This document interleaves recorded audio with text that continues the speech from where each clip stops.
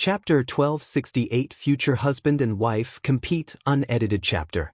Wang Wei listened attentively to Immortal Venerable's six-sword sermon, and once the 1,000 years ended he opened his eyes, having been inspired to create a few decent sword attacks. He noticed his future wife had also woken up, and her eyes were similar to his.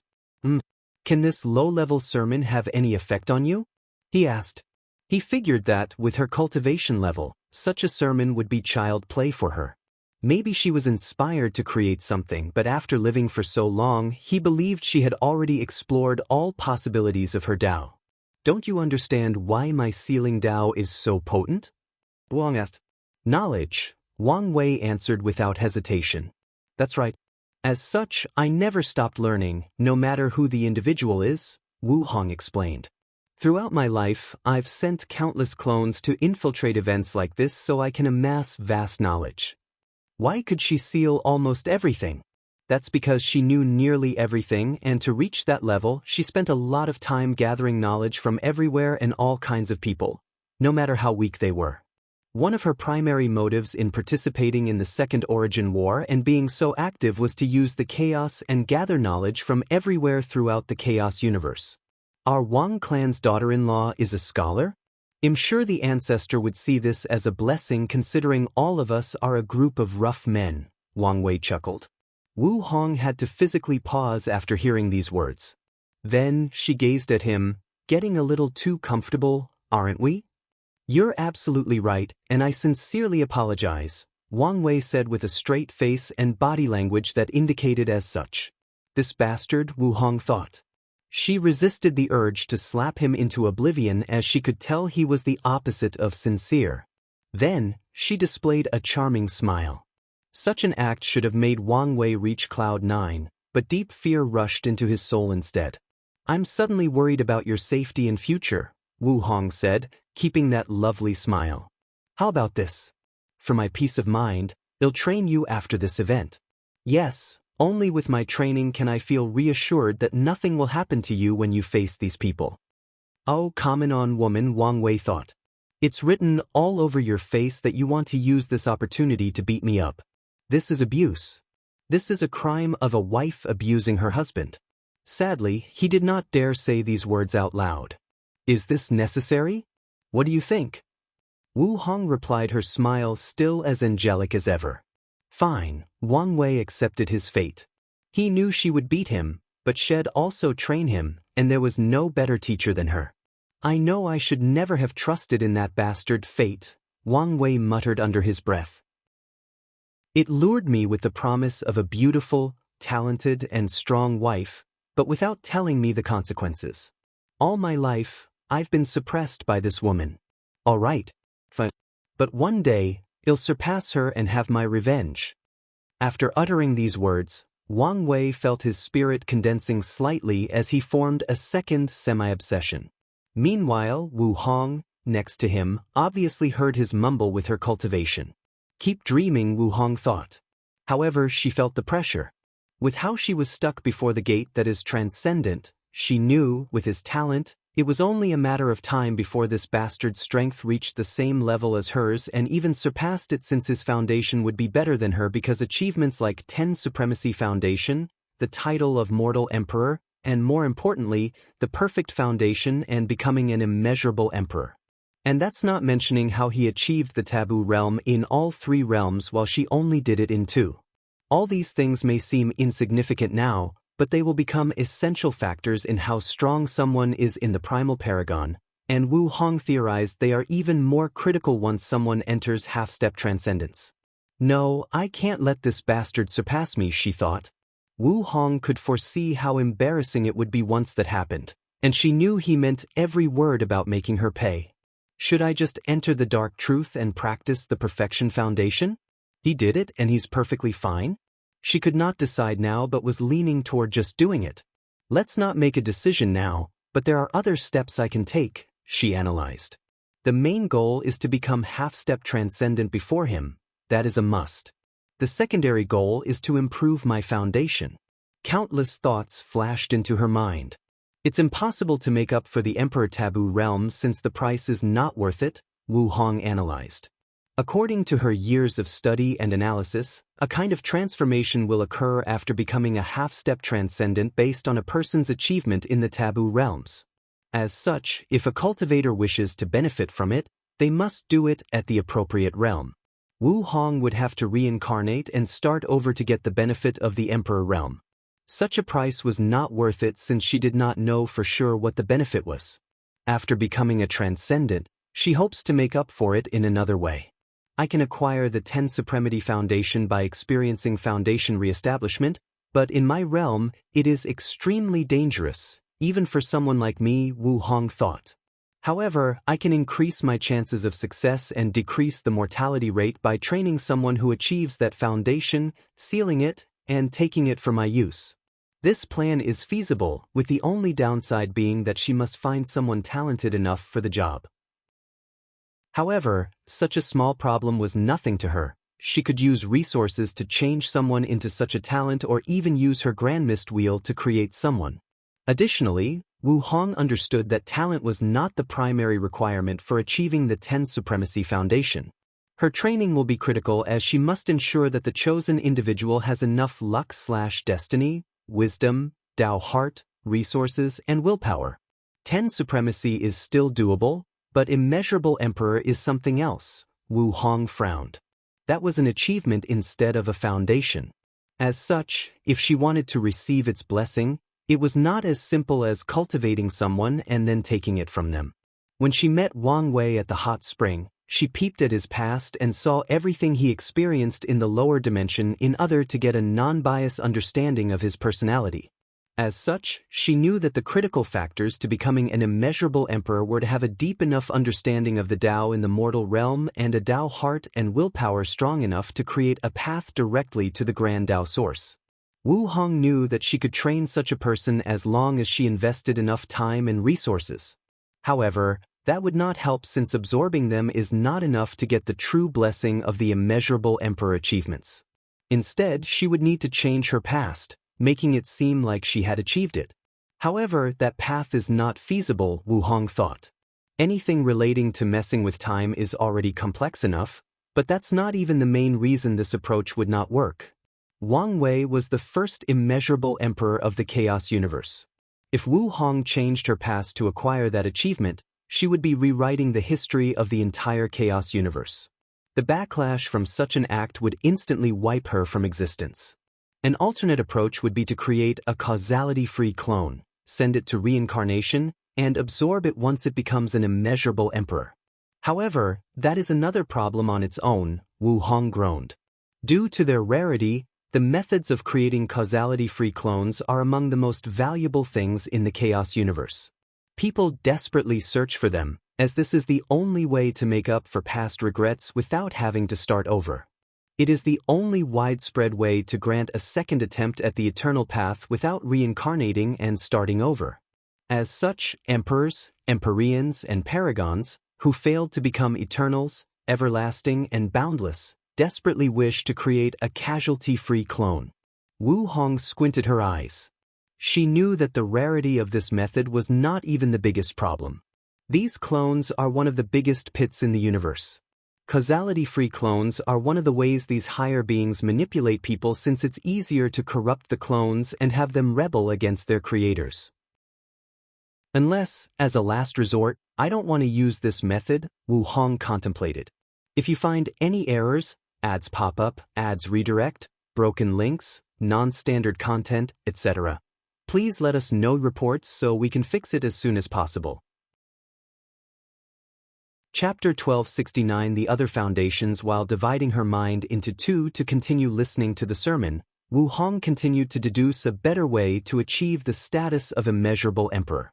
In less than a second, her mind calculated 1 trillion possibilities, deducing countless ways for her plan. However, she did not like the solutions she came up with until the last one. This method is feasible, but it takes too long. Her main issue was she did not have much time for that bastard to catch up to her, so it would be pointless to delay even more with a method that takes so long. Wu Hong frowned until an idea flashed. How about I ask him? She narrowed her eyes. It will reveal much about him depending on what he answers. So, She waited until the person after Immortal Venerable Six Swords finished their sermon to ask Wang Wei. She told him everything, including her deduction of the importance of the foundation at the half-step Transcendent realm. Meanwhile, Wang Wei looked at her with his mouth agape. He took a deep breath to calm down. Let me see if I get this correctly. You were inspired to improve your foundation to prevent me from beating you, no, rightfully get my revenge. But now, you're asking me how to prevent fulfilling my lifelong dream? How you summarize the situation makes it much more dramatic than it actually is. But it is this dramatic, Wang Wei said. In my life, there is only one opponent I've never beaten, and it's you. And you expect me to help you continue beating me? He did not hide his frustration, pain, and suffering. You're such a drama king, Wu Hong rolled her eyes. So, what idea do you have? Wang Wei grunted as he caressed his temple. She definitely spied on me somehow. Should I bring it up? Forget it. There is no point in fighting for something like that. Well, you can't use the causality-free clone. That's obviously a big pit. Wu Hong did not mention the downside of this method in detail, but Wang Wei could see it. He could deduce how many suckers suffered under this method. A few of them probably thought they were clever and tried to use reincarnation to better hide their clone by giving them a recognized identity. However, that is another suicide move. They might be lucky if they successfully hide that clone from the Yama Kings, but if they do not, then they are screwed. If any of these bastards have ever offended the Yama King or even gained their hostility for any reason, they can kiss that clone goodbye. And even if the Yama Kings don't do anything to it personally, they can just secretly release the news to the enemies of the original owner. But that's not the worst of it. Even if they could hide it from the Yama Kings, could they hide it from the Samsara Cardinal? So, sending a causality-free clone through reincarnation is like sending your weakness to a higher being. However, as bad as the causality-free clone is to people like us, it's a great method to create pawns at a higher level, Wang Wei commented. If he were on the level of the cardinals, he would spread these clones everywhere as pawns to do his bidding. Indeed, Wu Hong agreed. At that level, it's probably way easier to make those clones. More importantly, the backlash from them getting out of control probably serves no significant threat. They can probably use these clones to lure people into trying to create backlash for them. You still haven't answered my question, Wu Hong continued. Your best bet is to leave the primordial timeline, Wang Wei answered. There won't be much backlash, and if you can find a timeline where I haven't become an immeasurable emperor, then you'll be set. The myriad origin realms, why didn't I think of that? Wu Hong muttered. The myriad origin realm, also known as the infinite trichiliocosm, was a place of endless wonders, and the rules were indeed less restricted, making it an excellent place for Wu Hong's work. Wang Wei was not surprised she did not think about it. He had noticed the paragons in the primordial timeline were isolationist, mostly ignoring the endless wonders and benefits of the multiverse. He doesn't know whether this results from a sense of superiority for being in the primordial timeline or because Grand Dao has secretly been doing things in the shadows or something else, but it is there. Thank you for your help, Wu Hong said brightly. Such an answer might appear small, but she knew how important it was. Throughout her long life, Wang Wei was not the first man who caught her attention. A few suitors have aroused her attention, but they all failed for one reason or another. The primary fault is that they usually envy her strength and talent. These people wanted to bring her down instead of climbing to the same level as her. They didn't want an equal partner, they wanted a submissive wife. Specifically, they wanted to turn Wu Hong, with all her prestige, power, and glory, into a submissive wife. No problem, Wang Wei said as he closed his eyes. No, I cannot let this go on. I refuse to be a wife-dominated emperor for my entire life. I must be on top once in my life by my own strength. Let's see, since she can improve her foundation, I can do it too. Where to begin? Since there is the 10 Supremacy Foundation, why can't there be things like 11 Limit Foundation, 12 Complete Foundation, and 13 Transcendent Foundation? And, I'm semi-satisfied with these names, but if you have better suggestions, I'm open to them. Numerous inspirations flashed into Wang Wei's mind.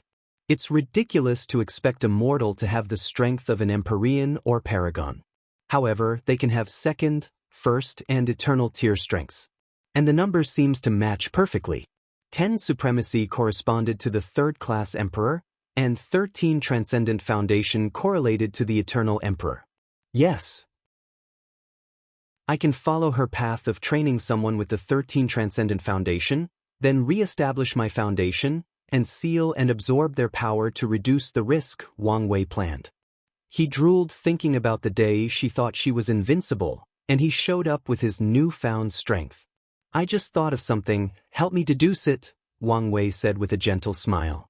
However, Wu Hong did not like that cocky smile, feeling something was about to happen. Her intuition was correct. After hearing Wang Wei's plan for new foundations, the only thing left in her mind was, this damn bastard. What do you think? It's feasible. She had to squeeze these words out of her mouth. It was already a time-sensitive issue for her to make up for those other foundations, but now there were more. It did not help that with the mortalhood trial, this bastard would enter the Paragon realm too soon for her liking. Hee, Wang Wei chuckled. Accept your fate of being dominated. Soon you'll know what it's like to be in my shoes. You're too arrogant too quickly, Wu Hong snorted coldly. Foundation is not everything as it represents more potential. There are many ways in this vast universe to make up the gap of strength. Whatever helps you sleep at night, Wang Wei sneered. Now, can you help me deduce if there are any potential problems with my idea? Wu Hong snorted coldly before closing her eyes and deducing. A few hundred years into the sermon, she opened her eyes, her complexion not looking good. What happened? Wang Wei asked after noticing she had woken up. It's not as simple as you had imagined, Wu Hong stated. You cannot just skip to the so-called 13 Transcendent Foundation. Instead, you must experience Dao Foundation reestablishment for each, and the difficulty will rise with each one, along with the chances of experiencing true death. Given how Grand Dao operates, I should have expected this, Wang Wei nodded. The risk would not stop him. But why is your face like this? This news is not enough to rattle you, unless... The smirk on his face was evident, and Wu Hong wanted to slap him. She was annoyed because she would have to waste even more time now. Previously, she thought she could skip the 10 Supremacy Foundation and go directly to 13, but now, she knew this was impossible. In other words, she would have to waste even more time catching up. Should I focus on becoming a Transcendent while he's reinforcing his foundation? No, that would be putting the cart before the wool. According to her deductions, these foundations will bring immense benefits to the next realm, especially by combining the 13 Transcendent Foundation and the Perfection Foundation. If she's correct, once they enter the realm with such a solid foundation, they'll be able to defeat at least 10 people on the level of Maitreya and Supreme Unity who used flawed methods, and 5 people who used flawless methods. And that's not counting the benefit of the Battle Taboo realm. If you find any errors, ads pop up, ads redirect, broken links, non-standard content, etc., please let us know reports so we can fix it as soon as possible.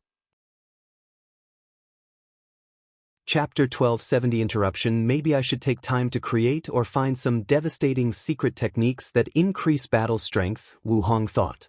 Secret techniques are common in the cultivation world as they are usually ways for cultivators to drastically increase their strength by paying a price. They are typically used in desperate situations, and the most common methods are burning the blood, body, and soul to increase power.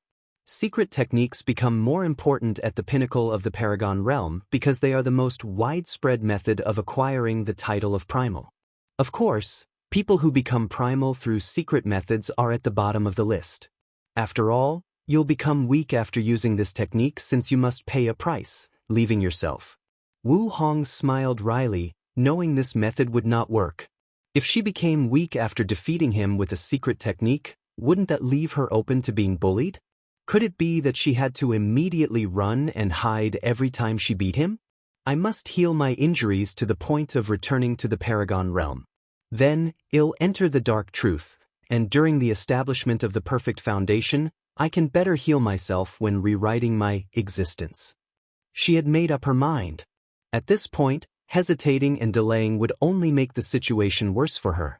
Wu Hong suddenly felt a lot more relaxed after making that decision. It's been a while since I've been so motivated to improve. The feeling is not bad, Wu Hong nodded. More importantly, I cannot let this bastard ride over me. She smiled, feeling more confident than ever. Who is she? Empress Wu. She never feared or backed down from a challenge and was not about to do that now, even for her future husband. Wait a minute, Wu Hong thought. When did I start thinking of him so intimately? This bastard is so smooth. I fell for his scheme without even noticing. She looked back at their 2 meetings, and she had to admit, they got along so naturally as if they were 2 sides of the same coin. It's a good thing that we can get along so naturally. The path ahead is long, and it would be a nightmare if our personalities did not match. However, I still need to look at things more rationally, Wu Hong thought. She took a moment to look at Wang Wei from a rational and objective point of view. We are compatible in our personalities, ambitions, and drives. He has the strength and talent to keep walking forward with me and be a support on this long journey of the Tao. He is not selfish and intimidated by my accomplishments and challenges me to be better than I believe I could be. Besides a few other minor things I need to check later on, there are only 2 main issues, trust and goals. So far, he's shown me that he's reliable and trustworthy, but enough to put my life in his hands? Wu Hong thought about this deeply. The fact that she's willing to enter the dark truth indicates a high level of trust, but she views it more as a calculated risk. She saw the benefits, spent many years deducing and calculating, and after meeting Wang Wei, she made the final push to it. In the lower dimension, Wang Wei entered the dark truth mostly based on the trust of that clone. But if our situation were reversed, could I so unquestioningly trust him? Wu Hong asked, and she did not have to think long to know she would not. So, it's apparent that her trust in him is not that level, and she reckoned he does not trust her as much as he does that clone. That's fine. We can slowly get to know each other and increase our trust, Wu Hong thought. Trust can be cultivated over time, so there is no need to make a big deal out of this issue for now. Of course, it will be something else if they cannot cultivate their trust to a certain level after years of trying. At that point, she hopes they can part amicably. Finally, it's the issue of goals, Wu Hong continued. Wang Wei is obsessed with achieving absolute freedom, and she has her goals that she would not give up for anything. For people at their level of Tao heart, it's impossible to give up their grand pursuit of the Tao for something that is both fleeting and eternal as love. Here comes the issue. What should they do if their pursuit/goal clashes with their relationship? Should they give up their dream and focus on the relationship? Should one person sacrifice for the other? Or should they go their separate ways? Even worse, what if they have no choice but to become enemies? As previously stated, with Wu Hong and Wang Wei's Tao heart, they can't give up their goals, let alone sacrifice them for each other. So, they must come up with an agreement on how that would proceed. He previously had this conversation with that clone, but we must have it again, Wu Hong thought. She always felt that the clone was a little too in love or too emotional, which is fair if she comes from the future and has known him for far longer. As such, that conversation was too easy by her standards.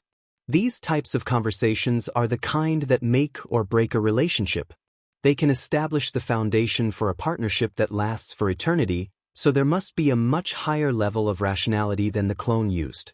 It's good that we have a clear plan to proceed to the next stage of our relationship, Wu Hong thought. She had certain expectations but kept them under control to avoid being too disappointed when they were not met. As she said to him before, she looked forward to him bringing more color to her slightly dull life, but she was also happy with continuing with how things were. Wu Hong closed her eyes to focus on the sermon. Time passed, and the two did not speak much, with a few words in between. All the Tier 10 swiftly finished their sermon, and it was soon the turn of Tier 11. 6 preached, but something occurred when Sun Junyao was about to choose the 7th. She paused with a deep frown, making people wonder what had happened. So close. Why couldn't he have waited? Sun Junyao thought. She was about to choose Wang Wei's booth for the following sermon, but she received a message from one of her ladies that the special guest refused to wait any longer and demanded she see him. Sun Junyao was not happy. She planned to learn what kind of person that fated love was through the sermon, and in the third part of the celebration, she would propose they play a game of civilization chess and choose 3 people to be her opponent, and Wang Wei would be the third. Now, everything was ruined. Why did I expect any better from these people? Sun Junyao thought as she regained her composure. My deepest apologies, fellow Daoists, but I must leave early. What? People did not hide their shock and confusion. It's only temporary, but something urgent has come up, Sun Junyao explained. Once I return, I promise to sing a wonderful piece for all of you as an apology. Lady Sun, there is no need to apologize. We understand. Yes, take all the time you need. It is your celebration and we are guests, so we don't mind waiting. These degenerates were happy. The last time any public record of Lady Sun's voice was recorded was when someone accidentally recorded a small part and sold it at an unknown auction. An Empyrean literally sold his sect to get it, turning over all lands, treasures, and resources, and even the disciples and elders became slaves.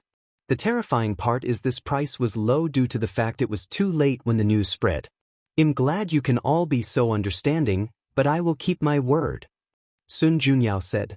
In the meantime, enjoy a dance from our palace's most talented lady. She slowly left the stadium, giving these people one last gift.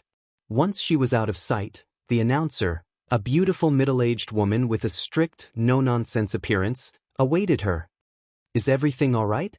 Sun Junyao asked. So far, we have found no issue.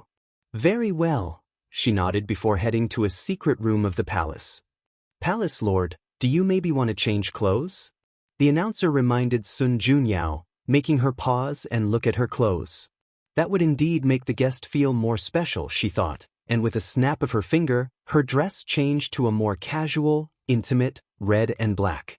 She also changed her hairstyle to be semi-formal. That's perfect. Let's go. Second floor. Wang Wei squinted his eyes after seeing Sun Junyao's departure. Are things about to start? Or is this just a small prelude?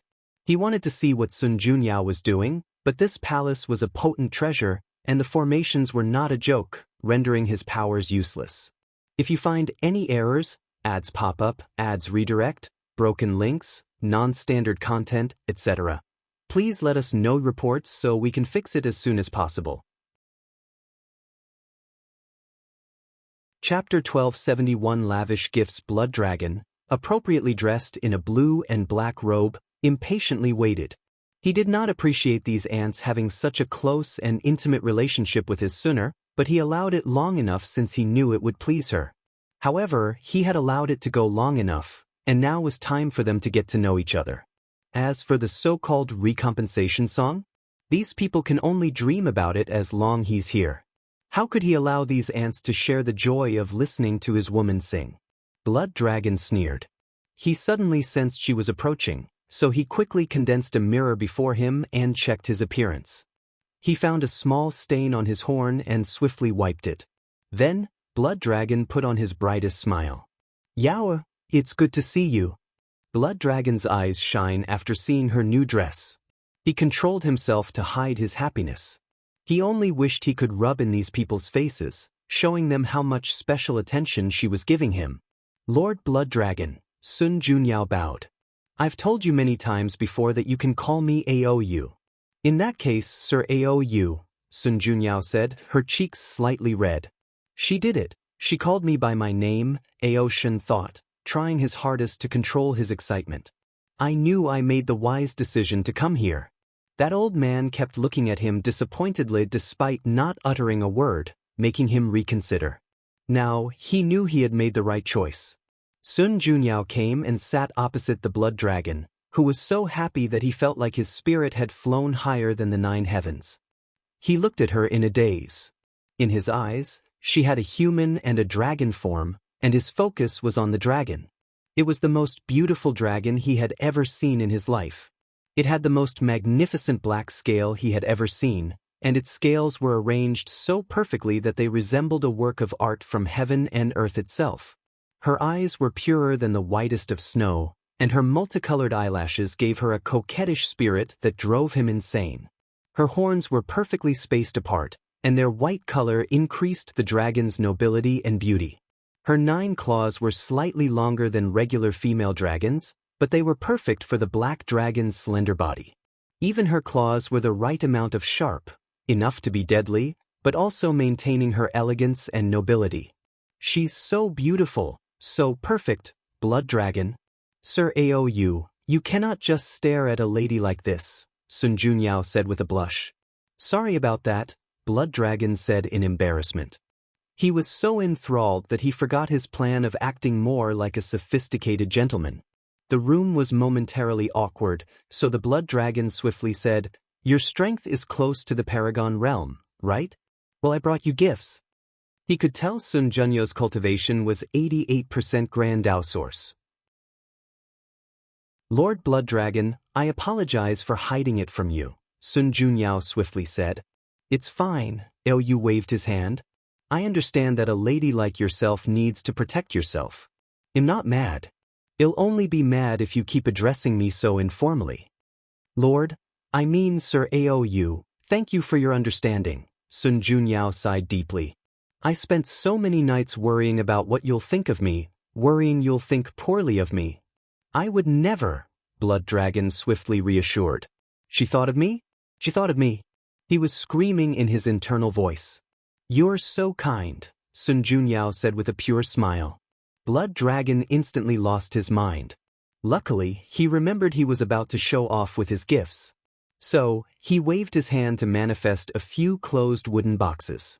Aou opened the first, showing a paper with intricate symbols. This is a dragon protection talisman that I refined myself. Although it's a one-time use talisman, it can block a blow from someone with cultivation as high as 95% Grand Dao source. Surprise flashed in Sun Junyo's eyes, but she hesitated to take it. No need to hesitate, Aou said as he handed her the box. After a short hesitation, Sun Junyao forced 1 drop of her blood into the talisman to refine. Next time, use soul refinement. I don't like seeing you hurt, Liu swiftly said. The sight of seeing her bleed made his heart hurt. Thank you for caring about me, Sun Junyao said with a flushed face. Aou suddenly felt invigorated. He opened another box with a pill that released 9 colors. The 9-colored pill, Sun Junyao said in surprise. This pill belongs to the category of Tier 11 pills, which are valuable because only paragons can refine them. Exactly. With it, you can break the bottlenecks of nurturing a paragon soul in quality and quantity, Aou nodded. There are many bottlenecks to reach the paragon realm, and the soul has 2. Sir, this is too precious. Nothing is too precious for you, Blood Dragon said. And this is not the end. He opened another box. Mother Lightning Branch, Sun Junyao said in surprise, as this was a Tier 12 material and another rare kind. Correct. Using it should reduce the terrifying effect of the immemorial tribulation. Blood Dragon has never forgotten the fear he experienced during his Paragon tribulation. Despite spending years of preparation, he barely survived. This is the Infinite Samsara Pill. It should temper your Dao heart to a sufficient level to deal with the time-washing heart tribulation. However, be careful, as you may get lost in the infinite samsara and never wake up. This is a rare white luck good fortune stone refined from the luck of countless Empyrean. Don't worry, and there is no backlash. This is a Dao-pushing pill, Liu sighed after introducing this pill. It should have helped you increase your cultivation by 2% instantly without any repercussions, but this pill cannot be used to reach 90%, so just use it to reach the Empyrean peak. A proud look flashed deep in Aou's eyes after seeing the shocked look on Sun Junyo's face. Then he proudly continued. That's a primordial essence heart. It contains enough energy to train your body to the peak of Tier 11. However, do not, under no circumstance, open the gate of flesh before your immemorial tribulation, or the difficulty will be 100 times harsher. Sun Junyao took a moment to regain her focus. Sir Aou, why are all these gifts related to, Very astute of you, Aou chuckled. That's right. My greatest gift to you is the opportunity to enter the next realm. Sir, what about the other? I wouldn't want you to get into trouble. Daoist suddenly felt a surge of pride and unlimited power. What can they do to me even if they wanted to? He sneered. And no need to worry, everyone made this decision. The frontier situation is not ideal, and we need more powerhouses so everyone gets a quota. I see. She looked at all the gifts. I can't believe the Lord is so generous. Of course, Aou replied proudly. One reminded me that you cannot become boundless. The others will not accept such a thing and will interfere in your promotion if you do. Aou ensured to emphasize to her that it was the others and it had nothing to do with him. That's fine by me, Sun Junyao replied without hesitation, making Aou nod in satisfaction. So, what do you think? Satisfied with my gift? More than satisfied. Then, how about you give a gift in return? What does Sir wish for? Sun Junyao asked, her face redder than blood. Aou wanted to say a kiss but resisted the urge. He knew he needed to take things slow, or he might ruin everything. Anything you deem appropriate.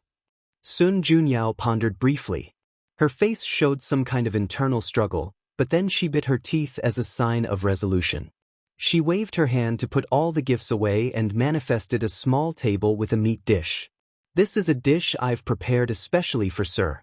How about I feed it to you? Sun Junyao could not look him in the eyes as she said those words. Moreover, her face was so red that steam might have well been coming out of it. No problem, Aou said without any hesitation. He almost yelled these words, that's how excited he was. So, Sun Junyao slowly fed him. Her hands trembled, a sign that it was her first time doing something so intimate. However, that just made her more adorable to Aou. How about some wine? Sun Junyao acquiesced and fed him from the wine bowl. Aou could not describe the emotions he was currently feeling. Once the first bowl was finished, he asked for the second, and Sun Junyao shyly gave it to him. How about a third bowl? He asked shamelessly. This feeling was too intoxicating, and he could not help himself. It also helped that the food was probably the best he had ever had. However, he could not tell whether it was because of the taste or she was feeding him, probably both. No, that's enough. Plus, it's about time. What do you mean by that? Aou felt her tone was weird but could not immediately pinpoint how. However, he did not take long for him to find the answer. The blood dragon's face turned ugly as black veins materialized from his back and spread through every part of his body, including his neck and face. You poison me? It seems the death root poison was more potent than I anticipated, Sun Junyao commented. However, she was completely different from before. She was calm, composed, and indifferent. In her current state, people would not instantly notice her beauty but the ruthlessness emanating from her body. If you find any errors, ads pop up, ads redirect, broken links, non-standard content, etc., please let us know reports so we can fix it as soon as possible. Chapter 1272. Not just one death. Sun Junyao calmly looked at the dying blood dragon. She was a master at reading emotions, so she could tell from his eyes that he was still in disbelief that she would betray him. She shook her head. He was just like everybody else. Sun Junyao sighed, thinking about how much effort she had taken before reaching this point. A look of annoyance flashed in her eyes. Do you know how much time and effort I've spent just on that deathroot poison alone? After you guys used the world's luck to cast a causality spell that destroyed anything that threatened you, almost all poisons in the world were destroyed. They were nowhere to be found. Sun Junyao wanted to be angry, thinking how many rare resources these parasites destroyed so that they could protect themselves. The only place with such poison was those top lineages, Sun Junyao continued. But they were sealed or did not want you to use an excuse to plunder their sex, so they refused any of my attempts to get my hands on one. As fate would have it, I found that destroyed deathroot and wanted to revive it. However, you people kill all poison masters, alchemists, or spiritual herb planters capable of such a feat. Sun Junyao looked at him with pity. Fate is truly against you. There happens to be a talented poison cultivator in the lawless zone with the skills to revive and even improve on it. The next step was to get you into ingesting it without noticing. For this part, I would like you to meet one of the greatest contributors. Sun Junyao clapped her hands, and a middle-aged man with streaks of white hair on the side of his hair walked in. His body naturally emanated a scent of spices. He looked at Blood Dragon with unrestrained hatred. Remember him? Sun Junyao asked. You probably do, since he's the only gift from you that I've ever accepted. Well, I have to thank you. Without all his excellent food, I would never have such a rapid cultivation speed. More importantly, this plan today would have never succeeded. He integrated the death root into your food so perfectly that your body would not detect it as a poison. Instead, it will see it as a nourishing substance. Sun Junyao then pointed at the palace's ceiling to manifest an array. The next step was asking Lady Wu for this array that suppressed your sense of danger, and voila. Of course, it helps that you were so fanatic, for lack of a better word, about my beauty. I'm sure that was a great distraction from the danger surrounding you. Roar! A potent dragon roar emanated from Aou's mouth. With a twisted fist, he managed to summon a decisive blow as he summoned a red dragon phantom that rushed. The palace trembled, but nothing else occurred. A shield appeared before Sun Junyao and the cook named Chen Shu. Weren't you paying attention to the banquet? Sun Junyao asked. Lady Wu granted me a protective talisman. How can someone like you break something she made? Know your place, little reptile. Aou's eyes turned red. Nothing dragons hate more than being called lizards, snakes, or reptiles. He stared at Sun Junyao. Oh, so many emotions, including some vile things you think you're going to do to me once you get out of this situation, she commented. However, more than anything else, you wish to know why I'm doing this. Am I correct? She asked him. I'm going to take that as a yes, Sun Junyao nodded. I'll tell you. Lady Sun, I think we should activate the poison and accelerate his death, Chen Shu said. Is that your way of saying I'm speaking too much? She asked him. I wouldn't dare. You don't understand, Sun Junyao continued. I've been planning this for so long and had to keep it a secret to ensure nothing was leaked. Now is my chance to show off. How can I let it go so easily? She focused on Aou. To answer your questions, there are many reasons why I did this, including all the atrocities you've committed, how you, Parasites, have blocked the way forward, revenge for my cook, and revenge for scheming against my apprentice and turning him into a waste. However, none of those are my primary objective. For those, I only have two. Firstly, you killed my second apprentice. Aou looked at her confusedly. He did no such thing. It was an accident, but I don't know if that makes it worse or better, Sun Junyao continued. I once met this blind little beggar boy and surprisingly discovered he could not see me. I know you think my words are odd, but that's because you don't know that my accursed beauty works even on people without any sights or visual detection. As long as I'm close to them, their idea of the perfect beauty will manifest in their mind. However, that boy was truly blind, eternally without a sight. I knew he was special and planned to cultivate him, but my greed ruined him, Sun Junyao sighed. You have no idea how exhilarating it felt to talk to someone not influenced in the slightest by beauty. The boy was only 8 and was utterly ignorant of the world, but I enjoyed our conversations. I enjoyed cultivating his curious mind. Alas! A deep sadness enveloped Sun Junyao. I knew as soon as he became my disciple, our dynamic would change and we could not converse normally, so I delayed things just to enjoy that brief peace and tranquility. Sadly, fate had other plans. I only left for 10 minutes to deal with things at the palace, but when I returned, you wiped out the entire mortal dynasty. Later, I learned it was not even intentional. You had a confrontation with someone and blatantly used your aura in an area full of mortals, killing everyone around. My poor apprentice. Sun Junyao looked at him with a fierce gaze. That's why I chose you out of all the other 8, Sun Junyao said coldly with indifferent eyes. In the next second, her demeanor returned to calm and a little more positive. Of course, I cannot say that's my main reason, that would be hypocritical.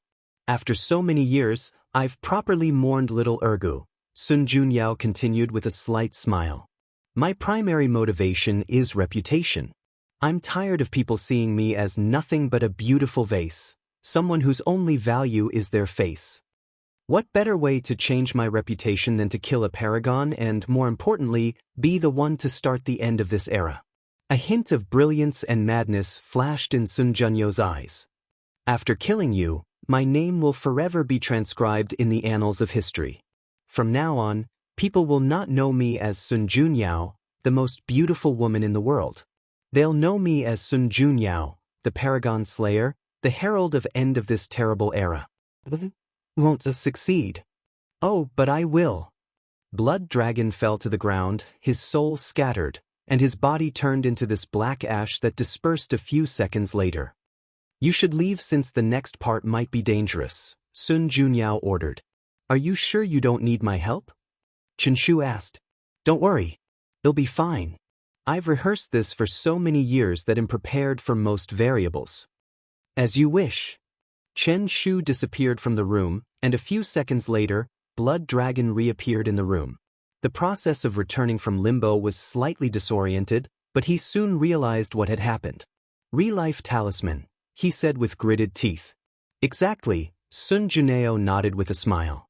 I figure, given how many resources you've leached from the world, there should be a few third-rank longevity resources. Blood Dragon quickly calmed down. Now that I'm not poisoned, do you think you have a chance? He did not hide his sneer. Then why don't you attack me? Sun Junyao asked, calmly waiting for him to make a move. However, even after more than 5 seconds, the dragon only looked at her while secretly analyzing the surroundings with his divine sense. Truly a coward, Sun Junyao uttered while shaking her head. I often wondered how people like you survived the time-washing heart tribulation. I guess that's not fair. Maybe in your prime, you had a pure and courageous heart to pursue the Tao, but after becoming thieves that stole the world's power, you indulged yourselves in power politics and thought only about how to preserve your power by keeping everyone else down. Sun Junyao was genuinely disappointed. Alright, since you want to take action, I will. She raised her hand to snap her fingers. Blood Dragon reacted. The difference between their strength was astronomical, so all of Sun Junyo's actions were in slow motion in his eyes. He raised his hand to release a devastating blood magic. However, as soon as he mobilized his power, Blood Dragon fell to his knees, holding his heart. You? Wondering how I knew about your bloodline curse. Well, let's just say you're not keeping as secret as you think, and many of the dragons under your control would do anything to get in my favor, she replied with a smile. If you find any errors, ads pop up, ads redirect, broken links, non-standard content, etc., please let us know reports so we can fix it as soon as possible. Chapter 1273, Spear of Destiny. Personally, I never liked the dragon race, Sun Junyao continued. For what they are capable of, they are too arrogant. They are not the pinnacle race of bloodline and innate creatures, since that title goes to the fiend gods. They are not the best regarding law comprehension, since that title goes to us humans. So, what do they have for them to be so arrogant? Besides being able to show their superiority to the demon race, there is nothing special about them. And I've always wondered why dragons represented the chi luck of all sentient races? What did they do to deserve such an honor? I doubt their forefathers did anything valuable or unique to warrant such a blessing. It was probably Grand Dao's choice. Sun Junyao shook her head, not hiding her disdain. Regardless of how I felt about them, they did one praiseworthy thing, cursing you, Sun Junyao sneered.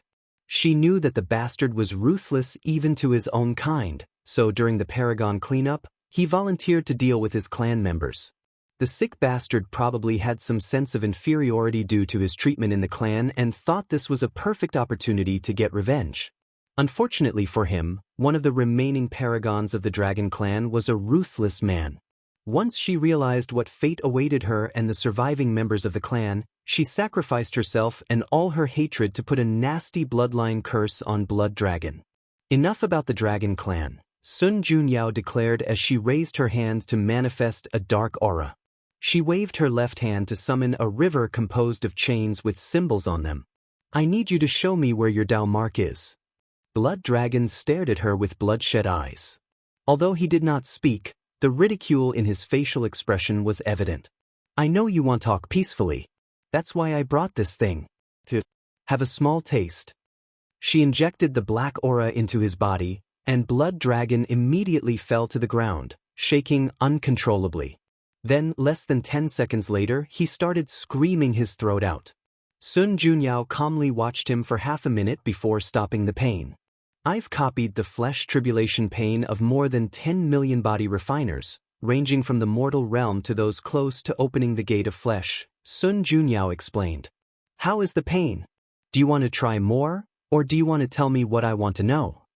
Blood Dragon did not utter a word. He couldn't, even if he wished to, as he could still feel the lingering pain. But even if that were not the case, he knew the importance of his Dao mark and would never reveal such information. He might have many weaknesses, but there is one thing that he never plays with: his life. That's unfortunate. Sun Junyao sighed before activating the pain again. She watched him scream for half an hour. You know you could just kill yourself, right?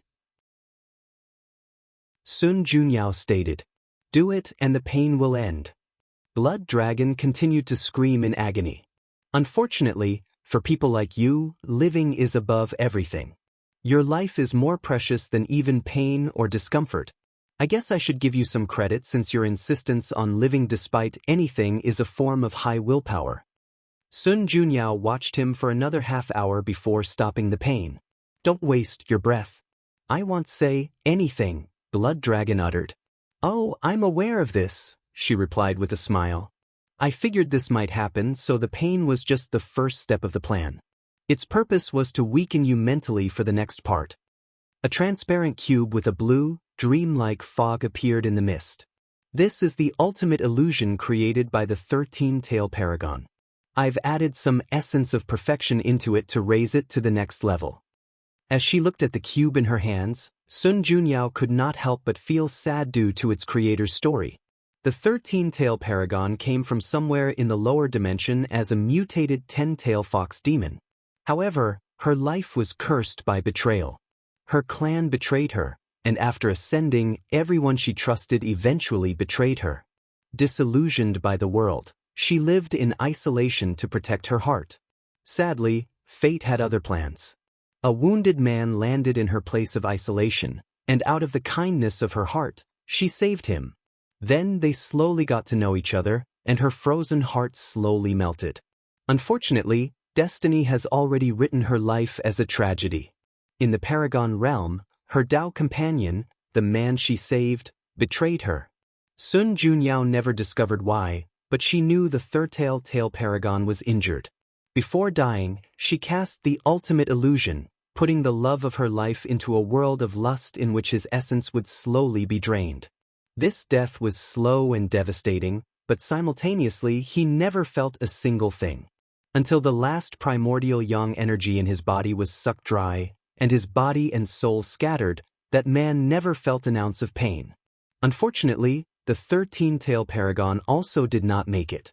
She did not succumb to her injury but was tired of life after that betrayal, so she removed her Dao mark and scattered it between heaven and earth.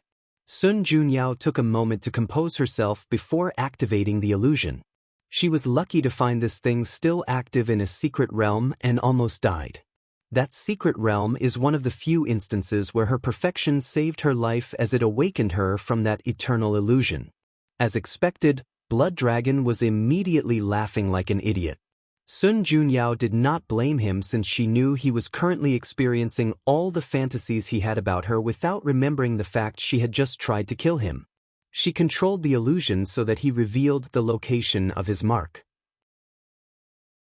Blood Dragon subconsciously resisted, but he eventually revealed the information after a slow and steady approach. Excellent, Sun Junyao thought before memorizing the location and putting her Dao will on the mark so she could erase it later. This is a perfect opportunity to get information out of him. Should I? No, I've already wasted so much time.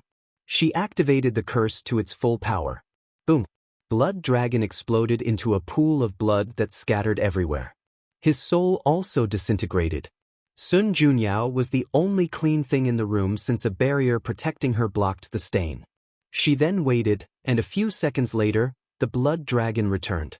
"No!" roared Blood Dragon, his voice full of anger and agony. He did not expect the opponent to have more than one real-life talisman. How could she have gathered so much? They've been ensuring these things are extinct for countless Yuan epochs. Blood Dragon wanted to attack, but it was useless. After his outburst, the bloodline curse had already activated. He looked at her, and a hint of cruelty flashed in his eyes. He put his hands above his heart and pulled out a red liquid. He's stripping his bloodline? I did not expect this level of ruthlessness from him, Sun Junyao frowned. She knew the consequences of such an action. He will indeed remove the curse's effect, but the backlash was numerous, including flesh weakening, soul injury, and losing countless bloodline abilities and techniques. Even if I urge the curse now, it won't kill him, just further weakening him. An injured and weak paragon was still a paragon. It's time for the third killing method. Old Man Tianji, it's your turn. I'm on it. A formation appeared above the room before starting to nurture this golden orb. Go ahead, said Old Man Tianji. Fellow Daoists, Sun Junyao said, her voice reaching the ears of all the banquet attendants. I've encountered a difficult problem, and I know this is a lot to ask for, but I would like to borrow your destiny. I cannot explain in detail now, but I promise it's for a good cause, and I will tell you everything once this is over. Lady Sun needs our destiny? No problem. You can have it. Forget borrowing, I'll give it to you if you wish. Countless chi luck dragons and celestial phenomena rushed from the banquet room and into the golden light. Meanwhile, Wang Wei and a few people did not act rashly. Instead, he looked at Wu Hong. Don't look at me. Things have gotten this far. Can't you just tell me? No. I feel like you're just being petty. Bingo, Wu Hong gave him a thumbs up. Wang Wei sighed, and after thinking about it briefly, especially his conversation with Old Man Tianji, he sent his destiny. Of course, he also added something to it for protection and to spy on what it's going to be used for. Most people, like Emperor Kong, made similar choices as Wang Wei after pondering about it, and only a handful of people directly rejected the proposal. Old Man Tianji, who was controlling the formation, had brilliant lights in his eyes after seeing Wang Wei's destiny. He even sighed in relief. With all the people present, it's possible to condense the spear of destiny, to kill the dragon and ruin his luck, but it will be perfect if the destined one used his destiny. With him added to the equation, there will be no issue. If you find any errors, ads pop up, ads redirect, broken links, non-standard content, etc., please let us know reports so we can fix it as soon as possible.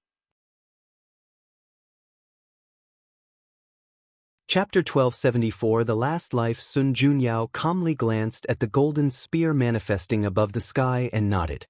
Meanwhile, Blood Dragon was still suffering, trying to strip his dragon bloodline from his body. It did not help that the curse was acting up, making the process more challenging than it needed to be.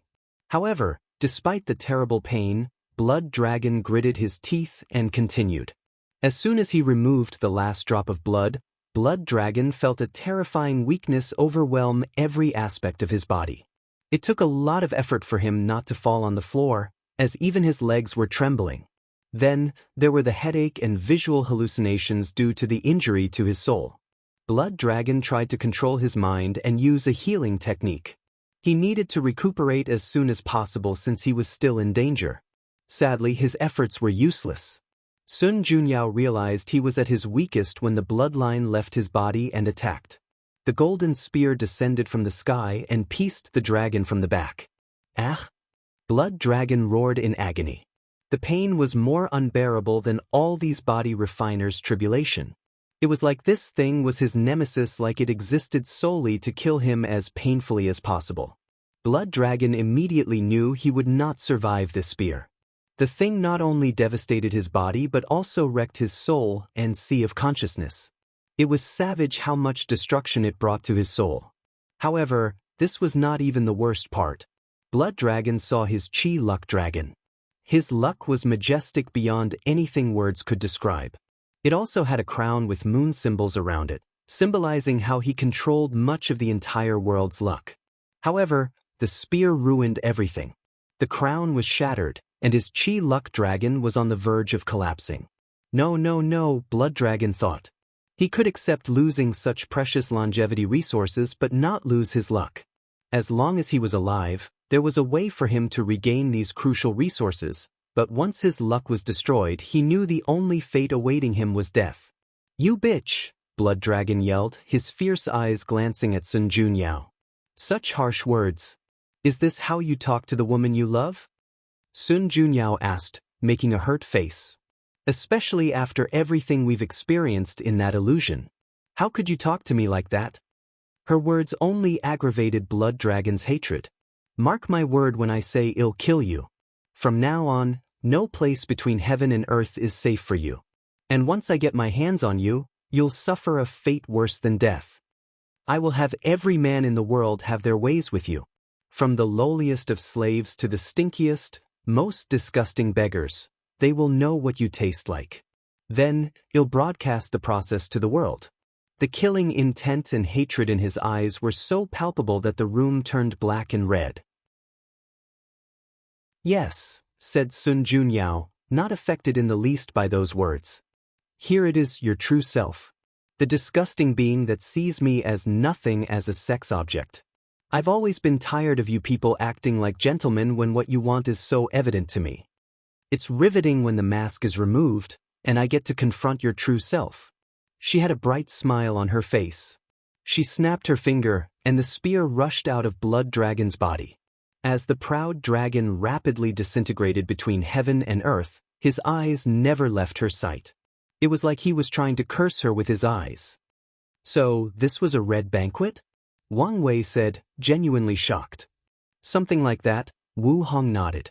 I did not think she had it in her, Wang Wei said. He guessed she would play a prominent role, but he honestly expected the event to evolve around him. He was not being narcissistic, but his destiny meant he was a trouble magnet. 9 times out of 10, it's related to him once trouble starts and he's around. I must admit, my respect for her has reached another level, Wang Wei praised. Simultaneously, I feel called out. I'm the one with the destiny to kill these bastards, but while I'm still preparing, someone has already killed one of them. What? Are you worried you'd lose your status as a son of Era? Not really, Wang Wei shook his head. Many things started to make sense to him, like how the poison master lost her deathroot poison and many others. So, he knew that Sun Junyao must have been planning this assassination for countless Yuan epochs. If he had so much time, he could do it even better. If Heavenly Dao is so short-sighted to remove his status and give it to someone else because of this event, he won't care. Anyway, his biggest motivation for dealing with these parasites is that they are blocking his way forward, and it's the best way to amass enough merit to raise his golden body to the 3rd level. He would kill them regardless of whether he had the destiny or not. You know, sometimes, your non-caring attitude is the opposite of cute, Wu Hong sighed. So, you admit it is cute most other times? Wang Wei said with a smile. This is not the time for flirting, Wu Hong rolled her eyes. Wang Wei was about to say something when he sensed something. It's not over? Sun Junyao held the golden spear and waited. As expected, a pale-faced blood dragon appeared before her. However, unlike the previous time, he was extremely calm, and his eyes were terrifying. According to information, this should be your last life. You die now and you're truly gone, Sun Junyao said calmly. Do you think any of your tricks and trickery will work on me now? Blood Dragon sneered. You're correct, Sun Junyao admitted. She thought of a few other methods to kill him, but the plan has reached the point that these killing methods are more of weakening methods.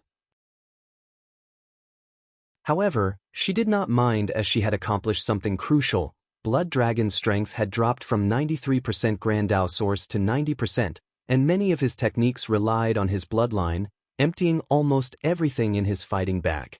But only partially, Sun Junyao continued. The room suddenly changed, becoming a vast universe billions of times larger than the observable universe in the prehistoric world. Blood Dragon was on the highest alert to prevent any more schemes against him. It's already terrible to have completely fooled him twice. He would be a stupid pig to be fooled a third time. I've always planned for your last death to be through honorable combat.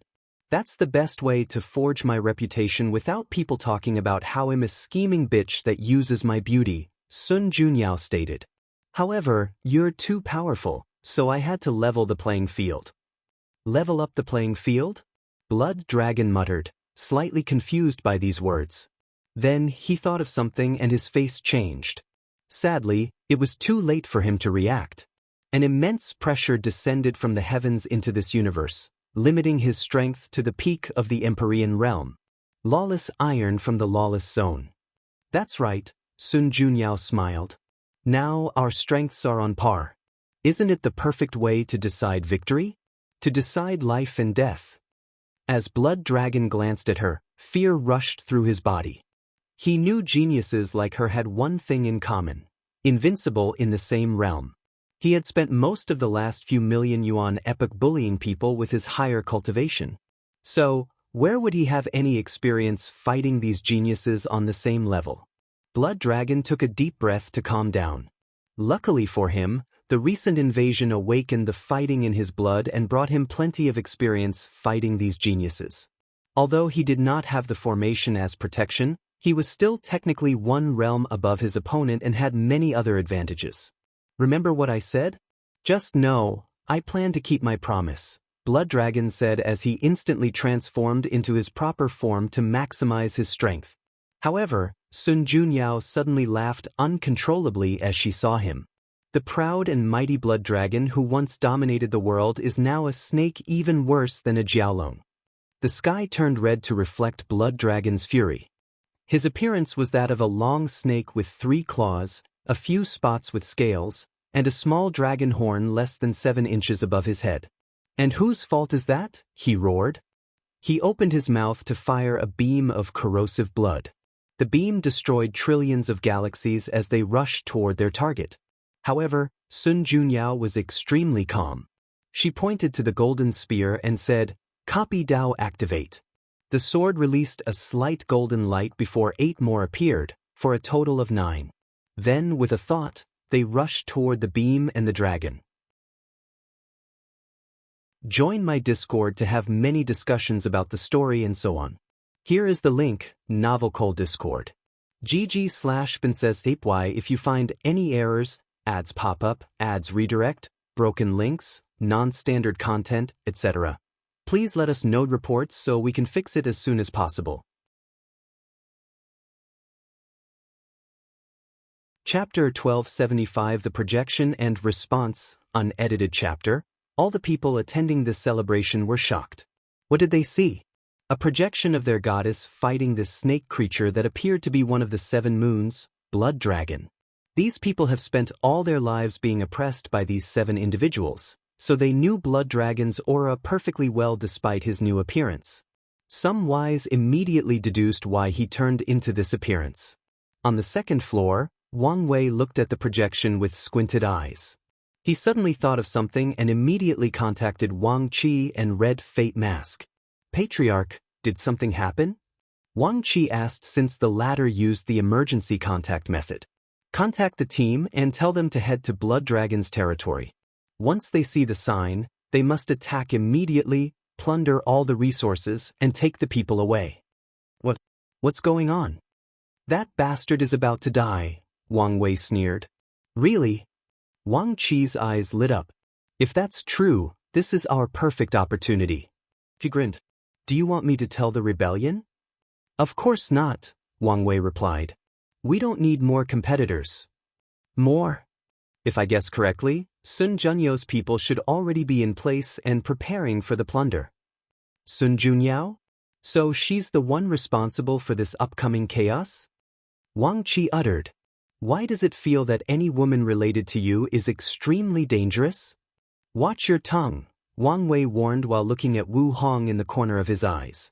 Red Mask, how is our infiltration of the Blood Dragon Palace? We have some people on the outside but no one in the core power, Red Mask replied. The Blood Dragon Palace is the central force of Blood Dragon and his place of residence. Their group is still in the early stages, so their achievements in this area were almost non-existent. Wang Wei frowned. This was expected since their guard had just started and barely had enough time to make any achievements. In that case, we must take the risk and be more direct. When the blood dragon dies, there will be a short period of chaos in the palace. You must take this opportunity to infiltrate the inside and take control of the Paragon formations. The attack from Sun Junyo's team and ours will create a distraction and prolong that period of chaos. Use it to get things done. I'll get it done, Red Mask responded directly. Wang Wei ended the conversation, but his work was far from finished. His soul exited his body, floating a few inches above his head. Myriad chains and runes appeared above the soul before slowly dissipating. Wang Wei's soul then pointed forward, releasing a seal that surrounded the entire palace. From now on, no one can enter or leave this palace, including the blood dragon himself. If Sun Junyao fails, he will step up to finish the job. She only needs to weaken him so that even if she fails, I can finish the job with the 2 puppets and my Paragon soul, Wang Wei thought. He then contacted his clone in the fate-changing hall, assembling everyone for this world-class mission. These people will drastically increase his strength and create a better distraction so Red Mask can succeed in her mission. After waking up from the shock of this projection, the participants had mixed reactions. Most realized they were pawned in such a plan, and their lives were at stake. They might despise the 7 moons, but they would never openly defy them. Most wouldn't even do it secretly out of fear of being implicated. There are those from powerful lineages who fear implicating their people. They know these parasites like to use whatever excuse to weaken or plunder their ancient lineages, and there are no better excuses than this one. Then, some people see the opportunity from Blood Dragon's death and immediately consider how to benefit from it. As such, the reaction of these participants could be classified into 3 categories. Those who still supported Sun Junyao despite her actions, those who immediately ran away, and those who contacted the outside to prepare to plunder from the chaos. Sadly for them, Wang Wei had already sealed this place, having anticipated their reaction. Battle World. After Sun Junyao copied the Spear of Destiny, they rushed toward Blood Dragon's breath attack, destroying everything in its path before rushing him. The dragon felt that these 9 spears had locked him, meaning no matter what he did, he could not escape them. In other words, he was destined to be hit. Blood Dragon roared, and an artifact that resembled a military shield with a bloody head appeared before him. The shield morphed into a dragon before fusing with Blood Dragon's skin/scale. When the 9 spears of destiny hit, the dragon was perfectly intact. Fine it, Sun Junyao thought. She knew there was one thing that could tip the scale of this battle to her opponent, and that was his wealth. No one could fathom how much wealth these people have hoarded, how many Paragon artifacts they have in their treasury. If the dragon uses his wealth against her, she is not confident she could kill him before someone notices something. So, when Blood Dragon summoned that shield artifact, Sun Junyao immediately found the dimension/space ring where the dragon kept all his treasure. She copied Empress was sealing Dao and placed the most potent seal she could amass to prevent him from accessing it. You! As I promise, today will be your death date, Sun Junyao sneered. The blood dragon summoned an ocean of corrosive blood. The so-called ocean spread to every corner of this universe, destroying everything. Everywhere it passed, the stars dimmed, galaxies perished, and space-time collapsed because of its corrosiveness. However, Sun Junyao was calm. She copied a light Dao, and with a wave of her hand, a blinding golden light purified the corrosive blood ravaging this universe. Shen then turned into a sword of light that rushed toward Blood Dragon with unparalleled speed. The dragon made a wise fighting move by letting her attack him, and once his defense artifact blocked her, he would finish the job. Sadly for him, Sun Junyao was not a pretty flower that was not affected by the sun and rain. On the contrary, it seemed she was highly well-trained in the art of combat and had a terrifying battle IQ. After the shield artifact blocked Sun Junyo's light attack, Blood Dragon used a blood technique to absorb the blood and all vitality from her body, and it appeared it had succeeded until he realized this was nothing but a well-crafted clone. Sun Junyao primarily dealt with the shield paragon artifact by copying the technique of the infamous thief, the treasure-seeking Empyrean. The art of treasure possession is a rare technique that can control another person's artifact, including proving artifacts that are an extended part of anyone in the Emperor path. Sun Junyao did not copy the technique 100%. When Lady Wu trained her, she sent her into this pagoda to fight the imprint of countless powerful and unique entities while asking her to copy their abilities to the best of her ability. As such, she did not know whether the treasure-seeking Empyrean's technique would work on a paragon artifact, especially with her only having copied 95% of its essence. So, she did not try to control the artifact but rendered it inoperable for a certain period. Once she achieved her goal, she used the sky-tearing hand technique to penetrate the dragon's body and ravage his internal organs. Blood Dragon roared. His snake tail hit Sun Junyao with immense force, pushing her a few thousand light-years away. He then immediately used his Blood Dao to control Life Dao. After all, blood is considered one of the primary sources of life in the body. The Blood Dragon summoned a river of vitality. A single drop from that river was enough to give life to a universe the same size as the lower dimension. However, even after absorbing it, his injury did not change. The reason for that was simple. Sun Junyao was an everlasting Empyrean and had some achievement in body refining, meaning she left her true will inside his body. Meanwhile, the Blood Dragon could no longer assess his Dao will/Paragon will artifact. Sun Junyao changed her Dao into Yin-Yang. She pointed at the river of vitality and turned it into a river of death qi. The dragon resisted, so the river became a battle between life and death, rapidly changing from white to black. Sun Junyao took this opportunity to copy another Dao. Her demeanor changed to that of a supreme swordsman not tolerated by heaven and earth. A bamboo materialized on her right hand, and she waved it calmly to release a sword slash. The dragon had a terrified expression after seeing the bamboo sword, but what happened next solidified his reaction. The entire battle world screamed in agony at the appearance of the slash. Blood Dragon reacted swiftly as he opened his mouth to release a ball, his proven Dao artifact. This thing was in his sea of consciousness, thus not affected by the previous seal. He immediately used its power to protect himself from that slash. If you find any errors, ads pop up, ads redirect, broken links, non-standard content, etc., please let us know reports so we can fix it as soon as possible. Chapter 1276. It's your turn. Blood Dragon's brows were furrowed. Despite using his proving Dao artifact, that slash still cut off a significant portion of his tail. No wonder Time Eater is so obsessed and fearful of that woman. If he did not act in time, he would have died without an intact body. He was so glad that he killed most of these swordsmen and not let them grow up. Their attack potency was something else. Blood Dragon's artifact released a red light into his body, trying to heal that missing tail, but it could only alleviate the situation. I must kill this bitch as soon as possible. Blood of the universe. Any universe or large space with intact rules and laws can be considered a living creature, and all living creatures have blood in some form or shape. Blood Dragon's technique allowed him to summon the blood of whatever area he was in and do with it as he pleased. In this current situation, he chose to swallow the universe's blood to increase his strength and regenerative capabilities. Then, he cut off the part of his tail with Sun Junyo's true will before regrowing it. Meanwhile, the most beautiful woman in the world continued emulating the most powerful swordsman in the world. She stabbed her bamboo, releasing a terrifying strike. An armor of blood surrounded Aou's body, blocking the attack, or it blocked most of it. The strike decimated the armor. However, it had one property that saved its wearer: constant regeneration.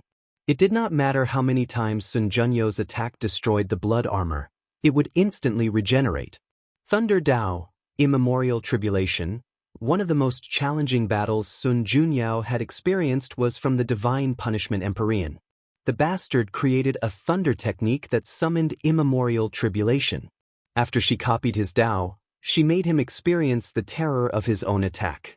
Blood Dragon's face lost color when he saw the tribulation clouds above their heads. There is one event that all paragons will never forget in their life. the immemorial tribulation.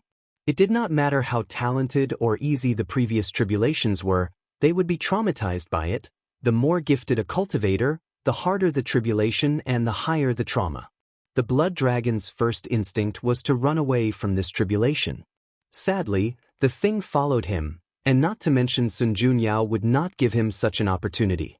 She summoned a colossal axe, trying to divide him in two. Blood Dragon controlled his ball artifact to block the thunder from above while focusing on that axe. His body suddenly manifested countless blood veins that drastically increased his physical stats. His dragon claw clashed with the axe, and the sheer force destroyed the weapon. Sun Junyao was calm after seeing this result. Her objective of occupying the Paragon artifact had been accomplished. Without it, her chances of winning and killing this pig have drastically increased. She then activated her Awakened, which was in the form of a vision similar to Wang Wei. The vision showed a beautiful lake with 13 statues. 11 of the statues came alive and started dancing around the lake. The visages of the statues could not be determined, but anyone who watched them would instinctively think they were the most beautiful thing between heaven and earth. Additionally, the ethereal atmosphere of the lake somehow perfected their performance, elevating it to a higher state of existence. Dance of Perfection, Sun Junyao finally used a technique that could be said to be original. She used her Awaken state to cast a potent illusion/charm technique that can lure the minds of people with the strongest Dao heart. The truly terrifying aspect of this technique is its ability to show people what they desire the most. It's not about their ideal version of beauty but what they pursue and want the most in life. Whatever that is, the dance will not reveal it to them but show them a path to achieving it. Sun Junyao knew that if she revealed these people's innermost desires, they would be more likely to realize they were in an illusion. So, she opted for the most captivating option, showing them how to achieve their ultimate goal/pursuit. While the dragon was distracted by that illusion, Sun Junyao controlled the Spear of Destiny to enlarge itself until it was larger than the dragon's body. Then she nailed him. The dragon roared in agony. Luckily for him, the pain woke him up from that illusion. He immediately assessed his situation, realizing he had little time left. The spear contained the destiny of the Chosen One, meaning it was his nemesis. It was one of the best weapons to kill him. As such, if he did not make the correct move in the next nanoseconds, he would die, and it would be true death since he had no more longevity resources. In this brief moment of life and death, the blood dragon's mind was extraordinarily calm and calculated. He abandoned the current body and used the technique, Blood Rebirth. His Dragon Ball, the official name of his Proving Dao artifact, stored some of his blood essences in an emergency like this. With that blood, Aou survived and returned to his peak. Aou left the Dragon Ball with a new dragon body. His aura was fierce, and his strength was even higher than before. He felt great. That was until he heard these sarcastic words. "You really are an idiot," Sun Junyao sneered before reciting a spell, and numerous dark marks appeared on Aou's body. The curse, the dragon thought with an ugly expression. The blood essence he stored was from his previous dragon body, which contained the curse. As he felt his body immobile and unable to move, he gritted his teeth. He became even more ruthless and forcefully destroyed his bloodline a second time. The backlash was even more intense due to how much he rushed. Aou's aura plummeted along with his strength. His choice could be said to be the correct one, but it did not improve his situation in the slightest. On the contrary, it made things worse since Sun Junyao would not give him another opportunity. She summoned the Spear of Destiny and blessed it with a bit of Destruction Dao. It was apparent she wanted to end this fight once and for all, making the blood dragon desperate. In this case, I can do only one thing, Aou thought. He knew the situation had reached a desperate level, and only one strategy left could save his life: stall for time. He first cast a technique called World's Protection. No matter how they achieved it, the fact is that the 8 moons and 2 suns were the destiny center of the Eternal Ascension world. Most of the world's luck belonged to them, so Aou summoned that luck to condense the ultimate defense around him. Of course, the blood dragon was not stupid, at least not to this unreasonable level. He knew that Spear of Destiny was the bane of his Luck Dao-based technique. As such, after the spell succeeded and the protection surrounded him, Aou used his Blood Dao to convert this technique from Luck Dao to Blood Dao. Blood Coffin. He changed into his human form to better condense his defense and lay inside a red coffin. Sun Junyou's spear bombarded the coffin, but it was perfectly intact. She tried a few times and it was the same. Damn it, this is the worst-case scenario that I did not want to appear, she thought. She summoned her Proving Dao artifact, a miniature replica of her heavenly beauty palace. With the artifact, she can better replicate unique techniques or the ones based on outlaw Dao, like times, fate, destruction, etc. With these blessings, Sun Junyou started to bombard the coffin. She made progress, but the process was too slow for her liking. This is embarrassing to watch, Wang Wei commented after seeing how the blood dragon forgot about the curse and revived from his blood essence. This is what happens when you stand above all sentient beings for so long without having the strength and merit to do so, Wu Hong explained. Things wouldn't have been as bad had they taken this opportunity to improve themselves, like Time Eater. Instead, they spent most of their time thinking about keeping everyone down and not reaching their levels. The worst part is something tells me his situation could have been worse, Wang Wei sighed. You're right. If not for the foreign invasion that forced them to fight and improve their battle experience, they would have been worse, Wu Hong nodded. She suddenly looked in the distance. It's your turn now. Excuse me? As bad as these people are, they are not so incapable that they would not notice the dragon had slipped off and is on the verge of dying. So, someone is coming to rescue him? Yes, Wu Hong nodded. Luckily for you, it's just a projection with 90% of cultivation, so you should be able to deal with it. Wang Wei's mouth twitched. Why aren't you doing anything? I've done enough, and this is your destiny, not mine. Wang Wei sighed. He closed his eyes and raised his hand to summon the Spear of Destiny forcibly. He followed that by summoning the puppet the sect left for him as his Dao protector. Wang Wei's soul then left his body and entered the puppet's shell before putting on the black dragon armor. The puppet was about to leave when he suddenly thought of something. Could you lend me a paragon artifact? Preferably a pair that can be used as a formation. No problem. Wu Hong opened a crack in space, summoned a pair of sticks, and handed them to him. Don't you have something like a sword? You're the one asking, but why are you so demanding? Wu Hong rebutted. All right, Wang Wei said. The spear disappeared.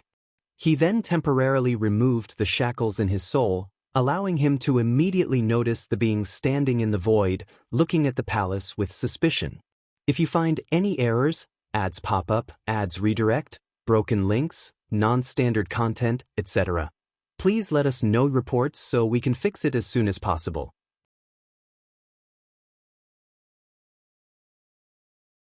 Chapter 1277 The Kun Fish, and I made a mistake in the previous chapter. The sect only gave Wang Wei one paragon puppet, and the other was a longevity resource. I've modified the last chapter. He still asked Wu Hong for a pair of weapons he would use later, but he only summoned one puppet. 5 feathers fused with the void while observing the heavenly beauty palace. She frowned deeply. No wonder Time Eater, who was usually so eager to return home, was acting so nonchalantly about this mission. He knew something was wrong. She understood why the latter did not fight so hard to be the one who sent a projection to rescue that stupid dragon. Why is she here? And is she responsible for the dragon's misery? 5 feathers pondered. After her projection returned to the Eternal Ascension world, it rushed to this place, but she did not dare enter because she sensed Empress Wu's aura. Throughout her long reign, 5 feathers was wary of only a handful of individuals, even a few of whom she feared. Empress Wu belonged to the latter. Now, what am I supposed to do? 5 feathers knew she could do nothing if that woman wanted to kill the stupid dragon. And if she tried to interfere, the fate of her projection would be the same. Simultaneously, she knew that if she failed this mission, the others would take this opportunity to attack her. Some might take into consideration the fact they had just lost the dragon and be more understanding, but that bastard, Undead Phoenix, won't care about such a thing. Five Feathers found herself in quite a dilemma. However, someone broke her thinking session before she could make a decision. She looked at the thing that rushed toward her with undisguised fighting intent. A paragon puppet? Her first thought was that this was one of those stupid people who had escaped the cleanup. During her reign, she faced many assassination attempts from people with low cultivation realms who accidentally got their hands on paragon-tier artifacts, arrays, puppets, etc. However, the result was always the same: their eventual destruction. No, this is not just a puppet. You're quick to catch on. You can hide your face, aura, and everything else, but you can't hide that disgusting destiny, Five Feathers sneered. Noted, Wang Wei said. He realized he needed a superior method of hiding his destiny due to their resonance with the parasites. In the future, if he ever tried to assassinate one of them, such news will be crucial. Five Feathers stared deeply at Wang Wei, her eyes not hiding her profound hatred. Normally, I don't mind beautiful women looking at me, but you're ugly, so please stop that, Wang Wei said calmly. Is this poor attempt at riling me up? I expect better from you, Five Feathers replied. She knew she was beautiful, so such words meant nothing to her. This is what I mean. Your face might be one of the best in the world, but your temperament and inside are so rotten that it's disgusting. Plus, I'm willing to bet my life this is not your original face. Some of your features resembled Empress Wu and my ancestor, the Sword Empress, too much. Others might not be able to detect them, but I can. You. Her anger drastically increased the temperature, burning the surrounding void. I already had enough of you. Five Feathers summoned the river of time with a thought and entered it. She pointed at the river, and a small fish the size of a palm suddenly floated to the surface. Her finger released a red energy that isolated that fish from the others and the river. Immediately afterward, she turned into this enormous fish the size of a universe before plunging into the river, swimming downward against its current. Five Feathers encountered significant resistance from the river but pushed herself to navigate against the current of time. She tried her best not to notice the significant amount of time was passing as she swam. Luckily, the bastard Wang Wei was young, so she did not have to travel far before reaching the time point before he proved the Tao. After arriving at her temporal destination, she left the river and transformed into her human form. He should be in the lower dimension, so he'll need to be extra careful and send a projection, Five Feathers thought as she looked around. She was in an invisible state to ensure no one noticed her presence. She knew the consequences of messing with time, so she was careful not to create any butterfly effect. She had isolated the bastard's time mark, meaning she could kill him without any consequences. Wait, something is wrong, she figured out. Her eyes looked in the distance at an elderly man in a cave with a heaven will before him. It was apparent he was about to fuse with it and prove the Tao. The time mark is not Wang Wei's, but someone else's. Did he already develop a technique to hide his time marks with others? Five Feathers was furious. She thought she could get rid of that bastard and prolong her reign over the world, but who knows, she was being played for a fool.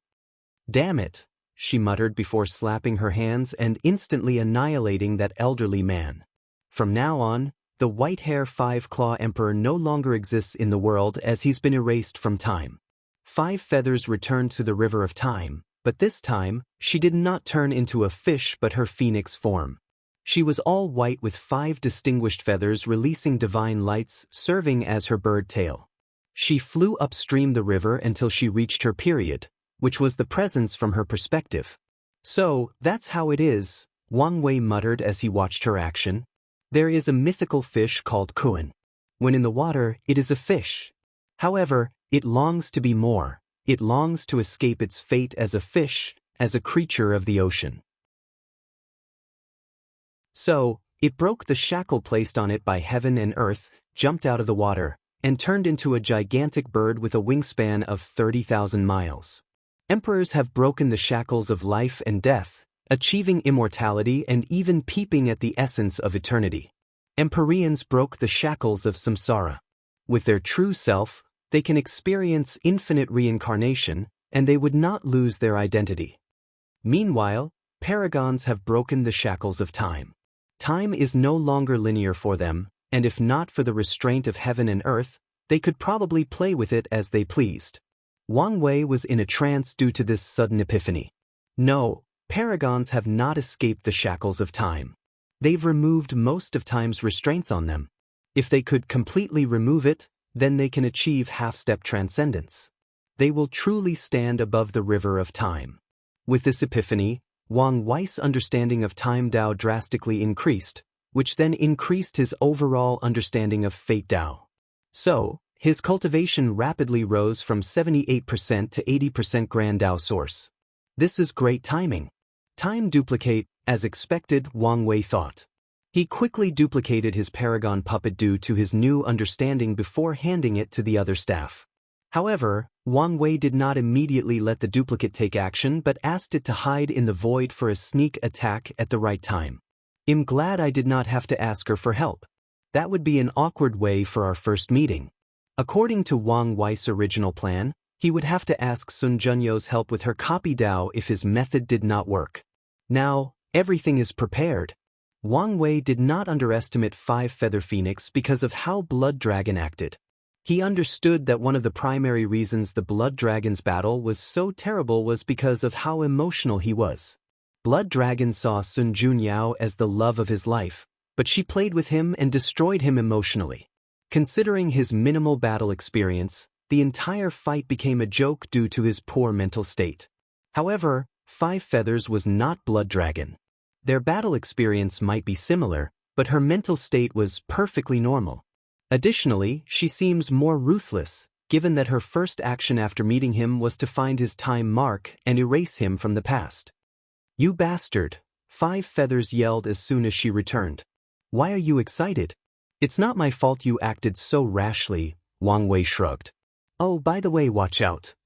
Five Feathers was momentarily puzzled before she sensed something and raised her head. Wang Wei's 11 fate palaces were arranged into a formation above her head and released a terrifying gray light. Five Feathers reacted swiftly by opening her mouth and firing a fire beam to block the attack. However, Wang Wei would not let such an opportunity pass by. He appeared beside her and smacked her face with his staff, sending the proud phoenix flying thousands of light years away from this location. This should be far enough, Wang Wei thought. He did not want their fight to affect the Heavenly Beauty Palace and possibly removed the seal he had placed, allowing these people to escape or release the information about the Blood Dragon. If you find any errors, ads pop up, ads redirect, broken links, non-standard content, etc., please let us know reports so we can fix it as soon as possible.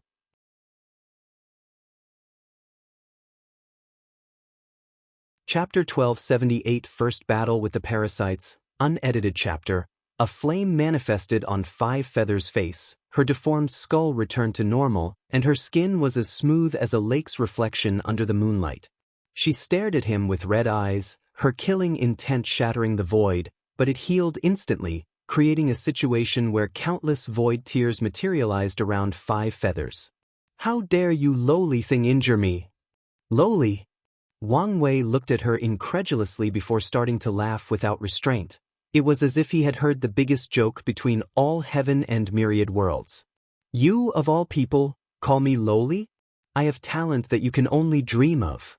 My ancestors created a foundation that spread through the chaos universe. Of all the infinite life in this world, heaven and earth chose me to bear the destiny of the next era. And you dare call me lowly?" Wang Wei looked at her with a sneer. "What do you have that can stand against me? Your cultivation? It's only a matter of time before I surpass you and can treat you as an ant. Is it because you're one of the 7 moons and a ruler of this world? But you and I both know that you're only a guarding dog of the 2 suns, not the true ruler of this world. So, tell me, where does your arrogance come from?" Five Feathers clenched her hands. She felt her pride being trampled. The sad part is that the latter is telling the truth, which hurts even more. Her killing intent suddenly increased. "You can say whatever you want, but it won't change the fact you're just a weak Empyrean. After I kill you, all the glorious halo that surrounds you will mean nothing. Let's see if you have this strength," Wang Wei smiled. He moved his staff in a circular motion, preparing to attack. Li Jun was a master of weapons, and Wang Wei has fought him countless times using his dream technique. As such, he also learned to wield all weapons. Additionally, he read all the cultivation techniques in the lower dimension, many of which involved stick Dao. Five Feathers did not play around. She was already furious at Wang Wei for what had previously happened, and his words sent her over the edge. All she thought about was how to kill him as fast as possible. She raised her hand to summon the River of Time and controlled its power to summon a temporal storm. Whenever the storm passed by, the space-time continuum became chaotic. The grass instantly aged millions of years, some dying off while others evolved due to the passage of time. Mountains and rivers disappeared or reappeared. The ravage of time changed the topography. Some places disappeared because time reverted to a period where they did not exist, and some appeared because of the opposite. Wang Wei's eyes squinted. He immediately deduced what would happen to him if this attack hit. He would either age and become feeble like an old man, revert to his youth, and lose his strength, or he would explode as his body constantly changes from aging and de-aging. He summoned 33 of his future Buddha self to form a formation that instantly suppressed this temporal storm. Five Feathers would not give up this opportunity and immediately used one of her most powerful technique, innate 5 elements light. She was a rare breed of phoenix born with the power of the 5 elements instead of just fire or ice. The innate 5 elements light was the accompanying divine ability she was born with, and over the years, she has cultivated it to a terrifying level. Wang Wei was on the highest alert. He had experienced similar techniques, but none were as deadly as this one. The 5 elements perfectly rotate to create a destructive force, unlike anything he's experienced. This is no longer 5-element Dao, but destruction Dao, Wang Wei concluded. This light destroyed anything in its path. Matter, light, space, time, energy, and even concepts. Additionally, the thing was moving so fast that Wang Wei could barely react. And that's not to mention how this light had locked on him and removed most of his escape. I was right not to underestimate her, Wang Wei thought. Wu Hong once told him that no matter how bad these guys were, they were paragons, and this fact alone meant they were a real threat. No one ordinary can become a paragon. The Parasites are despised by Wang Wei and people like Wu Hong and Yan Hai, but that's only because their standards are too high and they are anomalies. Wang Wei held his staff and directly attacked the light. Five Feathers sneered, thinking the lad was young, arrogant, and did not fully grasp the vast difference between the Paragon and Empyrean realm. Sadly, she was the only one underestimating her opponent. Wang Wei's attack bounced the light to her, shocking her. That should have been impossible, and technically she was correct. The possibility of her attack being bounced back was astronomical low.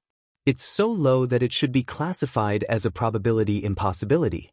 Sadly, when someone controls luck Dao to such a height as Wang Wei, he can make these impossibilities a reality, almost like creating miracles. Five Feathers woke up from the shock. She waved her hand to disperse the light. She spent trillions of yuan epochs developing this technique, so how could it hurt her? However, Wang Wei's goal was never to hurt her. Although it was a common tactic of messing up the opponent's mind by beating them with their own Dao or techniques, he was not so arrogant that he could do this to a paragon, at least not in his current state. His primary objective was to change the rhythm of this match. Although it had only started, Five Feathers was ruthless and overbearing, and in just 2 attacks, she forced him into a passive state. He could not allow that to continue. His staff suddenly elongated above Five Feathers' head, and he smashed downward. The beautiful phoenix's face changed. This attack was not a simple weapon smash. No, it contained a technique that Wang Wei had created. He once read a Staff Dao Emperor scripture called Critical Hit Path. The idea behind this scripture was that these mysterious trajectories existed between heaven and earth. If someone could follow them with their weapons, they could perform a critical hit, an exponentially more potent attack than usual. The critical hits could increase an attack's potency by as little as 10%, and there were no upper limits. However, the higher the critical hit, the more trajectory the attack needed to follow. Even the author of this technique never reached a critical hit beyond 20 times because of the complex trajectories. This technique had potential, and Wang Wei once tried to develop it. However, he had to give up after reaching a critical hit of 33 times because these trajectories were too much, even for his powerful mind. Additionally, he discovered that the higher the realm, the more complex they became. In the Emperor realm, he reached a critical hit of 33 times, but his limit dropped to 28 in the Empyrean realm. Unless he spent countless Yuan epics studying and developing this technique, he could not return to the original 33. 5 feathers summoned her earth, turning herself into a rock woman. When the staff hit her head, it cracked, and she flew into the earth. However, she landed on her feet, and her injury was only a minor head scratch. This technique has a lot of potential, Wang Wei thought. Although it appeared that that strike was useless, Wang Wei knew otherwise. The Earth Dao defense technique 5 feathers used is probably one of her life-saving and ultimate defensive methods. She connected to the earth of the entire Eternal Ascension world and used it to protect herself. How vast is the Eternal Ascension world? How big is its earth? And for her to summon so much of its power, she must have used her status and destiny as one of the world's ruler to deepen her connection with the earth. Yet, with that attack, he still broke through her defense. The side effects are too much, Wang Wei complained.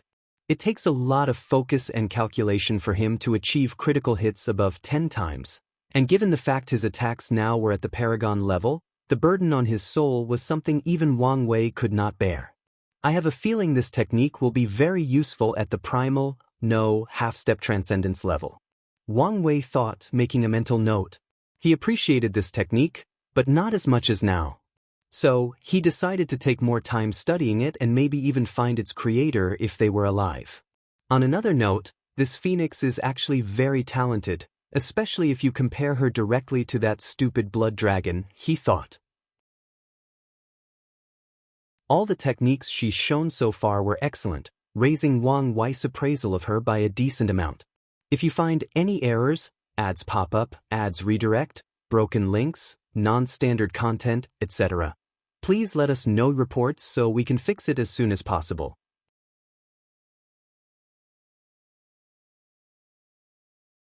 Chapter 1279 Intense Battle 5 Feathers had a look of fear. She almost died with that one stick. She had spent so much effort creating that earth defense technique, spending countless Yuan epics fusing and communicating with the Eternal Ascension world. She has absorbed so many rare earth resources to increase the technique's potency. Yet, this one attack broke it. Although she understood this was not her main body, the technique could not be as powerful as before. Still, she felt afraid, thinking how easily he had broken through it. I must kill this bastard, 5 feathers thought. They knew the Destined One would be an extremely talented individual, but she and the others always believed they had plenty of time. After all, no matter how talented an individual is, they need time to grow and develop. However, after this brief confrontation, she realized they did not have as much time as possible. With a Paragon soul, it won't take him long to enter our realm, 5 feathers figured. Even worse, he might even achieve Battle Taboo realm and become a threat before making a cultivation breakthrough. We do not have enough time. I must kill him. Boom. 5 feathers released a terrifying aura, suppressing all laws, matter, and causality in her surroundings. Dao, come to life, she uttered. Her grand Dao source manifested behind her, releasing an oppressing aura. Then, 5 clones appeared around 5 feathers, each dressed in a color representing the 5 elements. Wang Wei looked at her with squinted eyes. Is this the power of a paragon? He thought. He could feel it. After 5 feathers acted, she became the center of 5 elements Dao throughout the Eternal Ascension world. In other words, no one can use the 5-element law/Dao before her. Wang Wei tried to summon his small understanding of the 5-element Dao, and as expected, it didn't even work. If that were her real body, the suppression would have been more severe. And if she held the position for 5 elements, she could probably strip everyone else of their use of this Dao. After figuring these things out, Wang Wei resolved himself to get his hands on the fate position. Although he was confident that the holder would not be able to strip him of complete control, the latter should have the power to reduce his Daoist effect/strength.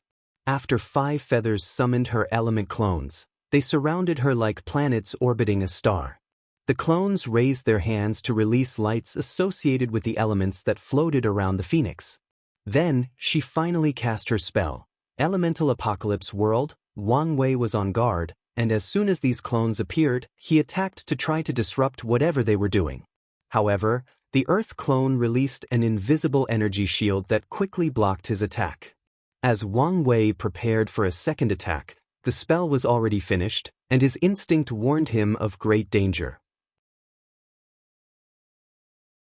Wang Wei's eyes peeped into the future and saw the source of the danger, and immediately took action to evade it. However, it seems 5 feathers sensed his action of looking through time and released the spell earlier than it should have been. Everything around Wang Wei changed as he found himself in a dark environment. A domain-like technique? He swiftly analyzed. No, not just that. It's also a sealing technique. A bright, dark red light suddenly manifested in this dark world, making things visible. However, Wang Wei wished he was still in the dark. He realized he was floating above this terrifying magma, which immediately erupted into a column of flame. He reacted quickly enough to evade. That was close, Wang Wei thought. The magma was enough to melt the puppet and even his soul instantly.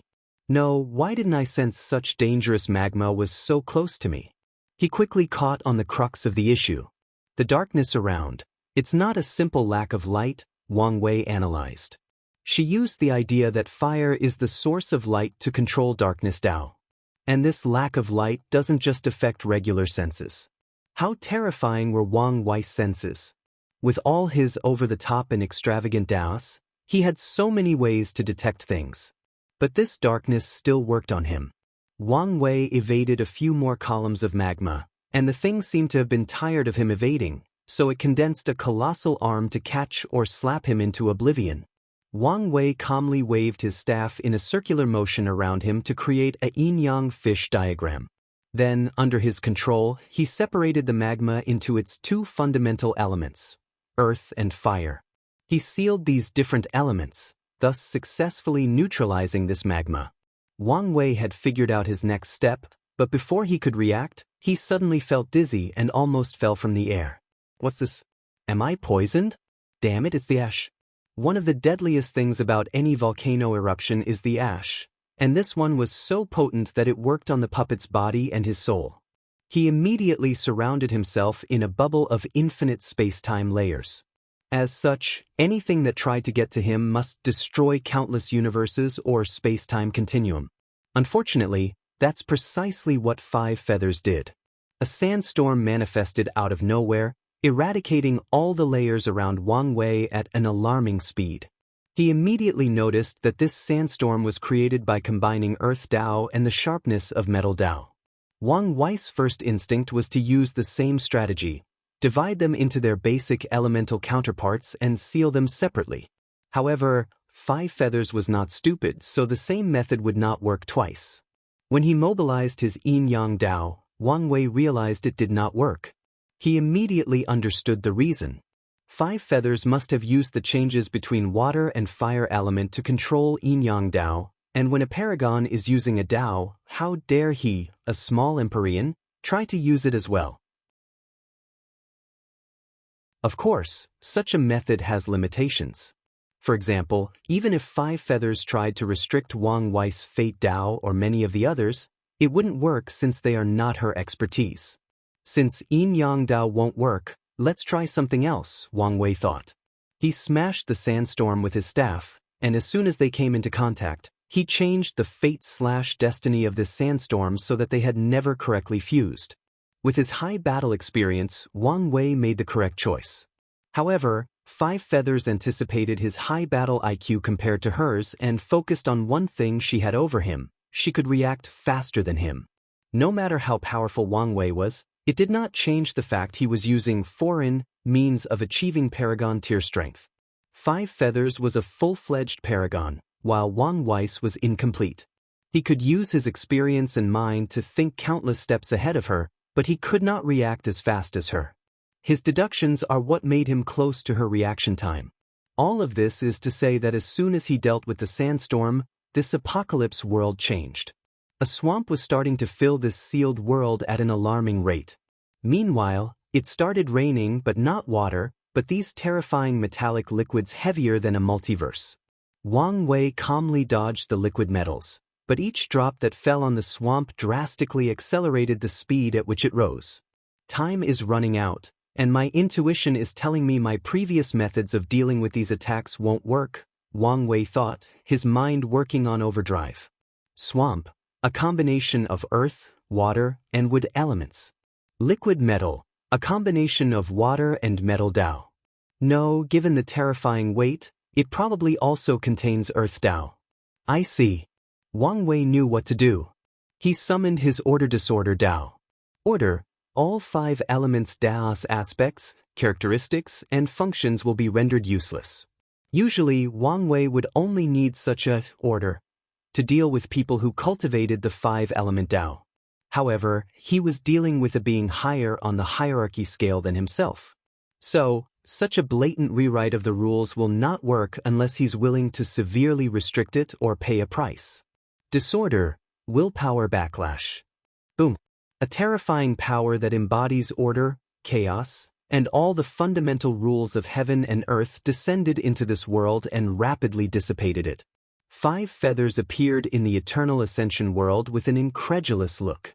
Meanwhile, Wang Wei's face was pale. He felt a massive headache so painful that he grunted. If not for his willpower, he would have instantly passed out. The pain was brief, but that made it even worse as it seemed to condense much suffering in a short period.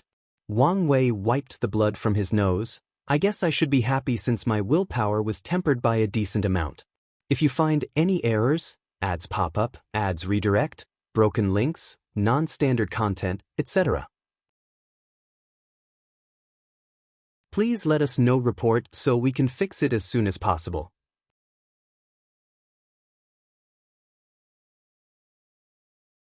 Chapter 1280 Heaven and Earth celebrate 5 elements divine eyes. The 5 elements are the foundation of all things. Thus, they revealed the truth of the universe. 5 feathers created this detecting ability with this concept. However, since it was based on the 5 elements, the technique did not work as she anticipated. Regardless, she noticed something. After trying to use her technique, there seems to be additional pressure on Wang Wei's soul/spirit. I see. The information said he cultivated order disorder Dao, so that's how he did it. However, it seems he had to use a severe price to remove all abilities regarding the 5 elements, 5 feathers analyzed. In that case, I should continue to use my ability to put pressure on him until he cannot hold on anymore. In the meantime, I need to find another means of fighting. Boom. Wang Wei's staff attacked 5 feathers with another critical hit. This attack was not as severe as the first one, meaning it required less time to calculate and placed less pressure on her already weakened mind.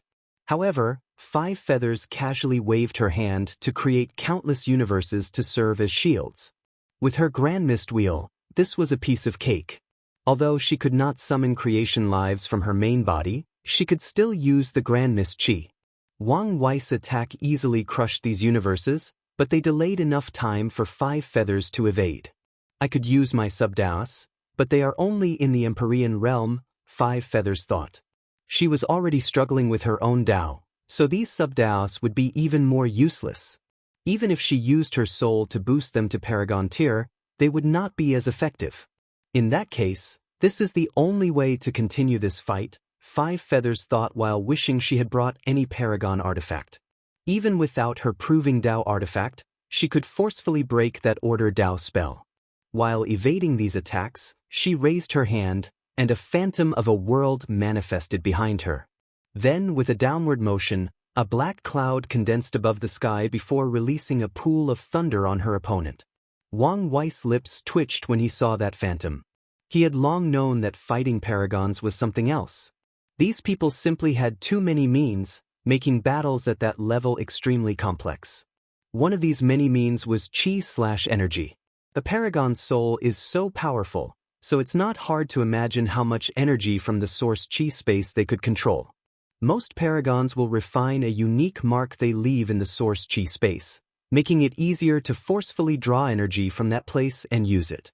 There are even techniques that imitate the immortal mansion of immortal kings, allowing the paragons to store a scary amount of energy to use for a later date.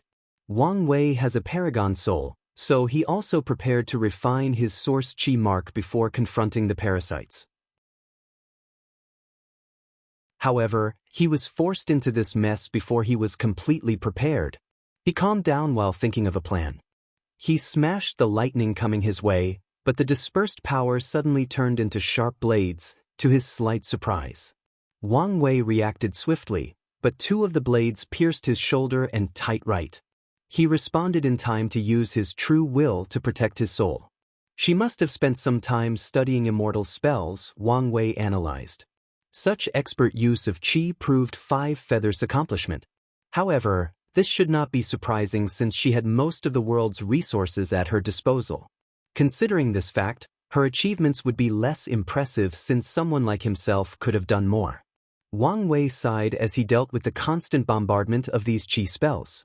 This fight further proved to him that the older a paragon, the harder they are to deal with. For example, Wu Hong and Qiyuan should have their own source qi mark and energy reserve. But, given how far apart they've achieved the realm of paragon, could anyone fathom how much more energy Qiyuan has in reserve? Maybe Wu Hong has found a way to fill that gap, but that method would never be simple. Then, there is the possibility that Qiyuan also has unique methods for amassing qi. These old-timers do not give people the opportunity to rise, Wang Wei complained before focusing on this fight, thinking about how to deal with the situation. My qi flower has a high affinity with the source qi space, so I could use it to gather energy quickly. Wang Wei had already planned for his ability to be the way he makes up the gap with these old cultivators, especially after his ability evolves once he becomes a paragon. With the flower as a medium and my soul, I won't lose much to this projection regarding qi control. I can even create the qi spell versions of my Dao techniques and superimpose their strength. Such a method is one way that top paragons increase their battle strength, which essentially requires them to incorporate the immortal path into the emperor path. This ability is one of the main reasons the immortal path had declined entirely. Qi was supposed to be their thing, but Paragon took it and did it better than them. Wang Wei internally shook his head. He did not want to do that. He realized something. Continuing fighting would reveal his strength and trump cards. The final result will be to destroy one of the Parasites' projections. Of course, this will affect Five Feathers' main body, but such an injury is insignificant. With all the resources she had at her disposal, it won't take long to recover. If I want to reveal a trump card, it must be for a genuine injury. He immediately brewed a plan for how to end this fight. Before coming, he had a plan that involved a sneak attack with the other time clone, but he changed his mind. Then, Wang Wei became passive in the fight. He kept evading and defending. Additionally, his face becomes paler and paler as time passes. At some point, Wang Wei summoned his time clone. The thing did sneak attack Five Feathers, but only her shoulder was broken before she repelled the clone. Five Feathers had some reservations after seeing another clone with a Paragon artifact.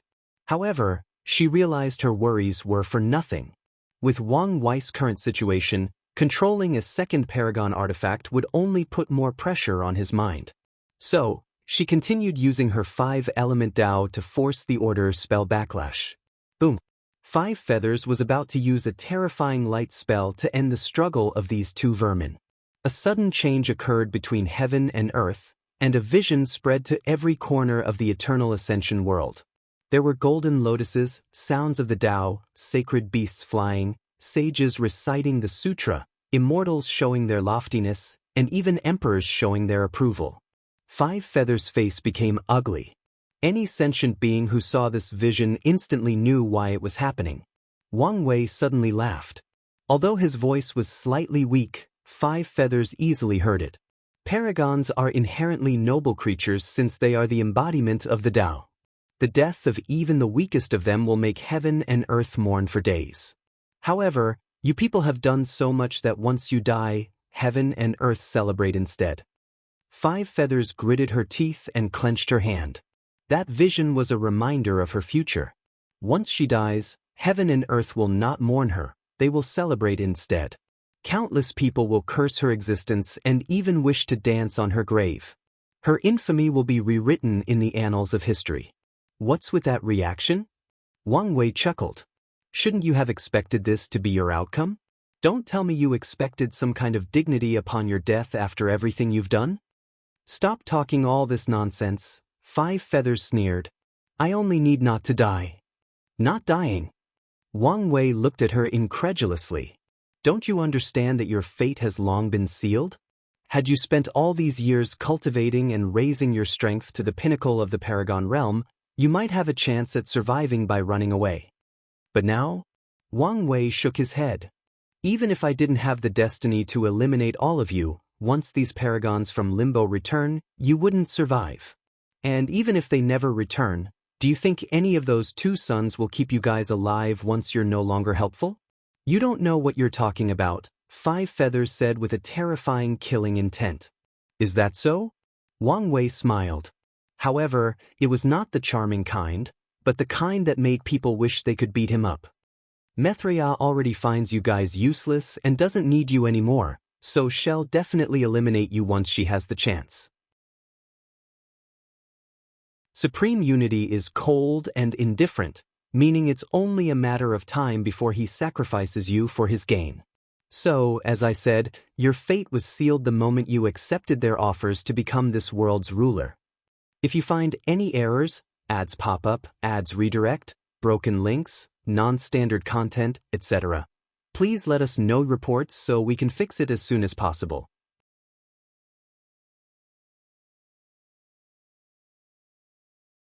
Chapter 1281 Finally Move? What's going on? Despite Wang Wei's careless attitude and his act of riling up 5 Feathers, his mind was somewhere else. My feeling is not wrong. Something significant is about to happen in the Heavenly Beauty Palace, and it seems to be an opportunity one should not miss. After figuring this out, Wang Wei knew he had to end this fight as swiftly as possible. Blood Dragon was already dead, meaning it was time to plunder that dragon's territory. Although he's blocked the people from the palace, other bold people who saw the heaven and earth vision will also have the same idea. In that case, let's have the body find out what's so important in that palace while I use the puppet for the plunder, Wang Wei finalized. Bastards, have you said enough? 5 Feathers roared. She did not need anyone to remind her of her ultimate fate. She had plenty of advisors who did the same, and she killed all of them already. Divine Judgment. 5 Feathers used much of the chi she had reserved to cast a light spell with a wide area effect. The sky turned bright as trillions of sword lights manifested. They descended toward Wang Wei and the time clone with the utmost prejudices. To these lights, these 2 are the greatest sinners between heaven and earth and must be destroyed or purified. Wang Wei's face became paler as he saw this attack. He immediately acted in tandem with the clone, setting up a formation with their staff artifact. The 2 made a circular motion above their heads with their staffs, generating a shield that covered them 360 degrees. The light swords purified everything in their path. The laws of heaven and earth stood no chance against them, let alone things like space-time or any sentient life in the surroundings. A cracking sound echoed between heaven and earth, and it originated from Wang Wei's shield. He gritted his teeth and increased the resonance between the 2 staffs, allowing him and the clone to repair the crack and raise their defenses.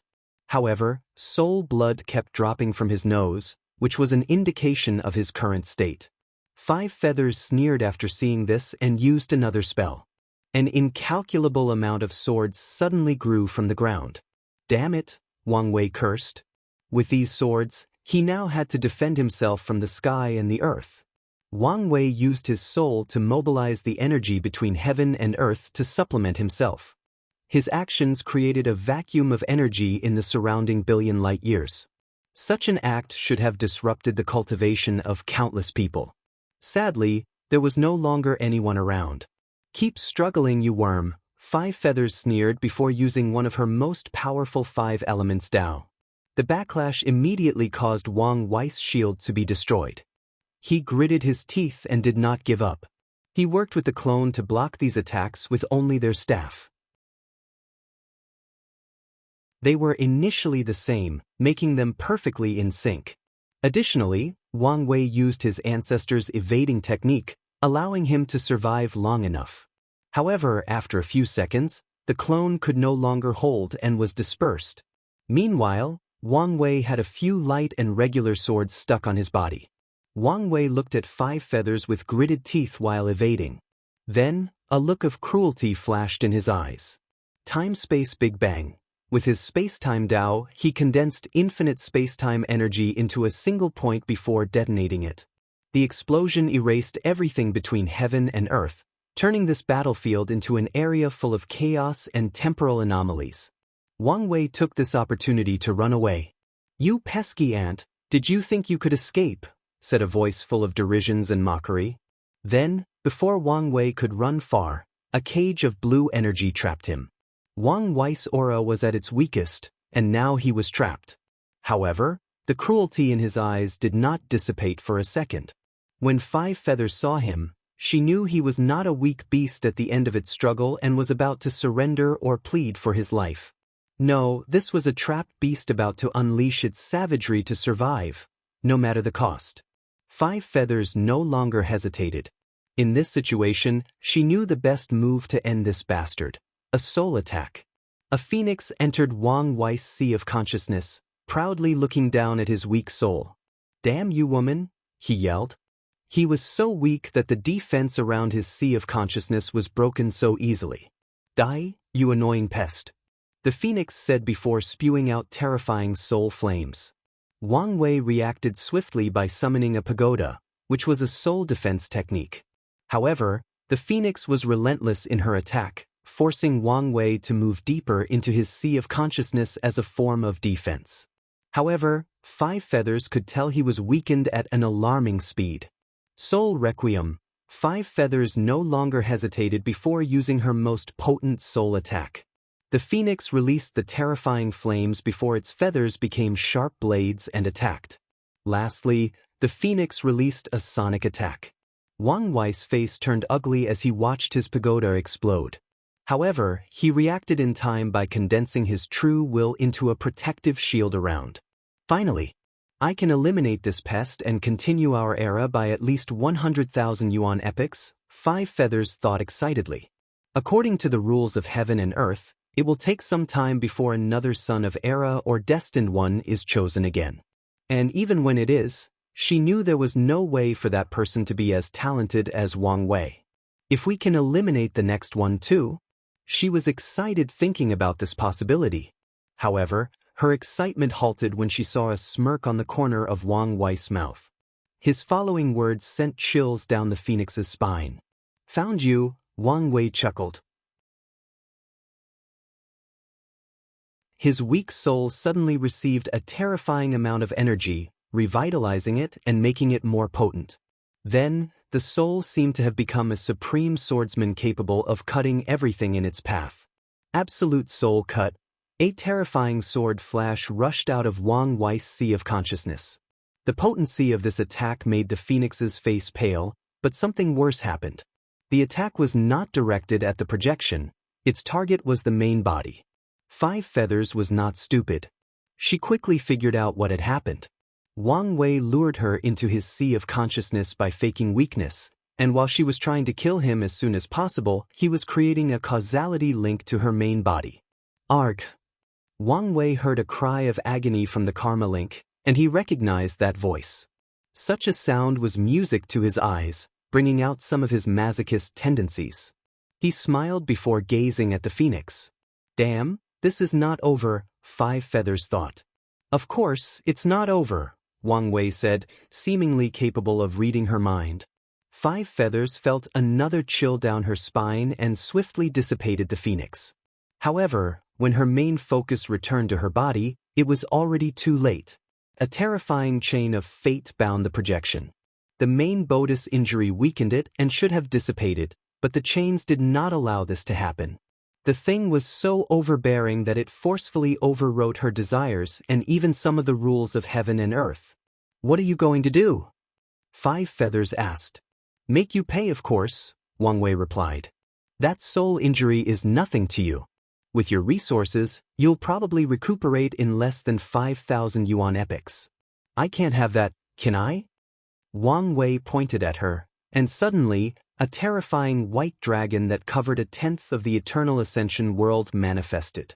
"No, you bastard, don't do this," Five Feathers yelled. She knew the consequences if something happened to that Qi luck dragon. "You've enjoyed the blessing of this world's luck for far too long," Wang Wei sneered. The spear of destiny materialized in his hands, and without hesitation, he threw it. The dragon sensed danger and reacted. Its mighty paw blocked the spear, leaving a gushing wound. However, it did stop it from doing more damage. With its current state, it will take a while before destroying the dragon, Wang Wei murmured. "In that case, let's boost it." The destiny of all the elite attending the party might not be enough, but what about more people? Wang Wei summoned a projection of the River of Fate to summon the destiny of countless cultivators forcefully. Why is there so little resentment? Wang Wei thought. Using the resentment between heaven and earth was the best way to reduce the resistance to borrowing these people's destiny. However, he discovered that while the people had plenty of personal resentment, it did not form much energy/power between heaven and earth.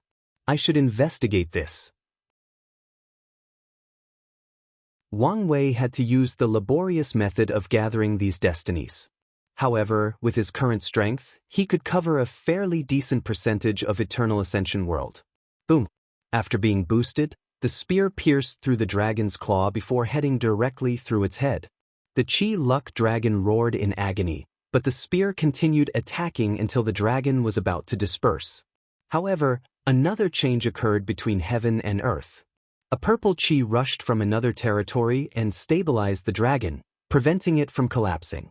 Taoism's rising dragon purple Qi? Did Supreme Unity finally move? Wang Wei frowned. If you find any errors, ads pop up, ads redirect, broken links, non-standard content, etc., please let us know reports so we can fix it as soon as possible.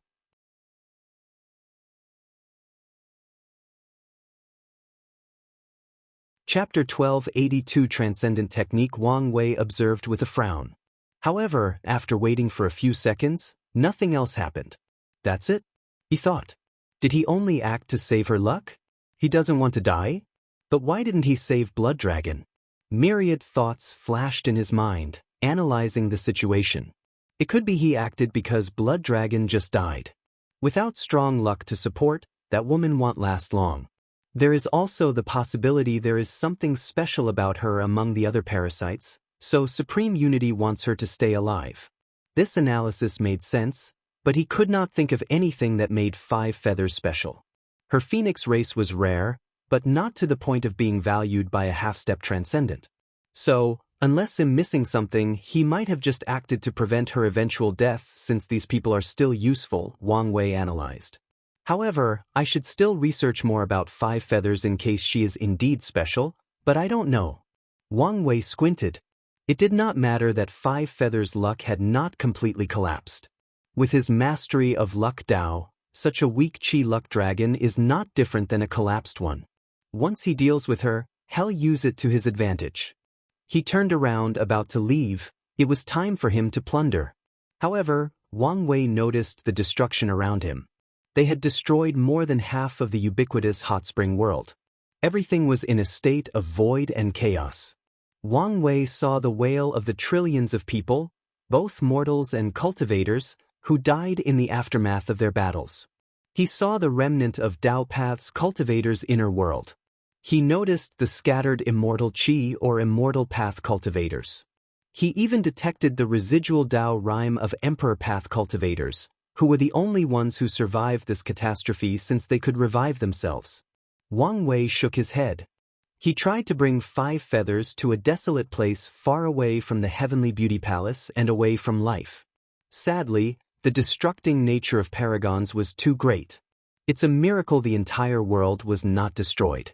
Of course, Wang Wei knew it would have been best to fight in the Nine-Heaven Desolate Realm, which was the Eternal Ascension World's version of the Void battlefield created especially for Paragons. However, he does not think he can convince Five Feathers to follow him, nor does he have the strength to force her there. He guessed if he asked her to fight there, that cruel woman might think he cared about ordinary people's lives and cause even more destruction. It's already healing? Wang Wei noticed that the time anomalies created by techniques and the chaotic void were being repaired at an alarming speed.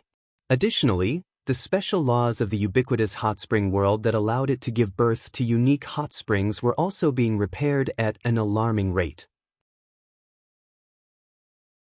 It seems this hot spring world is a protected area, Wang Wei thought as a sudden realization dawned on him. There are many unique spaces in the Eternal Ascension world, but with how destructive cultivators are, it's odd how these areas survived since the dawn of time. The answer is they are protected areas, meaning Heavenly Tao will pay special attention to them and even repair them after destruction. That also explained why the entire thing was not destroyed, Wang Wei thought. Their battle intensity was enough to destroy this area, but only half suffered. As a protected area, it's apparent that the ubiquitous hot spring area received special treatment from Heavenly Tao, allowing it to suppress the effect of any world-destroying battles. Did Sun Junyao know about this, and that's why she chose this place for her banquet? Wang Wei believed she did, as the location of any plan is a significant part. She must have prepared in case Blood Dragon escaped or someone came to rescue him. Her plan was perfect until the execution. She could not control herself and started acting like a villain by telling her plan, motive, and background, which in turn delayed until someone came to save Blood Dragon, Wang Wei analyzed while shaking his head. Her intelligence is probably close to or on par with a Tao overlord. However, she lacked our absolute over our emotions and, more importantly, our flaws. After observing Sun Junyao briefly, he could tell her mental state was flawed. The worst part is that she knows it but does not know how not to reveal it to others or prevent others from using it against her. That alone disqualified her as a Tao overlord, even a Tao lord. Wang Wei shook his head and no longer focused on Sun Junyao. He quickly calculated whether he could receive some merit if he accelerated the recovery of this world, and the answer was negative since he was the one who contributed to its destruction. So, he left, returning to the Heavenly Beauty Palace. Not bad, Wu Hong said, nodding in satisfaction. They'll give you 8 of 10 for a score. Why not a perfect score? Wang Wei asked. Your opponent was so weak, but you took so long, so that's -1. Lastly, you're obviously not prepared enough for battles at the Paragon level. Of course, I'm not ready, Wang Wei rolled his eyes. He had no plan to fight these parasites now, but this woman made him do it. Wu Hong's actions reminded him of parents who pushed their children into a river so they could learn how to swim in a moment of life and death. Life is full of ups and downs, so we can never be prepared for everything. I'm sure you know this, Wu Hong replied, not taking responsibility for her actions whatsoever. Wang Wei stared at her before sighing. Do you have any spirit healing pill? That backlash was truly nasty. Treating me like a bank, aren't we? Wu Hong stared at him before summoning a green pill. Isn't your love language gift-giving? I'm just helping you express yourself, Wang Wei replied with a smirk as he held the pill. He recognized it as a Supreme Chaos pill, not a Paragon pill. However, this pill could have been refined by a Paragon since, unlike the lower dimension, there are countless methods of refining innate pills in the Eternal Ascension world. Once again, you're getting too comfortable, aren't you? No, I just refuse to deny the natural sparks between us, Wang Wei replied. I'm not denying anything, Wu Hong replied calmly. I just choose rational thinking to prevent trouble down the line. That's fair, Wang Wei nodded. He did not swallow the pill but placed it on his forehead. The pill entered his sea of consciousness and immediately started releasing these blue lights that enveloped everywhere, including his soul and spirit. That's better, Wang Wei groaned softly. Why are you here? Shouldn't you be somewhere, plundering? I sense a unique opportunity in this place, so I return. Oh. Wu Hong scanned the Heavenly Beauty Palace. Is that it? She showed a projection of a room, and Wang Wei squinted. He saw old man Tianji sitting cross-legged and the river of fate materializing above his head, releasing an unknown power into his body. Then, something terrifying occurred. Old man Tianji's cultivation was rapidly increasing. In just a few seconds, his Empyrean soul turned into a Paragon soul, and after a few more seconds, his soul power quantity reached the Paragon level. However, this was not even the end. His cultivation suddenly broke the bottleneck and entered 90% Grand Dao source, but that was not the end. It kept increasing to 91%, 92%. Wait, why does it feel like some of this power belongs to me? Wang Wei did not doubt his intuition and immediately summoned his Baxian turtle shell to use as a medium to take the power that belonged to him. However, he frowned as he realized power became significantly diluted once it reached him.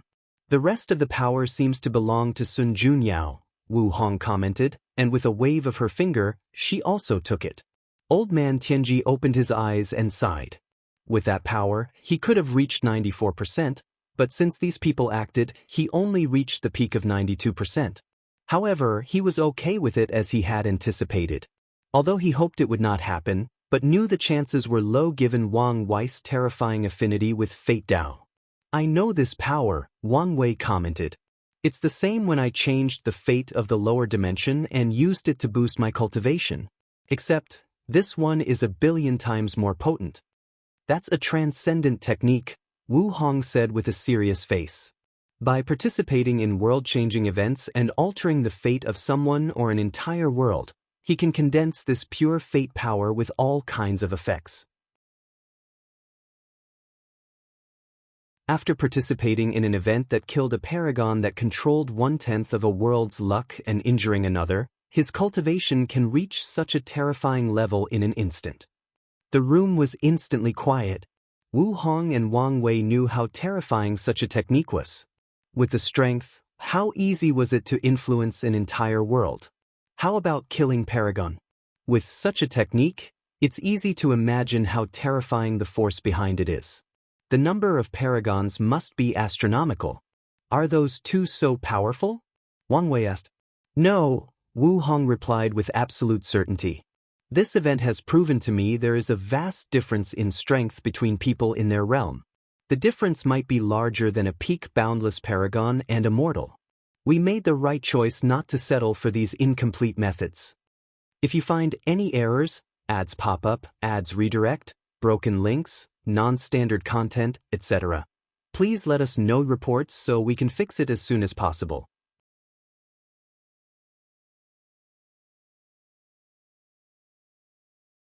Chapter 1283 Do not speak his name in vain. Wang Wei nodded. Everything is connected, and in the path of cultivation, the foundation is fundamental. Most cultivators believe that the Dao Foundation stopped maturing after the Emperor realm. However, that is far from the truth. According to Wang Wei's calculation, the minimum requirement for someone to become a paragon is a failed 9-extremity foundation. Without it, the chances of surviving the immeasurable tribulation have drastically decreased. Furthermore, Wu Hong told him that the Dao Foundation would become extremely important in the half-step Transcendent realm. It's not just the Dao Foundation, but the cultivator's achievements and so on will also play a role in their strength. With today's events, he also understood that how a cultivator achieves transcendence will affect their strength and maybe even whether they can achieve a higher level. I always thought the Cardinals achieved their strength by making a deal with Grand Dao to work for the latter with their eventual freedom. Maybe they also cannot reach higher levels due to how they achieved their strength, Wang Wei thought. He was not sure about this analysis, but if it's true, the Fate Cardinal position is a pit, and under no circumstance should I accept it, Wang Wei thought. Previously, he might have considered accepting the position if everything else fails. After all, no matter what, it's a way of making high strides toward the path of transcendence. As a last resort, Wang Wei would not mind spending countless epochs serving as the Fate Cardinal before regaining his freedom and pursuing higher levels.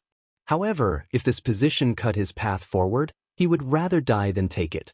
By the way, did you memorize all the Dao rhymes of this technique? Wang Wei asked. I've only registered about 65% of it. I got everything, Wu Hong nodded. A transcendent technique was precious to even someone in their realm. Although it was not a path to achieve transcendent but an application of transcendent strength, its worth is beyond words, especially for her to complete her 3,800 Dao seals. "What do you want to do with him?" she asked. "Can we do anything?" "Believe it or not, we will all die if we touch him," Wang Wei replied calmly. "Oh, did you think of something?" Wang asked. "It's not hard to figure out if you think hard enough. What do people of that level pursue?" "Higher levels," Wu Hong replied. "Yes, and no matter how many paragons they've cultivated, it's meaningless to them." Wu Hong squinted as she immediately realized what he meant. They all have his name and are essentially clones of him. Exactly, and if he can cultivate them to the half-step transcendent realm, he could use them to borrow strength or even fuse with them to achieve higher realms, Wang Wei sighed.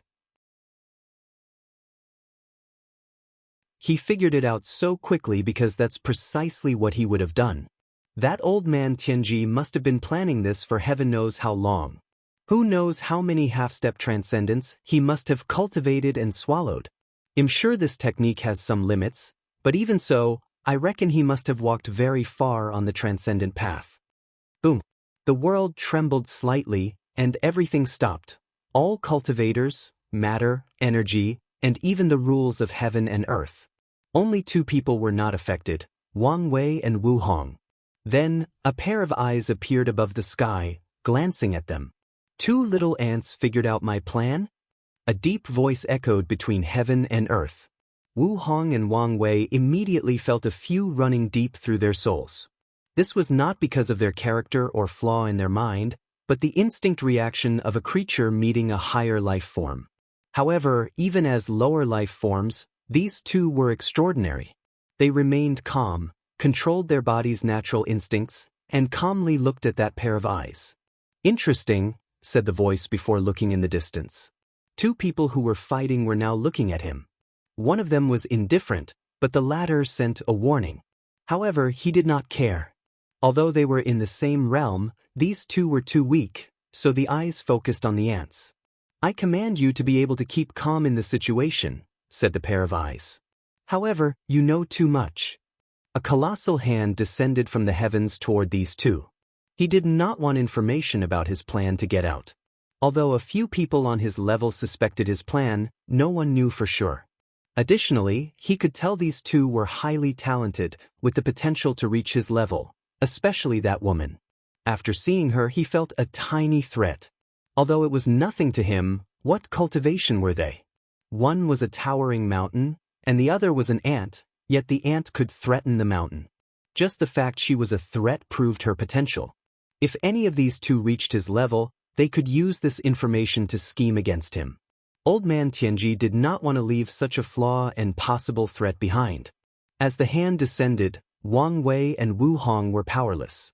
Their bodies could not move, and their minds worked at turtle-like speed. Wu Hong could not even activate the seals in her sea of consciousness, and she panicked a little.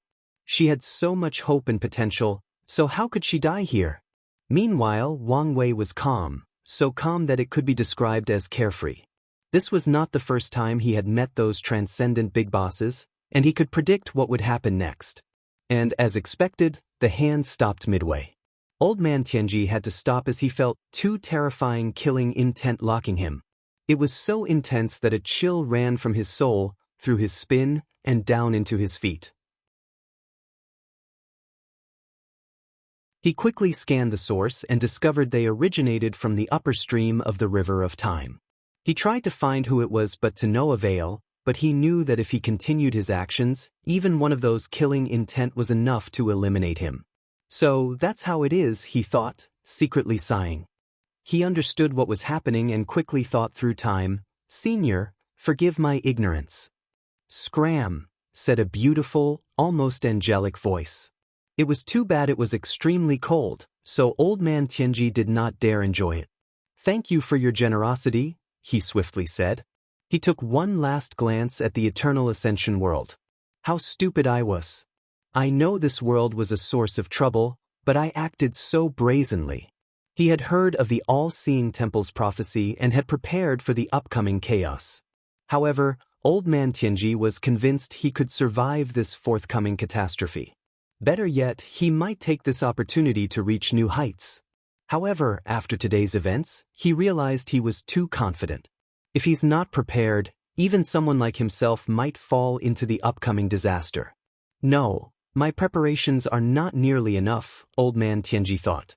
He decided to accelerate the speed of his actions. Before that, he must summon all the people who bore his name. So, he focused on the one in the Heavenly Beauty Palace and the one in the lower dimension. He has a karmic relationship with that boy, that senior. Maybe he will become a more valuable pawn by staying here. After pondering it briefly, he took the one in the palace and left the one in the lower dimension. Old man Tianji disappeared, and the time of the world started to flow again. No one noticed what had happened beside 4 people. Quite anticlimactic, isn't it? Wang Wei sighed. Was that? Wu Hong asked, thinking of the unknown origin of that clone that complicated her love life. Yeah. Wu Hong sighed. The last time she felt this powerless was during the ultimate taboo. Thinking about how she had to experience such a terrible feeling again because of that bastard, she became angry. Why are you always causing trouble? From what I know, you're not born with the fate of a disaster star. Why are you blaming me? Isn't this your fault? If you so blatantly say his name, do you think he would have noticed little ants like us? Wang Wei smiled wryly as she was correct. He was so used to using Mithriya and Supreme Unity names like it was nothing that he had forgotten a fundamental truth. Do not say the name of higher beings in vain. Even great emperors can sense someone using their name or title, let alone these transcendent species. That's indeed my fault and I apologize, Wang Wei said, and Wu Hong snorted coldly.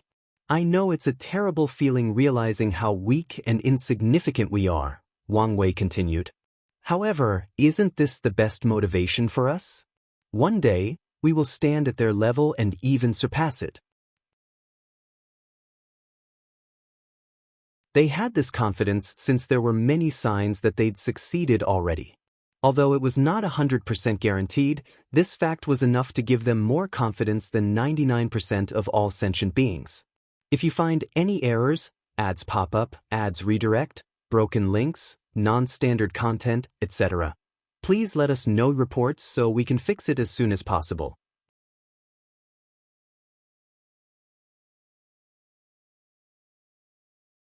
Chapter 1284 Plunder. Wait, Wang Wei said.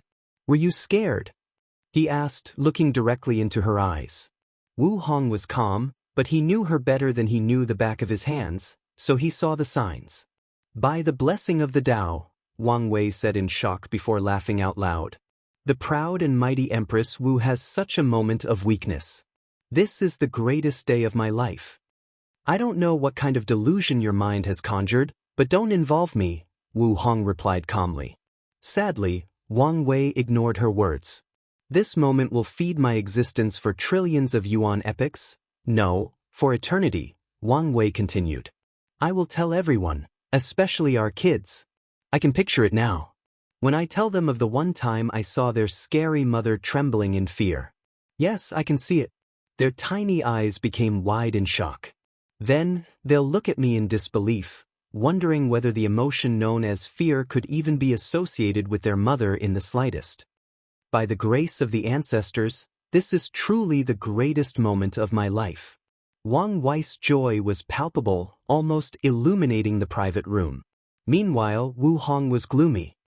If you dare utter a word, the things ill do to you could no longer be described as unspeakable, she warned. It doesn't matter, Wang Wei replied, his face showing a hint of unparalleled confidence. No matter what trials and tribulations you put me through, no matter what darkness, the fact that you were once scared is enough for me to survive anything. You! Wang Wei grinned in response.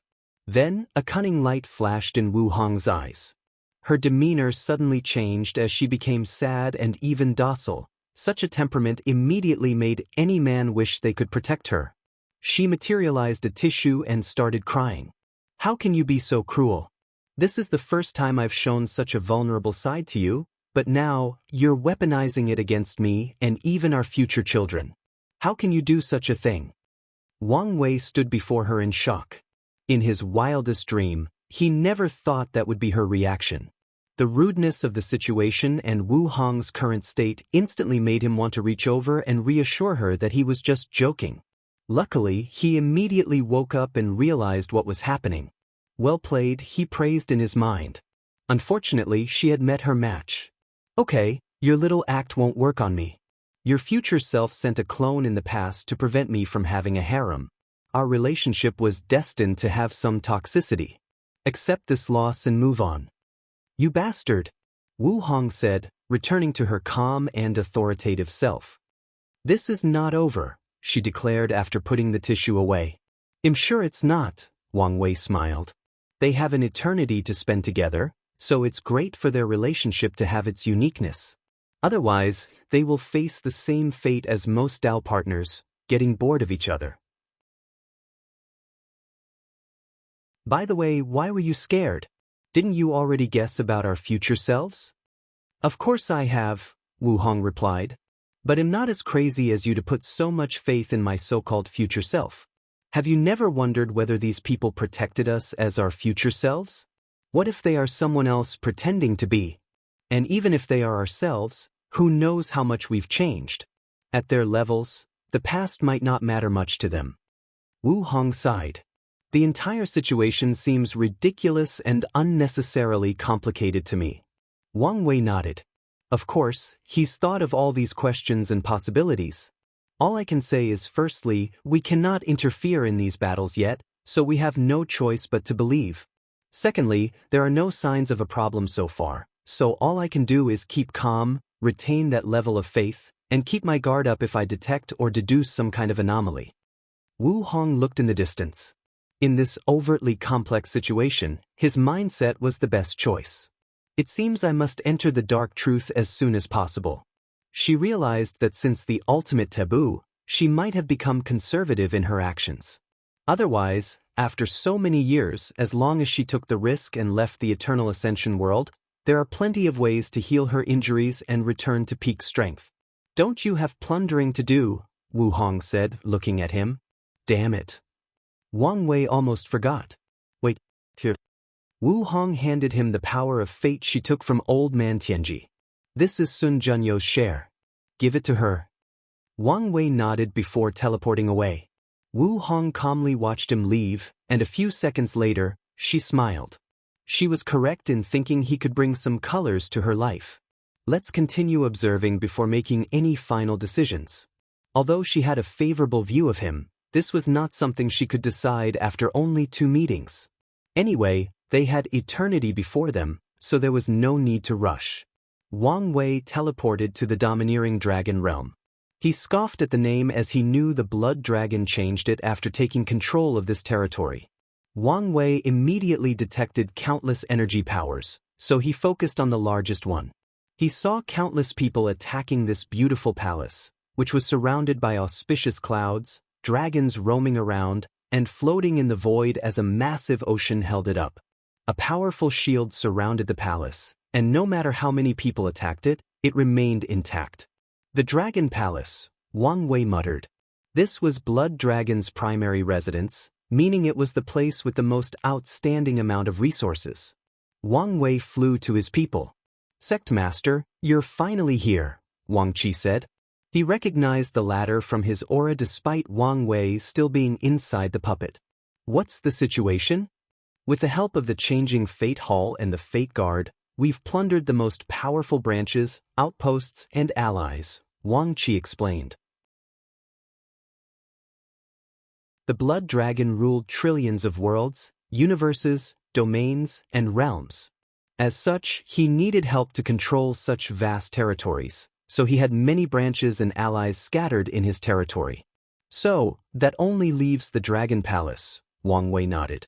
Yes, but with the Paragon Array, we're powerless, Wang Qi replied. Additionally, someone already went in? Oh, I think it was Sun Junyao, Wang Qi continued. Her people were already waiting, but once she arrived, she used an array-breaking talisman to make a hole in this place's defense and entered. Wang Wei frowned. Where is Red Mask? She and many of her people were already inside before the formation was activated, but we've lost contact. She should have contacted us if her mission had succeeded, Wang Wei commented, thinking about his next step. He could not wholly rely on Red Mask now that he knew Sun Junyao had entered. By the time she takes control of the array and opens a path for them, Sun Junyao might have already plundered the best resources. Even though no paragon is controlling the array, it will take me too long to use brute force to enter, Wang Wei analyzed. However, since Sun Junyao could enter with an array-breaking talisman, it means the formation is not at its peak, so maybe I can use a similar method. Wang Wei did not have a rank 12 array-breaking talisman, but he could try other ways. The array virus? He immediately shelved this idea. In the lower dimension, the idea of the array virus was elevated to Emperor tier, but it was useless for a paragon array unless it could be further improved. However, that was impossible in such a short period. In that case, I can only use a more direct and radical method, Wang Wei concluded before summoning his people. Monk, his wife, the second prince, and everyone else stopped attacking the array and regrouped with Wang Wei. So, he took them to the edge of the Dragon Palace's shield and used his Order Disorder Dao.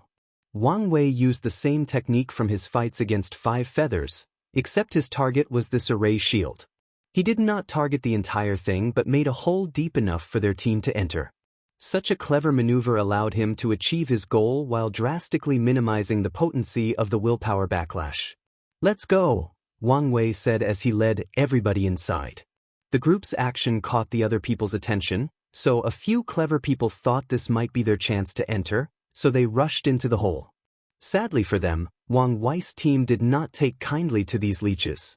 The poison demoness waved her hand to leave a nasty poison gas before the entrance, instantly killing a few Dao rulers and one Empyrean.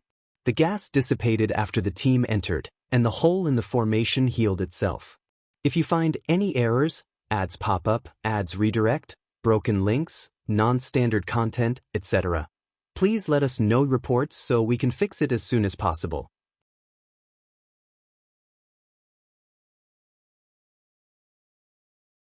Chapter 1285 Plunder, 2. Unedited chapter. The void fluctuated before opening up and releasing a group of people, primarily women and less than 5 men, one of whom was Xianxia.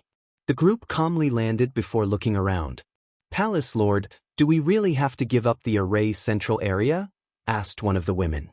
"That woman is powerful. Even if I can take her down, it will take too long, thus delaying our chances of getting more resources," Sun Junyao replied calmly. "But we're the only ones who have entered the palace. Our competition is not only those people outside, but the people from the palace," said the announcer, Sun Tong, in her straight and direct manner. "Now that the blood dragon has died, how many people will remain loyal? They haven't started plundering because they hope their leader's Dao mark remains intact." "I see," nodded the palace lady, who felt unwilling they had to give up the central array hub. "That woman," Xiao Tiandi said with a frown. "She might be one of Wang Wei's people." "Oh." Sun Junyao paused. She had now figured out that Wang Wei was the one she was waiting for. "What makes you say that?" The strength she exploded with her was the power of fate. "Young master, although fate is a rare Dao, countless cultivators are on that path. That's not enough for you to determine it was him," Sun Tong said. "I know that," Xiao Tiandi replied, almost rolling his eyes. "There are 3 reasons why I believe she's one of his people. 1, her aura is similar to his. Although she tried to hide it, I sensed it. Secondly, it's the fact she was here. From how Wang Wei operates, it should not be a problem for him to predict Blood Dragon's death after seeing the master's projection and prepare beforehand for the looting. Now that you mention it, someone blocked my palace to prevent news from coming and leaving," Sun Junyao commented. "That power was terrifying, so she had to use the strength from the palace, a supreme chaos artifact, to leave after killing Blood Dragon. She also sensed a battle in the distance with fluctuation that was the exact origin of the one blocking her palace. That is how he operates," Xiao Tiandi sneered. "Well, I'm still not convinced," Sun Tong continued. "She was not being difficult just for the sake of being unpleasant. Sun Tong has noticed the young master has formed a rivalry with a man named Wang Wei, which is not a bad thing. According to her speculation, this rivalry is one of the primary reasons the young master got his act together. However, she also noticed he tends to exaggerate Wang Wei's abilities and prowess. She doesn't want him to create a mythical version of his rival and become disappointed once he doesn't meet expectations. Sun Tong fears that such a realization will spiral into a situation where the young master returns to his former decadent self. The Lord Shadow technique is a worldwide famous technique from the Dao opening sect capable of cultivating powerful and loyal subordinates at a relatively low cost, Xiao Tiandi explained. Master made me fight an imprint who was a shadow, so I recognized that technique from the woman. Sun Tong frowned. Your friend should have just ascended, but that woman's strength reached the peak of the Empyrean realm. Wang Wei is already an everlasting Empyrean, and his cultivation is probably near the peak, Xiao Tiandi replied with a wry smile. Sun Tong was quiet. She thought her young master had exaggerated things, but he chose a true monster as his rival. She did not know whether this was good or bad, so she glanced at the palace lord, but it seemed the latter was thinking about something else. Master, what is our next step? Sun Junyao pondered. Since he's the one who protected me from the revenge of the parasites, I should return the favor. She decided not to compete for the resources in this place. However, I still need to get what's mine. Before his death, blood dragons sealed her access to his dimension. Although it was now in Sun Junyo's possession, she could not access all its wealth. We need to find one of Blood Dragon's descendants, Sun Junyao said. She had tried using his bloodline to access that dimension, which almost worked. However, Blood Dragon was truly petty and predicted her actions, thus leaving preventive measures. Now, Sun Junyao will try another way. Copy his descendants' bloodline and use them to access that dimension. Let's go, Sun Junyao. She knew that the lustful Blood Dragon had a few children before proving the Dao, and luckily, one of them when he was an Empyrean. Her mission will have been accomplished as long as she gets her hands on one of them. Outside the palace, Wang Wei's team landed on the vast ocean supporting the Dragon Palace. They were less than 20 light years from the entrance, but this was just one step for people like them. However, an army of soldiers suddenly appeared, dressed in silver dragon armor. All trespassers will die, said the dragon army before pointing their spears toward the group. They were perfectly in sync, and the killing intent released by them showed they were well-trained and had seen blood. An army of emperors and empyreans? Commented the flesh demon. Well, given these people's resources, I shouldn't be surprised. Their weapons, it's all Empyrean artifacts, added the flame blacksmith. This army comprised at least 500,000 individuals, yet each held such a powerful weapon.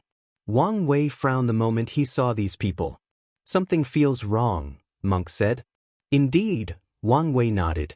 Poison, flesh, go test them out. The two demons did not hesitate before immediately attacking this army with all their strength.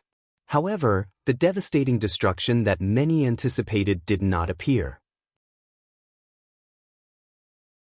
The army activated its formation, which gathered its power to condense two Dharma images above its heads that directly confronted the flesh and poison demons. The poison demon's poison was excellent for large-scale killing, so even with the Dharma image's effort, numerous soldiers died in the aftermath. However, as soon as one person dies, a light descends from the sky, and another solder replaces the missing one, ensuring the formation remains in peak shape. This is an illusion formation, said Jiaping, the second prince. His double pupil finally saw the truth. I was thinking there was no way for anyone to cultivate such an elite army, the puppet demon nodded. The world finally made sense to him. You're only saying this because of your ignorance, Monk said. He knew top lineages like the barbarian race or those overlords had large armies of Empyreans, let alone this one that consisted mainly of great emperors. The puppet demon looked at him before looking away. He couldn't beat this bastard, so there was no point in arguing with him and possibly suffering humiliation. It seems the people inside have activated the other formations to prevent us from entering, Dolgun commented. She shook her head. None of this would have happened had they been the first to enter. What now? Monk said before flicking his finger. He released an enormous force that instantly annihilated the two Dharma images and the entire army. However, as expected, they immediately recondensed. Even if we know this is an illusion formation, it does not mean we can escape. The enemy's purpose was probably to trap them here and even force them to fight until exhaustion with these illusions. Additionally, even if they knew they were in an illusion, it did not mean that these soldiers' attacks were suddenly invalid to them. A Paragon tier array would not have such an apparent weakness. Jia Ping, let me borrow your power, Wang Wei said calmly. No problem, Lord. Jia Ping's eyes suddenly returned to normal, while Wang Wei suddenly had the double pupil. Wang Wei did not waste time and immediately found a few operational flaws in this array and placed temporary seals on them. The soldiers suddenly became illusory before completely disappearing. However, the team did not have time to rejoice before something else attacked them. A terrifying pressure descended from the heavens, rendering them immobile. Then, countless void tears leading to heaven knows where appeared around them. The attraction from these tears was genuinely terrifying. This should be an exile array. Do something, or who knows where we'll be teleported to, Dulgun hurriedly said. These tears could lead anywhere, including some forbidden spaces in primordial chaos or the source chi space. Although rare, they could also directly lead to another chaos world. I'm on it, Monk said. His muscles trembled to release enough strength to break off from the restraints on him. Then he manifested a colossal golden giant above his head. The giant palmed downward, releasing a terrifying pressure that closed all the tears. Everyone sighed in relief. It's not over, Wang Wei said calmly, bringing bad news to them. The sky above their heads suddenly turned dark, and everyone's faces turned pale. Their danger senses were activated, and a terrifying warning of death was constantly reverberating in their mind. Wang Wei thought, noticing something. If you find any errors, ads pop up, ads redirect, broken links, non-standard content, etc., please let us know reports so we can fix it as soon as possible.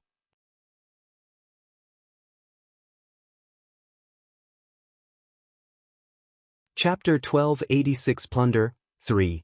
That's the power of nothingness, Wang Wei thought. He focused, and as expected, that's the power he was familiar with. The Dragon Palace used nothingness to create this potent killing formation. If there were any other people involved, they might die or, at the minimum, be severely injured after dealing with such power. Unfortunately for them, they met Wang Wei. This is a great opportunity, Wang Wei realized. Nothingness-based formations are extremely rare because of the materials required and the fact that most array masters refuse to install them due to the danger. Unless they spent years studying it, most array masters are unfamiliar with this kind of power, meaning it's easy for them to make mistakes in the installation process. However, the slightest mistake also means their deaths and everything around them. By controlling that formation, I can gather enough nothingness power to condense my wheel and enter the battle taboo realm, Wang Wei analyzed with excitement. It seems my luck is on the uptake. As soon as Wang Wei had these thoughts, he paused as he realized something. Besides a few minor setbacks, my luck has constantly risen since my ascension. And after today's haul, no, after my training with the future wife, it should reach its peak. He squinted. After luck reaches its peak, there is only one way for it to go, down.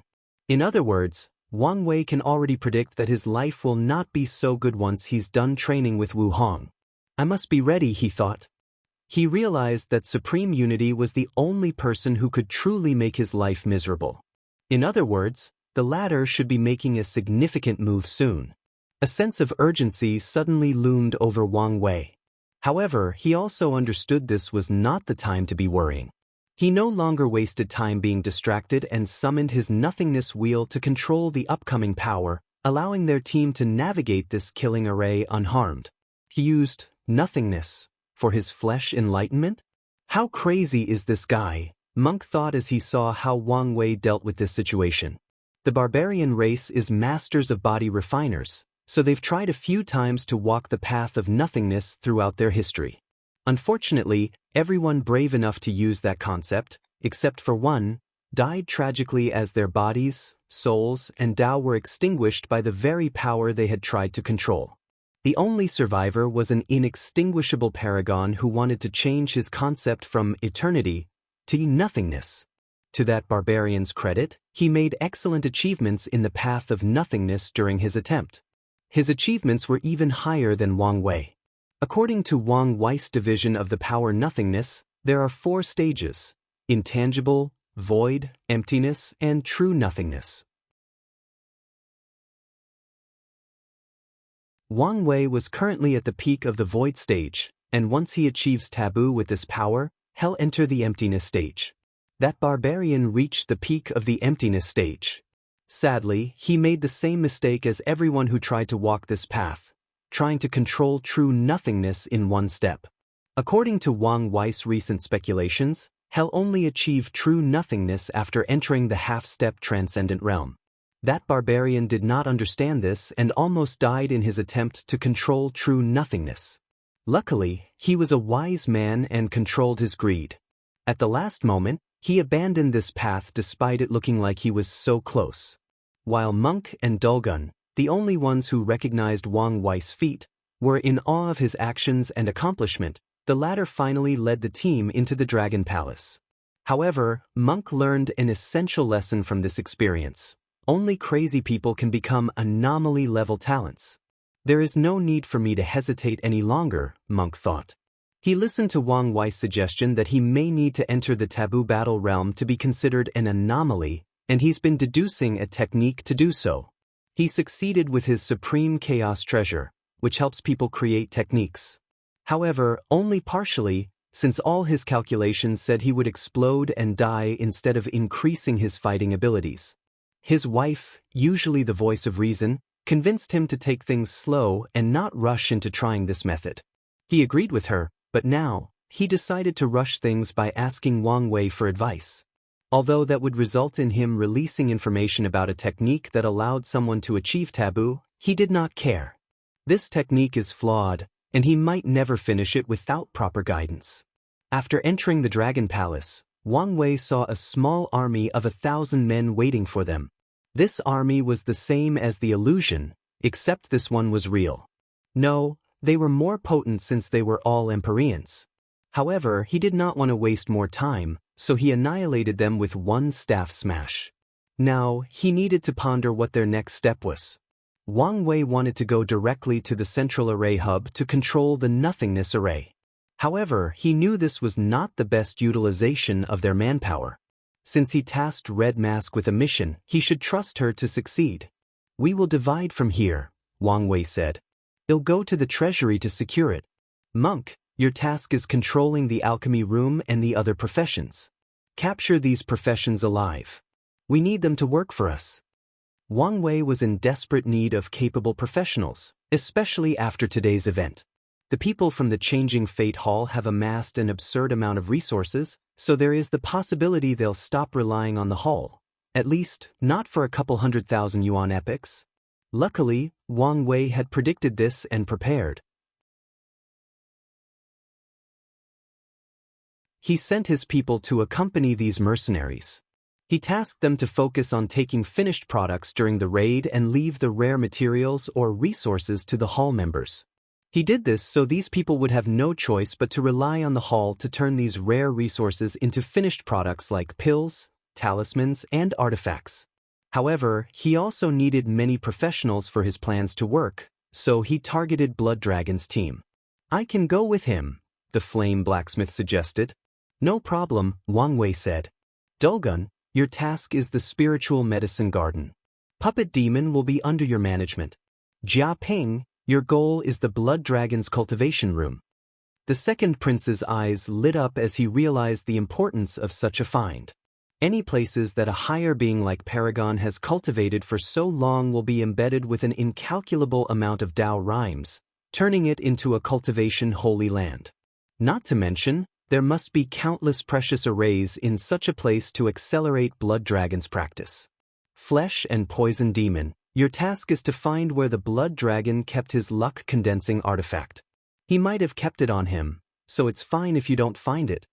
Wang Wei was convinced that the blood dragon's personal dimension was in Sun Junyo's hands, so he did not search for it.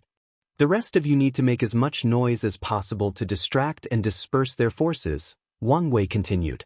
Especially you, cursed demon. Spread a nasty curse around to cause chaos. As you wish, boss. Wang Wei nodded. There were plenty more crucial areas in this place. For example, the library or the unique secret realms with rare resources or training experiences. However, these things could be left for later after securing these main areas and controlling the palace. The last thing he wanted was for the remains of the Blood Dragon people to destroy these areas out of spite and leave them with nothing. Wang Wei was about to disperse the group when he thought of something. He pointed at everyone and released a gray light into their bodies. You might encounter a Tier 12 creation life form, and this should send you away to safety.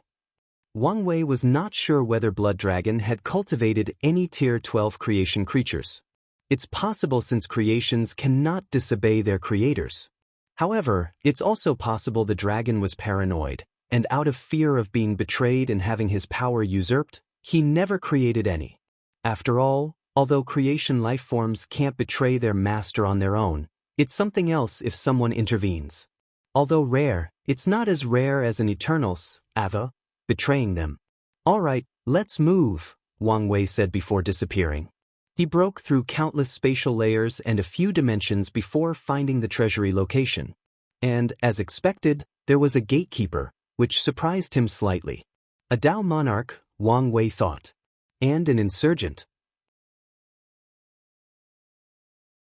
He was confused because this man did pose a threat to him, but it was very low. That can only mean he's using a Paragon artifact to become an insurgent. Wang Wei focused. Although this kind of insurgent was the lowest level, and many people do not even acknowledge their status, he would still take it seriously. If you find any errors, ads pop up, ads redirect, broken links, non-standard content, etc., please let us know reports so we can fix it as soon as possible.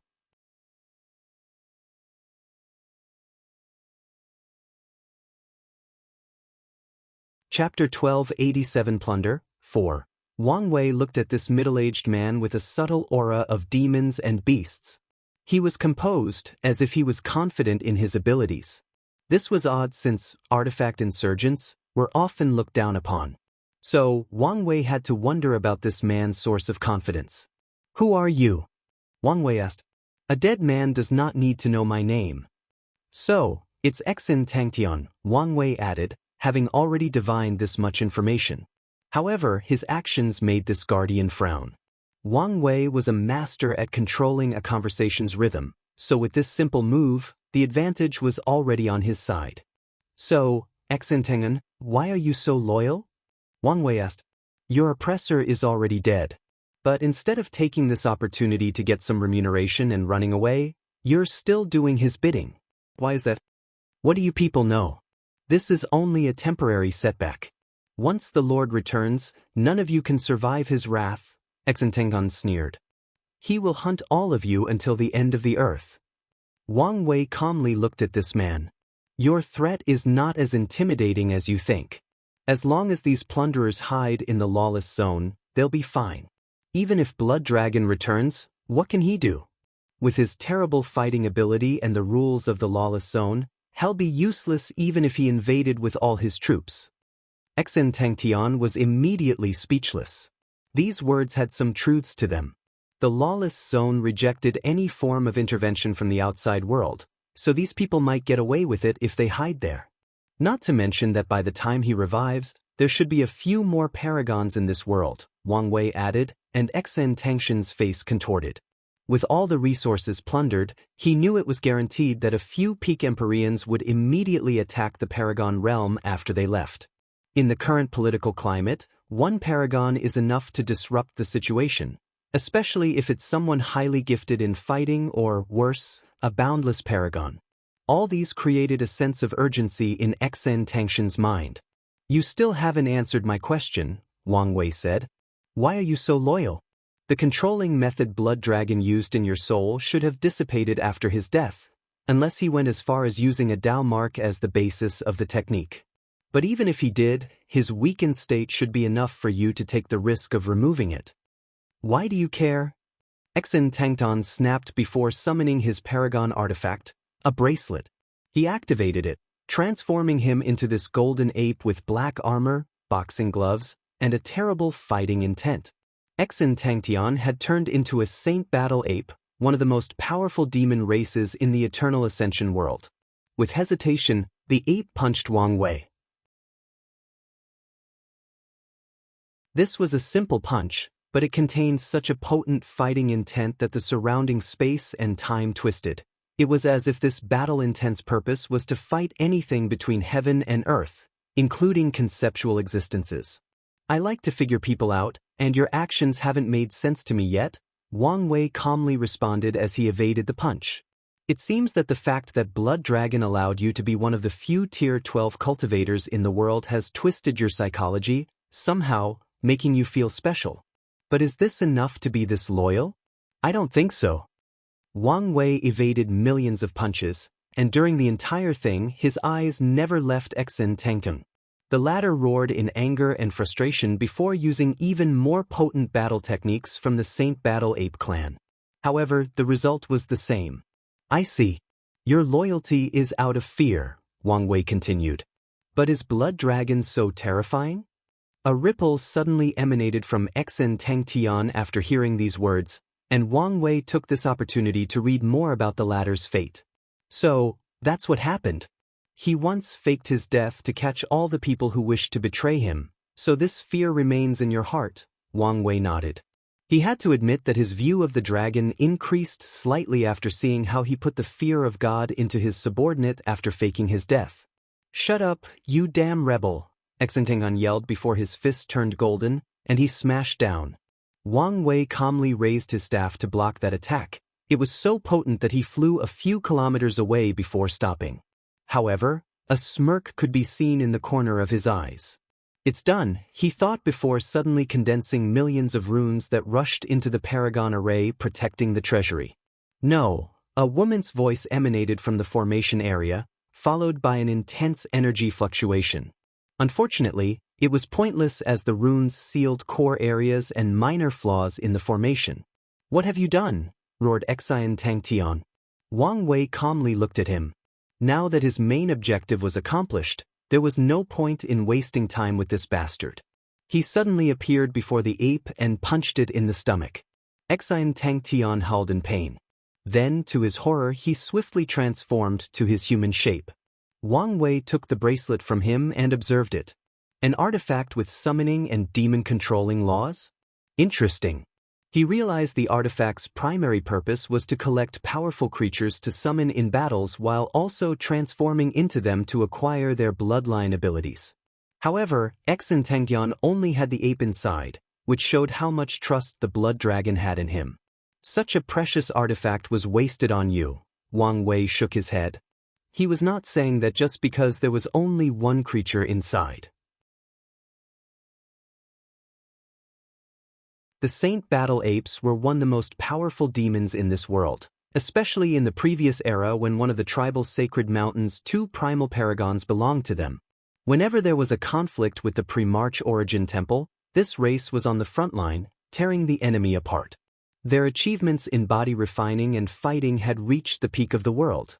Xianxia probably never experienced more than 10,000 battles in his life, perhaps less after becoming a Dao monarch. How could such a person truly utilize the power of the Saint Battle Ape? Wang Wei put the bracelet away before looking at the treasure entrance. His eyes were not looking at the door but at this woman surrounded by runes. When he arrived, he noticed two presences, Xianxia and the array spirit of this treasury. In the lower dimension, due to the intense nature of competition and the zeitgeist of self-reliance, most worlds/cultivation systems do not use things like artifact/array spirit. Instead, those artifacts are given limited intelligence while focusing on increasing their overall attack potency. However, the upper dimensions have more room for leniency, so such methods are more common.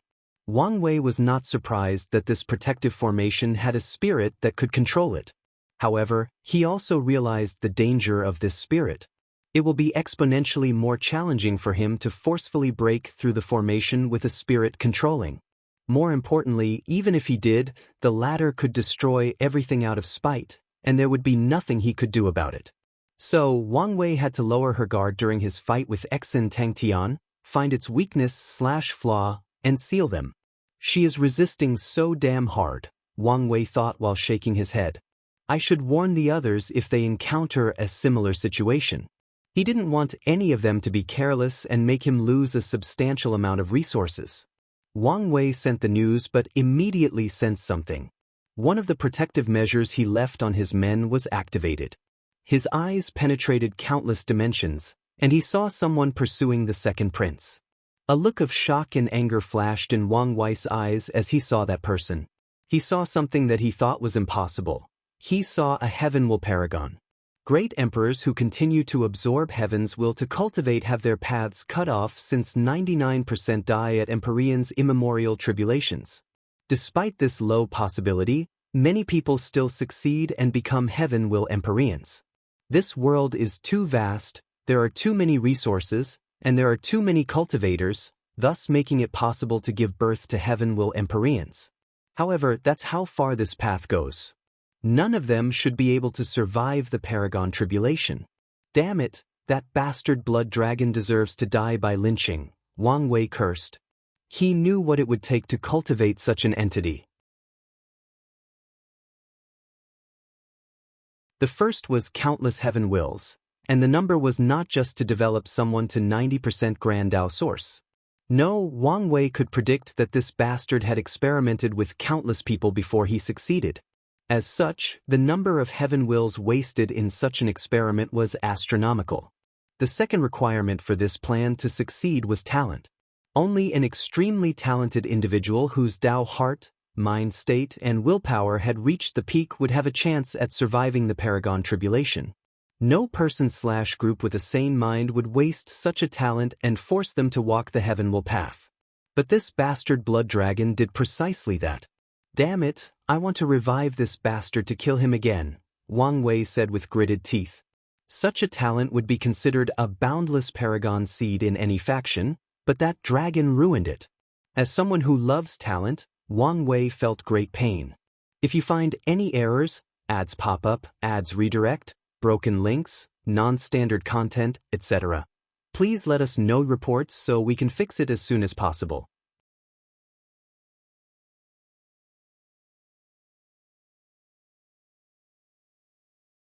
Chapter 1288 Plunder, Finale. Unedited chapter, Jia Ping's pursuer was relentless.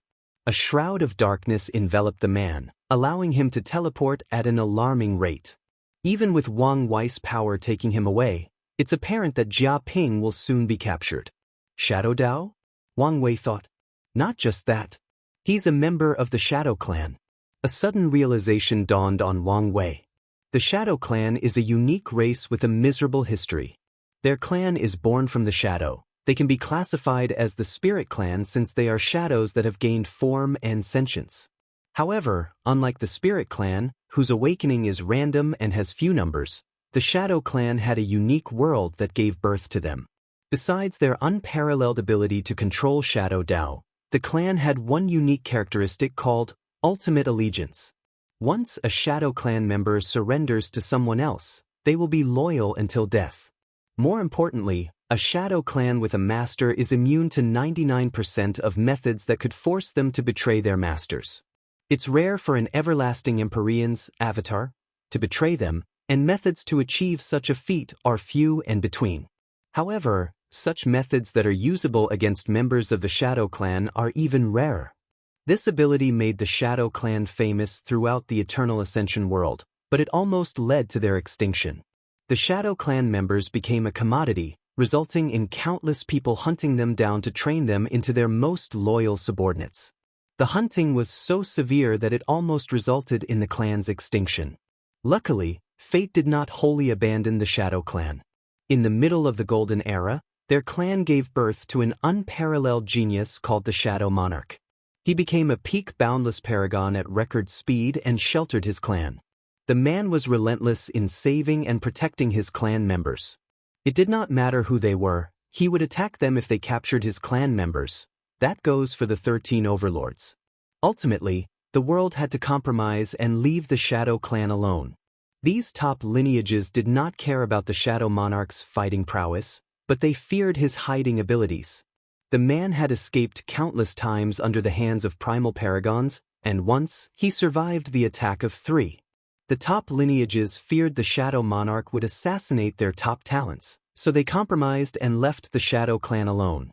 However, the Shadow Monarch should have entered limbo after the ultimate taboo, again leaving his clan vulnerable. The Parasites attacked them, killing and capturing many branches. Luckily, the main branch had the means left by the Shadow Monarch and hid themselves from the world. With such a talent, he probably could have been the next Shadow Monarch, Wang Wei lamented with a sigh. Damn it, how stupid are these people? Can't they think for the long term?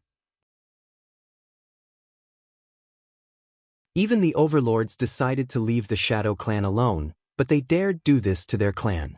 How were they prepared to deal with the Shadow Monarch? Do they believe the 2 sons would protect them? Anyone with a bit of brain would not know that the Shadow Monarch will one day return, and given how the latter felt about his clan, the first thing he'll do is probably take revenge. Even if not for revenge, the Shadow Monarch must kill these people to establish his prestige. Otherwise, other people might start lusting after his clan again if he showed weakness. Wang Wei shook his head. He summoned 4-time clones before disappearing from his place. He did not immediately attack but waited for the right moment for a sneak attack. His intuition warned him that if that person hid himself, he wouldn't be able to find him in his current state. Wang Wei controlled the power that was protecting Jia Ping, giving the Shadow the sense that it was running out. The latter pounced on the opportunity, trying to catch Jia Ping. Erase my chance, Wang Wei thought. The Shadow had paused and materialized, allowing him to act. The 4 clones appeared around the Shadow and placed their staff around his neck, forming a magic circle that instantly sealed him. Lord, Jia Ping said in relief. Go finish your mission, Wang Wei said. Yes, and thank you for your help. Jia Ping departed, and Wang Wei observed the Shadow. If only I could convert him into my follower, he lamented. This was impossible. No matter his method, it won't work for this person. This Shadow hasn't committed suicide because it still senses Blood Dragon's Dao mark. Once that is gone, it will also leave the mortal coil, following his lord. Wang Wei's eyes saw the Shadow's Dao tree. The tree had 12 golden lights, starting from the root to the top, each light releasing an aura similar to Heaven's Will. Although it appeared that it only took 12 Heaven's Will to fill this tree, that is a lie. The first Heaven will light up the first 9 spots, and the 10th spot will release a slight yellow hue. The 10th spot will then turn golden after absorbing countless more Heaven Wills.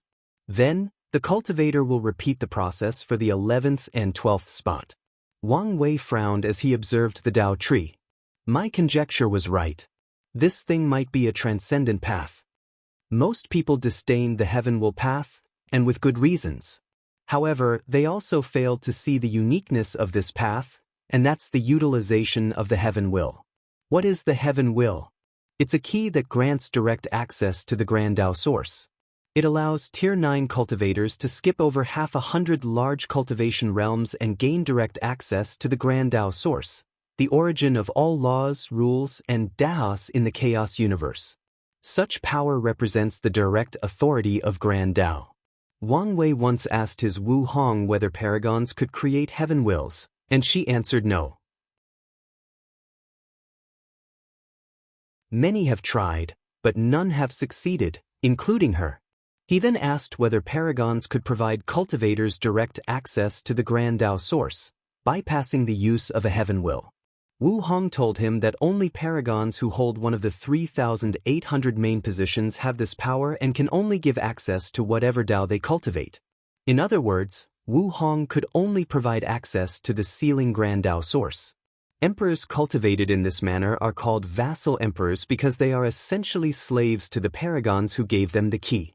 The Dao they cultivate is the Dao of that paragon, thus limiting their achievements. Vassal emperors are not popular in most chaos worlds because of possible disloyalty, and their training time is as long as regular emperors. Instead of wasting time on them, most position paragons would just use their grandsmith wheel and train more creation lifeforms. Countless thoughts flashed through Wang Wei's mind as he observed and analyzed the Dao tree. The person who created this method has an extreme understanding of the heaven will. Wang Wei had two theories about the creator of the heaven will method. First, an emperor or empyrean created this method to bypass their lack of talent and reach a higher realm. The other is that a peak paragon created this method as their path to transcendence. This idea is that since the heaven will is an access key, they could access the core of the Grand Dao source after absorbing enough of it. If someone could reach the core of the Grand Dao source, that would mean they had the same level of authority as the Grand Dao, Wang Wei theorized. Such access should be enough to make someone step into the realm of transcendence. But even if it didn't, the creator could still absorb power from the core to nourish their body and soul, thus pushing their strength and maybe realm to another level. I have to say, it's an ingenious method, Wang Wei concluded. I don't know if this method is feasible, but it's worth researching, Wang Wei thought. This path of transcendence was worth researching once he reached the limit. Even if it's not possible, the idea is valuable. Wang Wei may not be able to enter the core of the Grand Dao source as a paragon, but it should be a different story once he's a half-step transcendent and has some means of confronting Grand Dao directly. I can use true deception Dao with this Dao tree method to enter the core secretly and even steal some power from Grand Dao. This idea had plenty of applications for his future, so Wang Wei was excited. Gu Sun's deception Dao might have been a joke before Heavenly Dao and Grand Dao now, but after becoming half-step transcendent and transforming from a chess piece to a chess player, this Dao will be truly valuable. I should start preparing for deception Dao, Wang Wei thought. He plans to understand 100% of this Dao. However, Wang Wei also did not want to waste time slowly cultivating it. He thought that maybe half-step transcendent could easily understand the Grand Dao source, so there was no need to rush. However, he needed to prepare just in case. Wang Wei had two plans for this problem. The first one is to search for another double pupil and use it himself to copy the deception Dao. However, such a method has too many restrictions, especially regarding how challenging it is to awaken the double pupil. So, he had to put his hope in the second plan. A project he called Dao Seed Planting. He'll find a talent and mold it into a genius that cultivates whatever Dao that he wishes. Then, when the time is right, he'll take their accomplished Dao fruit, allowing him to reach 100% Grand Dao source. That's how he plans to cultivate his professional Dao and his sub-Daos like Destruction and Soul. Now, he only needs to add Deception to the mix. Wang Wei sensed a message, so he checked. Red Mask finally took control of the central array hub? Excellent. If you find any errors, ads pop up, ads redirect, broken links, non-standard content, etc., please let us know reports so we can fix it as soon as possible.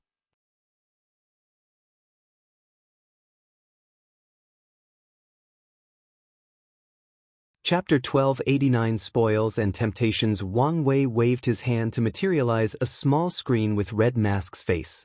He smiled while asking, "Everything's done?" "Yes, Lord," Red Mask nodded. "I apologize it took so long." "No, you're not to blame." Wang Wei would never blame her for taking so long. On the contrary, he would praise her for succeeding in this mission. In the lower dimension, his Fate Shadow Guard had a deep foundation, so he was always strict with Wang Ju when she failed. However, in the upper dimension, it was the opposite. Their foundation was weak, and any success in these challenging missions is proof of Red Mask's capabilities. "You did an excellent job this time," Wang Wei said with a smile. "From now on, you're truly Wang Ju's successor." Red Mask's body trembled after hearing these words as she understood the implications. From now on, Wang Wei will trust her more, give her more power, and more importantly, he'll be more forgiven. She doesn't have to constantly worry about losing her job and position. Of course, this doesn't mean she's worry-free and doesn't have to work hard. However, she can now breathe a little. "Thank you for believing in me," Red Mask bowed. "You've earned it," Wang Wei nodded. Anything else to report? Two things, Red Mask continued. When I controlled the palace, I noticed a group of people with Xiaotiandi. They had just captured a few of the Blood Dragon's descendants. They tried to leave with an errand-breaking formation, but I've activated all the palace's formations and captured them. This must be Sun Junyo's group, Wang Wei muttered. Sir, what do you want me to do with them? Send their leader a message to set up a meeting, then let them go, Wang Wei said. As you wish. What's the second thing you wanted to report? I've discovered a secret area of the Dragon Palace, Red Mask continued. According to my analysis, it should be where Blood Dragon kept most of the information from his spy agency. However, that area has an independent array system and central hub, so we might need to use force to enter. Not necessarily, Wang Wei replied. Ask Sun Junyao for a few blood essences from the Blood Dragon. Then, use his bloodline to open these formations. Very well, Red Mask nodded. We are about to expand, Wang Wei continued. Are you prepared? I am, sir, Red Mask responded. As soon as she knew the content of her mission, she understood the number of resources they were about to acquire, so she had already planned how to utilize them properly and expand the Fate Shadow Guards.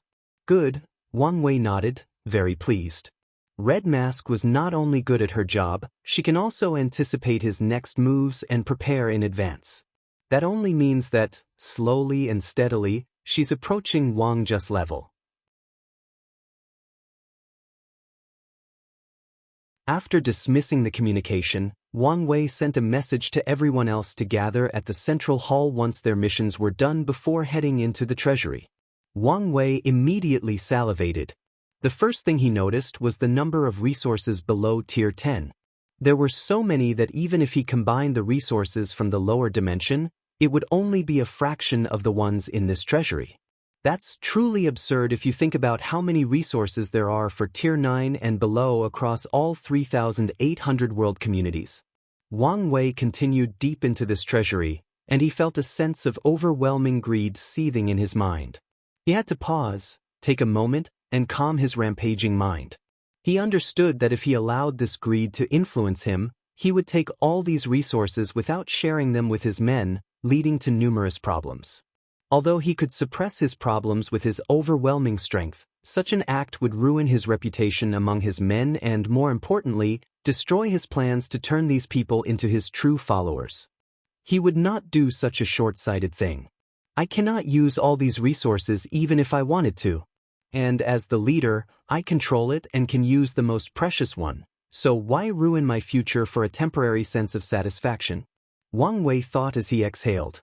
Plus, if this small amount of wealth is enough to influence my mind, then I would be disappointed in myself. Wang Wei opened his mind, and he was back to his original self. However, he frowned. It seems my mind is not as perfect as I thought, he muttered. Wang Wei always knew he was greedy. His capitalist tendency to pursue the maximum profit in any situation has become a core aspect of his personality. However, he thought he had absolute control over his greed, but today's events prove him otherwise. It's time for me to cultivate my mind and temper my Dao heart, Wang Wei muttered. Maybe even update my ever-changing Dao heart. If I can experience the life of a man who controls all the wealth in the world and can give up that wealth, my mind should sublimate to another level. Wang Wei has been tempering his mind and Dao heart the natural way through a long life and experiencing things. However, this approach seemed insufficient, and he needed to take some steps. Wang Wei sighed. I have so much to do, but something tells me I don't have much time. He continued observing the things in the treasury, and as expected, there were so many rare things. Wang Wei knew he would not have to worry about resources for a long time. He also has some expectations for the other Parasites' treasury.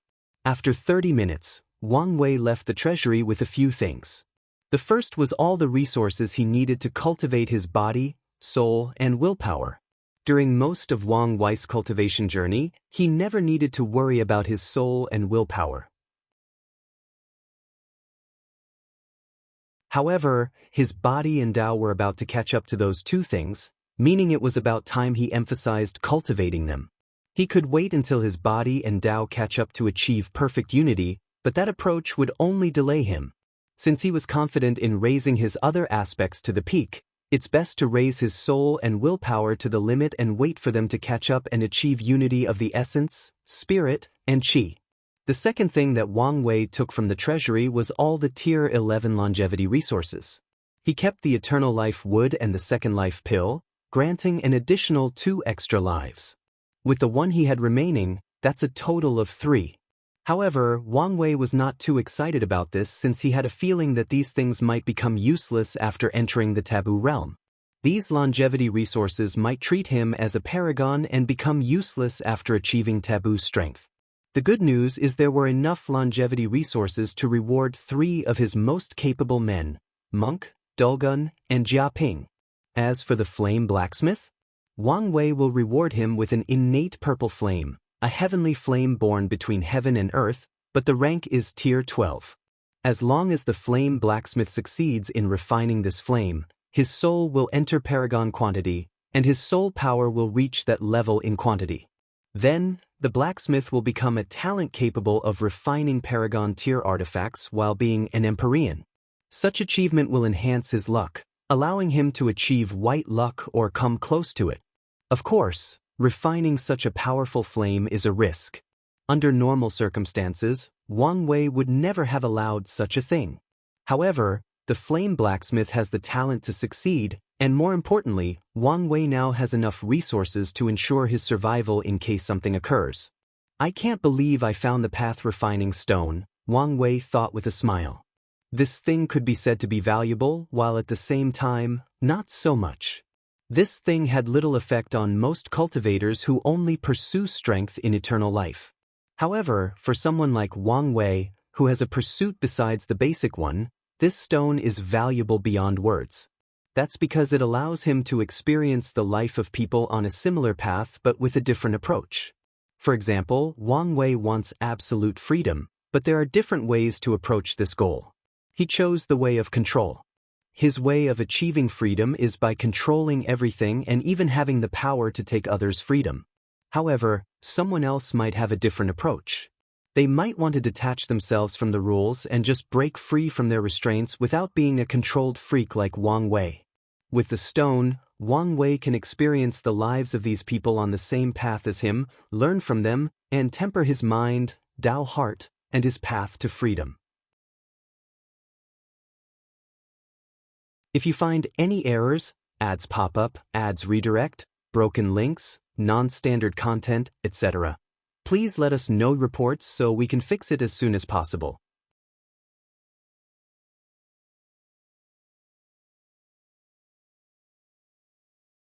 Chapter 1290 Devouring Cauldron, unedited chapter. Wang Wei returned to the throne room to wait for the others.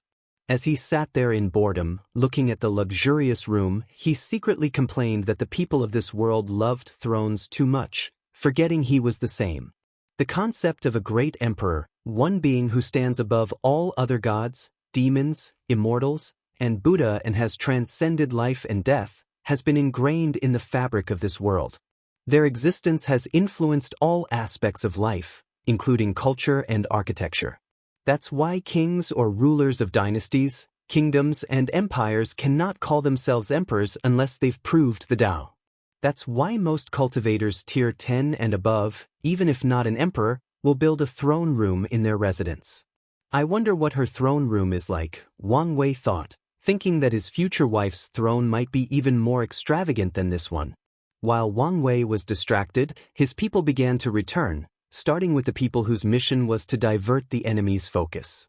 Once everybody was here, Wang Wei finally regained his focus. He first glanced at Monk and the Flame Blacksmith's group since they brought a group of people, many with resolute looks on their faces. However, his attention was soon focused on the second prince, Jiaping. The other was tasked with taking over Blood Dragon's cultivation room, so why did he bring a captured prisoner? Who is this? Wang Wei asked, looking at the handsome, everlasting Empyrean with a devilish aura that would probably make many women lose their minds over him. Lord, he's a heavenly devil that cultivated devouring Tao. As soon as he said these words, everyone focused on the handsome young man. They knew what these words represented. Devour/swallowing Dao is a potent but innately evil Dao. This world does not differentiate much between evil and righteous cultivators. After all, even the weakest great emperors have such a high karma resistance that it's pointless to care how many people they killed. As long as devil cultivators stay away from these top lineages, they can do whatever they please. The world is too vast, and there are plenty of places for them to do whatever they please. Due to this mindset, most cultivators will not care if someone cultivates Devour Dao. It's the opposite. Most people will recruit them since it is an outlaw Dao unless you're lucky enough to have cultivated it in certain worlds in the lower dimension. Of course, there is an exception to this world, when the devouring cultivator walks the path of the heavenly devil. Since ancient times, devouring cultivators have held most of the records for the fastest cultivation, and that statement holds throughout the Chaos universe. But why is that? After swallowing them, could they acquire a person's percentage of the Grand Dao source? No. Grand Dao would not leave such a loophole for them to exploit. Devouring cultivators don't have this ability until they've reached the peak of their Dao, and even then, there are some restrictions. Devouring cultivators can turn what they swallowed into the purest Dao rhymes, which can accelerate cultivation speed. These pure Dao rhymes may not be as good as merit, but they are better than most pills, and there are plenty of them as long as the heavenly devil continues to swallow emperors, empyreans, and even paragons. Could it be? Wang Wei asked. Yes, Jia Ping nodded. Blood Dragon kept him in captivity so he would refine Dao rhymes for him. This guy is truly useless, Wang Wei thought. With all these resources and advantages, the Blood Dragon's cultivation was still only 93% Grand Dao source. More importantly, he knows how to play with fire. Wang Wei only took a glance at this little devil to figure out the latter was slowly planning to swallow the Blood Dragon, and honestly, given how stupid the dragon was, Wang Wei believed the little devil might have succeeded.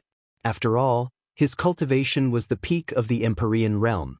With how suspicious Blood Dragon was, it was a remarkable feat for him to convince him to reach such a level, probably with the promise of making more precious Dao rhymes with higher cultivation. "Sir, what do we do with him?" asked the Curse Master. This little devil was a fantastic resource, and as long as he gets a small amount, his cultivation can increase. "Give him to me," Wang Wei said. The devil flew into his hands, and as their eyes met, the heavenly devil's body trembled out of fear. He knew this man was not the idiot that was the Blood Dragon and might be able to control him truly. "Your instinct is correct," Wang Wei said as if he could read his mind. Wang Wei pointed his hands on his forehead, and the little devil started to fight back. Sadly, the seal put on him by the Blood Dragon was still active. Additionally, Jia Ping was careful and added his means of restraint. Wang Wei's power entered the devil's sea of consciousness and sealed all his memories, thoughts, and emotions, leaving him in a cold and indifferent state, similar to a machine. Then, under Wang Wei's control and the shock of everyone in the room, the devil turned into a cauldron. For the last touch, Wang Wei changed his fate, giving him the duty of only producing Dao rhymes. Unless someone intervened and altered it, this would be his fate for the rest of his life. Wang Wei looked at the latter's emotions and memories and decided to keep it for now. In the future, he might allow the latter to enter the Paragon realm so that he could create better Dao rhymes. As for the cruelty of Wang Wei's actions, no one said or cared about it. On the contrary, they think Wang Wei's approach was brilliant. The cultivation world was cruel, and themes like survival of the fittest and cannibalism are mainstream. Additionally, the devil was not some innocent person. The fact he chose the path of the heavenly devil meant he was prepared to start a storm throughout the world by going on a killing/swallowing spree. "We may need an array to boost his production speed," Wang Wei said to everyone else. "Additionally, we need bodies to refine Dao rhymes." He paused briefly. "This is what we'll do. You guys can hunt devil cultivators and attack the bases/allies of the parasites to gather materials. 60% of the Dao rhymes belong to me, and the rest is for you." The others did not mind the fact Wang Wei had the largest share. Things have always been this. the boss gets most of the resources, and others share the soup. The fact he was willing to give 40% was quite generous. Wang Wei looked at Wang Qi. Organize a group to look for tombs or places of mass sealing. Emperor's tombs are not actual places to bury the dead, but places to ensure an emperor can revive themselves without interference from their enemies. Not everyone has enough resources to provide a rapid revival, so most emperors will create isolated tombs to ensure their return.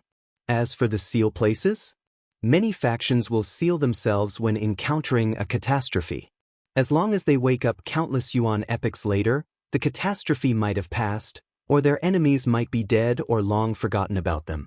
Wang Wei's target was those places since they usually had countless emperors and Dao ancestors. As long as we can capture these bodies before their consciousness awakens, they can be fed into this devouring cauldron to make Dao rhymes. "They'll get it done," Wang Qi replied. He immediately sent a message to the Changing Fate Hall to create a new mission about finding tombs and sealed places. Wang Wei nodded in approval with his swift action. His focus then finally shifted to monk. "These are the professions you wanted, but we refuse to serve anyone else," said a middle-aged man dressed in a red robe with cloud patterns. He had a severe expression, and his body emitted a faint aroma of herbs like most alchemists. "You are?" Wang Wei asked. "Empyrean Cloud Flame," the middle-aged man responded. "And as I said, we refuse to work for anyone else, even if it means our death." Wang Wei calmly looked at this man and the others. They were not joking. All these professions have already planted a command in their soul. As long as someone remotely gets close, it will detonate, killing them instantly. They are determined, Wang Wei thought. He knew that force was out of the question since he was not skilled enough in Soul Dao to prevent these people from killing themselves. "Any of you can do anything about this situation?" Wang Wei asked his men, but no one had a solution.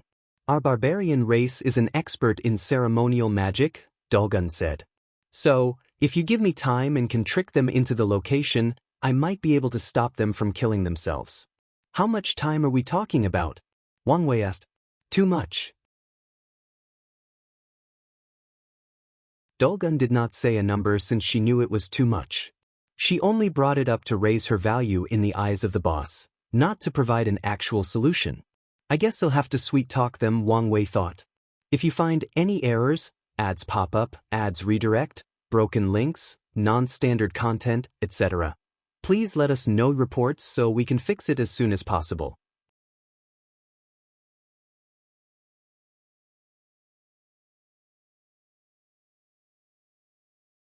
Chapter 1291 Kong's Contribution. "I understand how you feel," Wang Wei said as he looked at this group. He raised his hands to stop them after noticing they were about to explode due to his words. "Although I haven't lived a similar experience, I can understand," Wang Wei continued. "You spent your entire life studying a profession, and after years of hard work and success, your status is noble and respected. No matter the place or time, alchemists or other professions are respected, and that's because the ratio of cultivators to professions is too low. The world is vast and there are plenty of resources. However, no matter how many professionals there are, it will never be enough for the entire world. Even top lineages who can cultivate their own profession often feel they do not have enough. However," Wang Wei continued, "just as you were about to reap the fruit of your labor, these parasites came into power. They took away your pride, status, and, more importantly, your dignity. They turned you into, well, to put it directly, into slaves. They controlled your lives, showed you no respect, did not pay you, and, more importantly, cut off your path of progress. Am I right?" The room was quiet. He was correct. That's how these people felt. That's why they would rather die than submit to someone else again. Empyrean Cloud Flame took a deep breath to calm down. "What's the point of saying this? Are you trying to put salt in our wounds?" "Of course not," Wang Wei replied with a gentle smile. "I'm telling you this to show you I understand how you feel and that I'm different from Blood Dragon. Our working relationship will be more of a cooperation. You'll work for me, but you'll also be compensated. It'll give you the dignity and respect you deserve. More importantly, you'll have your freedom, and I won't care where you live as long as the things I want are delivered in time." Wang Wei had a sincere smile, but Red Cloud would not buy it, so he said, "That sounds too good to be true. What's the downside? Where is the trick?" He looked Wang Wei in the eyes. "Might as well be direct and truthful because we have nothing else to lose. We have already considered ourselves dead." "You're being a little overdramatic," Wang Wei said calmly. "As for the downside, all I ask is you make my orders a priority." "In other words, you want us to work exclusively for you," Could Flame sneered. "Now, you're twisting my words," Wang Wei said. "I said to prioritize my orders, not that you only take orders from me. Plus, I'm not asking you to work for me for the rest of your life. Our contract can have an expiring length, and after that date, based on our previous experience, you guys can decide whether to sign again." These professionals took a moment to consider. They have to admit that if Wang Wei was telling the truth, he did give them enough freedom and return power and dignity to them. "And what if we refuse to work with you?" Cloud Flame asked. His words brought everyone's attention to Wang Wei again.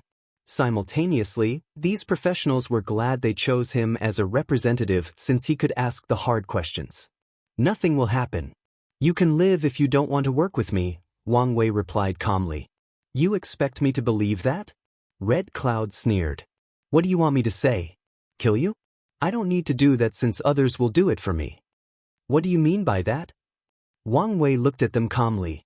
"All of you are in this predicament because you were talented, but your background was weak. These parasites would not dare capture the professionals from these top lineages. They would instead secretly and openly assassinate them but not dare use them. After leaving this place, what do you think will happen to you guys, talented professionals who have no potent background to protect you? You'll either die at the hands of the remnants of Blood Dragon, the other parasites will try to capture you again, or some other faction will once again lust after your talent.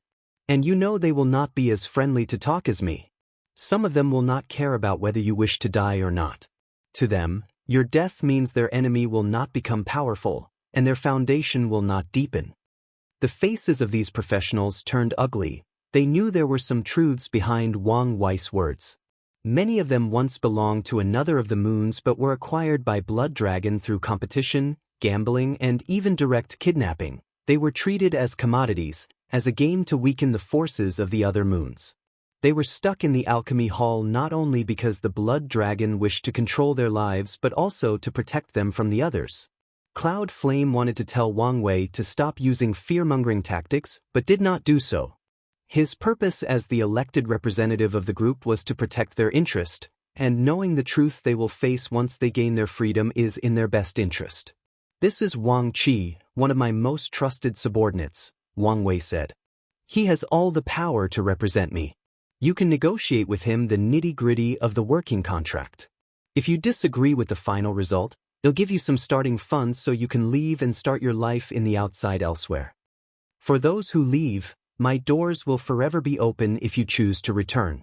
Come with me," Wang Qi said to the group, leading them to another room for the negotiation.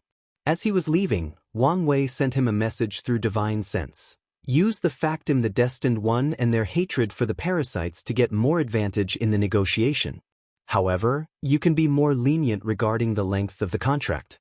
Wang Wei knew what these people valued more than anything currently was their freedom, so he did not mind a short contract. As long as they sign, he can treat them better so they can sign again and eventually turn them into his men when he returns to the Dao opening sect. "Why are you here?" Wang Wei asked, looking at Red Mask. She should have been organizing Blood Dragon's information and spy agency. There's a space dragon in charge of the spy network, and he was causing chaos when we opened the vault. "Did he destroy the information?" Wang Wei asked with a frown. "I've acted swiftly, so he did not destroy anything valuable," Red Mask responded. "However, their headquarters is a mess. Will take time to organize everything." Wang Wei looked in the distance and saw through their headquarters. The space dragon liked to keep the information on paper instead of recording jades or other storage means. To ensure nothing happened to these documents, the space dragon made these papers from his scale, making them extremely hard to destroy. The headquarters was now full of paper everywhere, and the Fate Shadow Guards were organizing it.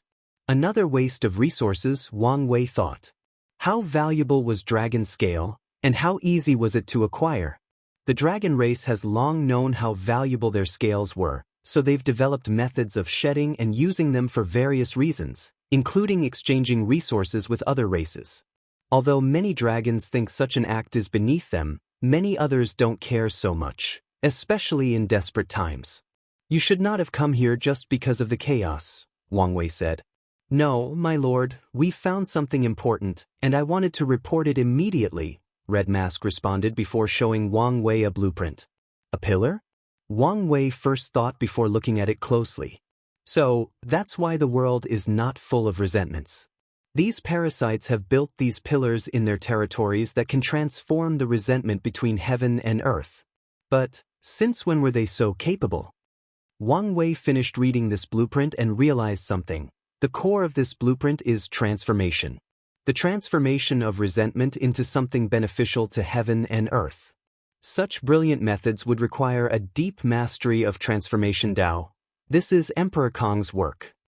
As astute as always, my lord, Red Mask praised. According to the information gathered, Emperor Kong offered this method to the parasites. He probably used this to convince them to reopen the academies under his leadership. Heroes truly rise during adverse times, Wang Wei sighed. Is Emperor Kong a hero? It depends on what perspective his actions are observed. The resentments of all sentient beings should have slowly eroded the chi luck of all these parasites, and by washing them away, Emperor Kong essentially prolonged the reign of the parasites. However, such large-scale resentment is not good for the eternal ascension world. If it were not dealt with, there would be more cultivators with heart demon, and people would be more impulsive, resulting in countless more killings worldwide. So, Emperor Kong's actions could be said to have saved trillions of lives. I remember I had a meeting with Emperor Kong, Wang Wei thought. After everything that has happened, it's very likely for the latter to cancel it, so he decided to send another invite. If you find any errors, ads pop up, ads redirect, broken links, non-standard content, etc., please let us know reports so we can fix it as soon as possible.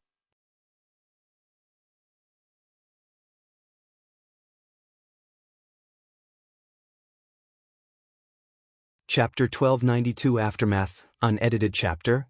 Anything else to report? Wang Wei asked. Nothing for now, Red Mask replied. All right, Wang Wei nodded before looking at Monk. What's the current situation of the profession hall?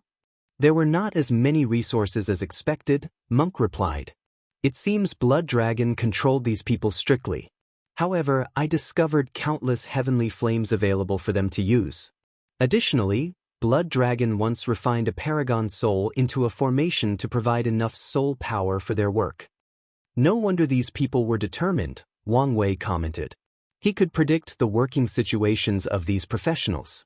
Blood Dragon forced them to work for countless yuan epochs without rest, using the soul formation to replenish their soul power and spirit instead of taking a break.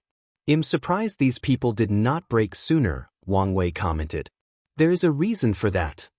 Oh, have you heard of the Dao Path tablet? Wang Wei took a moment to remember. You mean the luck condensing artifact from the Skill Dao Association? The one that contains the explanation of all professional Daoists from 0% to 100%? That's correct, Monk nodded. These parasites took it for themselves and have agreed to share it on a time basis. These professionals endured for so long just for an opportunity to use that thing. Tell me it was our turn, and this thing is in our possessions, Wang Wei quickly asked. Unfortunately, no, Monk broke his dreams. Blood Dragon went through a lot of effort to make a copy, but it only goes until 89% or the peak of Empyrean. What a shame, Wang Wei sighed. Boss, even if the real thing was here, would you dare take it? Yes. You should know what Skill Dao Association will do to retrieve this item once their ancestors return. Why wouldn't I take it? I'm not the one who stole it in the first place, Wang Wei replied. Of course, it's another question of whether to keep it. Such an item is enough to start a Dao war between two overlords. I figure you would say that, Monk chuckled.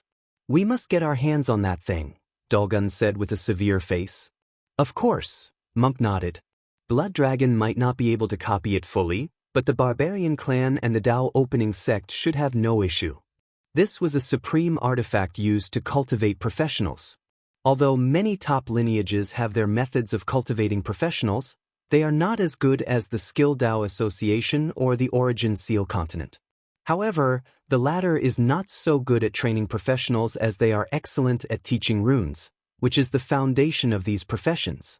If the Barbarian race and the Dao opening sect can get their hands on that artifact and copy it, their lineage's overall foundation will drastically improve.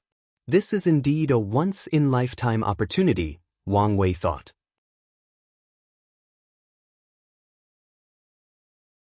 Under normal circumstances, the Skill Dao Association would never allow such an artifact to leave their sight. Truth be told, Wang Wei did not believe the Parasites could force the association to hand over such an artifact.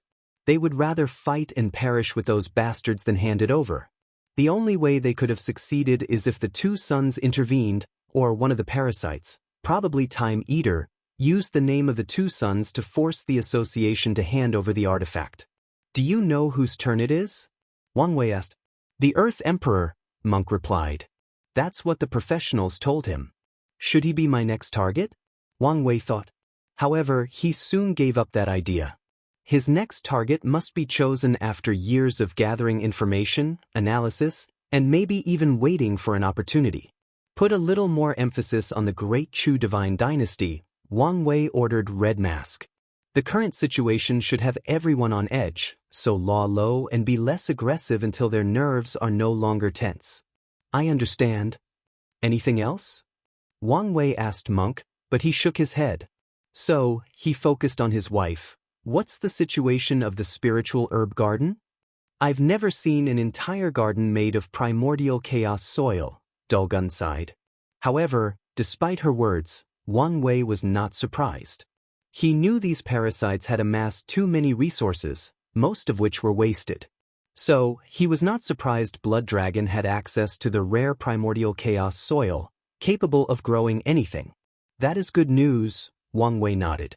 Emperor tier and above spiritual herbs have different requirements for soil, nourishment, environment, and even growing time. As such, raising these magical herbs usually takes time and a great deal of expertise. However, primordial chaos soil removed most of these hassles. It can grow 99% of herbs without worrying about the environment. It can draw nutrients directly from the source chi space or the Grand Dao source to nourish the herbs, and lastly, it can significantly accelerate the maturing time. Yes, Dulgun. Additionally, the garden has also birthed its own plant spirit, which also greatly enhanced the maturing time of the herbs. So, it's a top spiritual garden, Wang Wei said. Does it have its own time acceleration formation?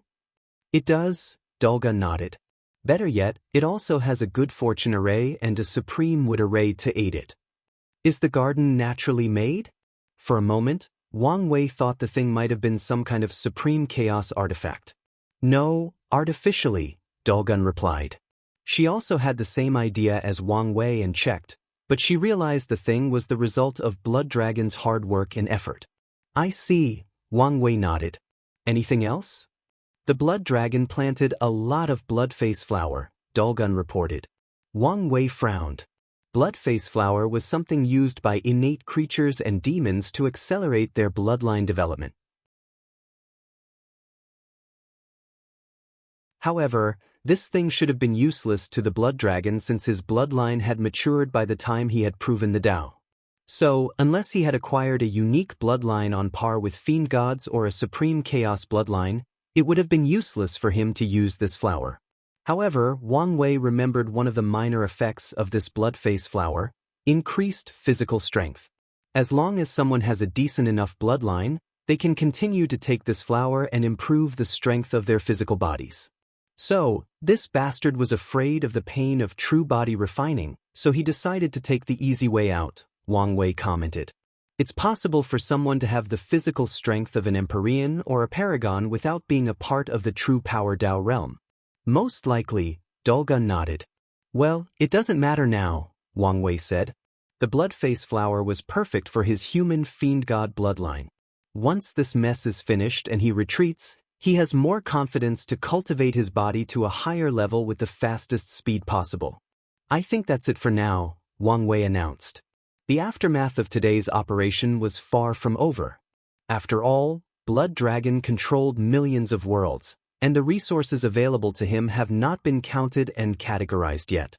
However, this kind of work is for Wang Qi and his managerial team. All of you have done a great job in this operation, and you'll be rewarded, Wang Wei continued. However, you have to wait for a few days until Wang Qi categorizes everything. In the meantime, you can try to convert Blood Dragon's people into our own. The ones who agree can be integrated, but you can feed the rest to the Devouring Cauldron. Wang Wei paused briefly after saying this. Everyone is dismissed except for Monk, Dulgun, Jiaping, and Flame Blacksmith.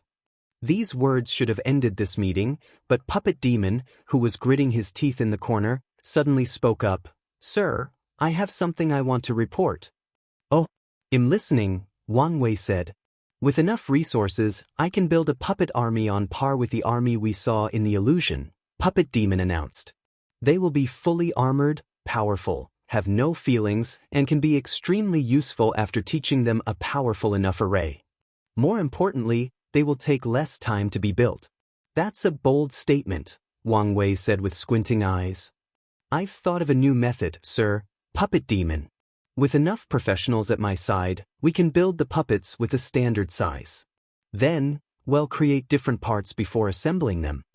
With this method, our efficiency will increase exponentially. Did he just create the cultivation version of the assembly line? Wang Wei thought, looking at the Puppet Demon strangely. When did this guy get so smart? Wang Wei looked at him and realized what had happened. This guy felt the pressure.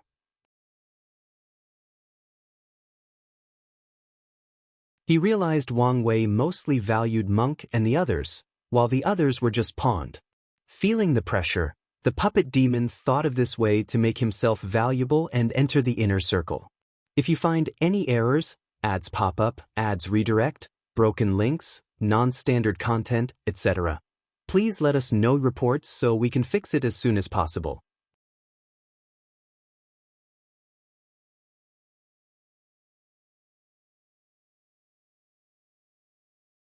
Chapter 1293 Puppet Method, and I apologize in advance.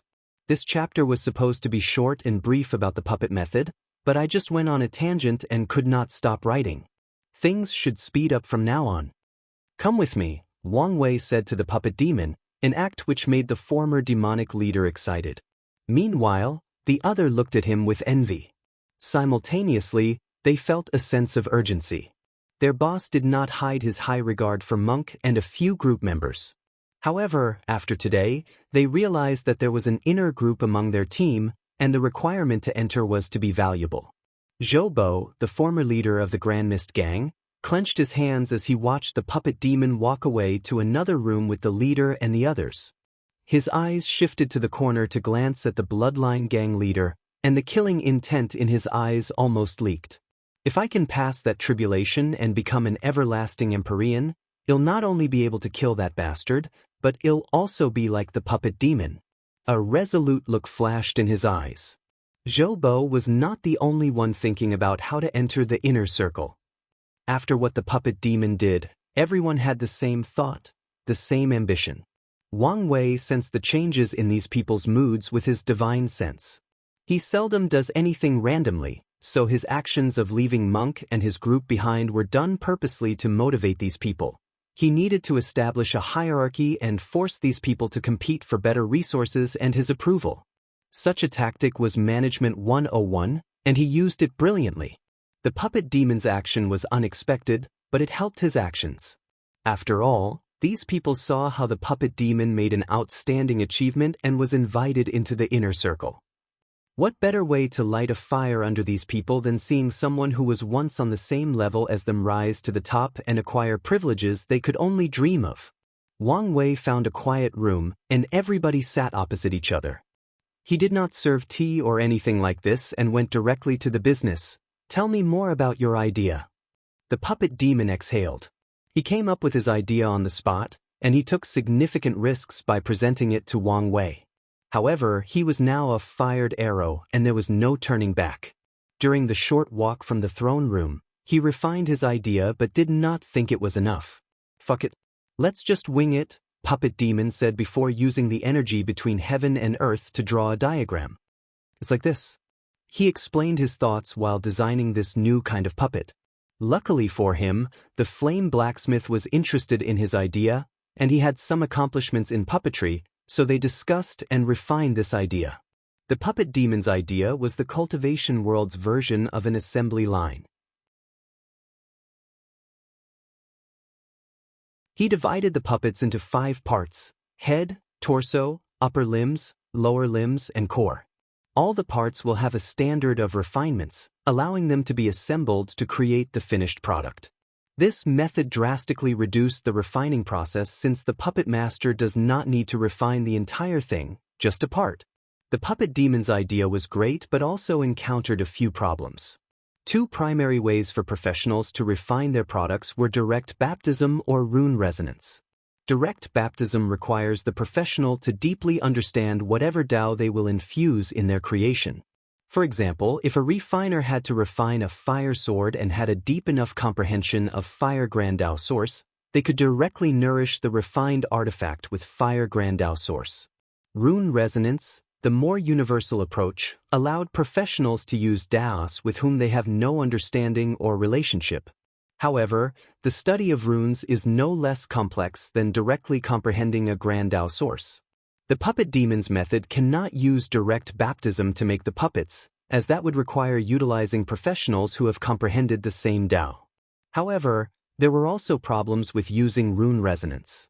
Soul power/spiritual power is used to engrave runes. However, refining is deeply personal, meaning every professional is different, making their soul power different. They have different compositions, strengths, weaknesses, frequencies, and even ideals and goals that will affect the nature of a person's soul power. Due to the difference in soul power, the inscribed runes on the puppet parts will also differ, resulting in their incompatibility and conflict. This made putting them together in the final stages impossible. However, Flame Blacksmith easily solved this problem, suggesting using arrays to purify the refiner's soul power and ensure they had the same soul frequency. This problem was solved without an issue, but another arose, and it was in the same area of compatibility. Refiners have different skills regarding rune engravement. If the rune in the puppet's arm is way better than the one in its arm, the final fusion will also fall apart. Wang Wei did not waste time and pointed out the crux of this idea: standardization. Everything must be of the same standard: the puppet's body parts, the soul power used to engrave the runes, and the skill of the refiner. Only with this approach will they achieve their objectives of manufacturing these puppets at a record speed. Flame Blacksmith frowned after seeing the final result. This method can indeed drastically increase the speed of manufacturing puppets, but their strength will be average. The standards they've created cannot be too high, and most puppet masters or refiners will not meet the standards. Additionally, most refiners are prideful and would disdain doing such soulless work. Wang Wei heard his words but did not immediately comment. "What do you guys think?" "I think speed is the key to this idea," Monk commented. Sacrificing power for speed and a large quantity. He realized the value of such a method, especially for top lineages with many professionals. This was a method to increase the war prowess of any faction. As for the blacksmith's comment about professional pride and soulless work, Monk and the others do not care. They understood that professionals value wealth as much as everyone else, so most will do this kind of work as long as they are paid sufficiently. The question is, how much should we invest in this new method? Jia Ping added, "From what I understand, we have just acquired a bunch of talented puppet masters. One puppet they make might be worth hundreds, maybe 1,000 of these fastly produced puppets, albeit it takes much longer to make. So, should we focus on making elite or ordinary puppets?" "That is a fair point," Monk nodded. Although he supported this idea and cannot wait to integrate it into the Barbarian Clan's foundation, that's something for the future. In the current situation, the cost-effectiveness of this method is worth discussing. After hearing this, the puppet demon was instantly worried. The value of his idea will determine his future in this group, meaning it would be a significant blow to his future if the leader decided this idea was not currently applicable. The answer to our problem is right in our face, Wang Wei finally spoke. The puppets are ordinary, meaning the skill requirements to create them are also ordinary. We can take ordinary emperors or empyreans with above-average souls and refining talents and teach them this method. They only need to remember how to refine less than a dozen ores and memorize a few hundred runes before they can make these puppets. Most of the people in the room were smart, so they understood the implications behind these words. Better yet, Dolgun added, we can hire the refiners with low aptitude. Many professionals in the world can only refine a few products, which takes too long, and their success rate is abysmal. They have the foundation and will only need minimal training, Dolgun continued. Exactly, Wang Wei nodded. In the past, these lesser professionals could still make a livelihood through the Skill Dao Association, but now. The flame blacksmith shook his head. That only means hiring them at a lower price will be easier, Jia Ping added. Everyone agreed. I have a question, Wang Wei continued, looking at the puppet demon and the flame blacksmith. The final assembly of the puppet parts requires an emperor, correct? If you're making a tier 10 puppet, yes, blacksmith replied. Is it possible for someone in tier 9 and lower to do it? I mean with training and assistance from arrays and so? The non-professional's eyes lit up. The cost of these puppets would further decrease if that were possible. It's possible, the flame blacksmith responded. The last assembly does not require much skill, so depending on the cultivation systems, a quasi-emperor should be able to handle it after the necessary training and assistance from arrays. That's good news, Wang Wei said with a smile. He then looked at the puppet demon. If you find any errors, ads pop up, ads redirect, broken links, non-standard content, etc., please let us know reports so we can fix it as soon as possible. You're tuning into the Wang Lin's Journey YouTube channel. Don't forget to subscribe and join us on this journey to catch the most captivating stories.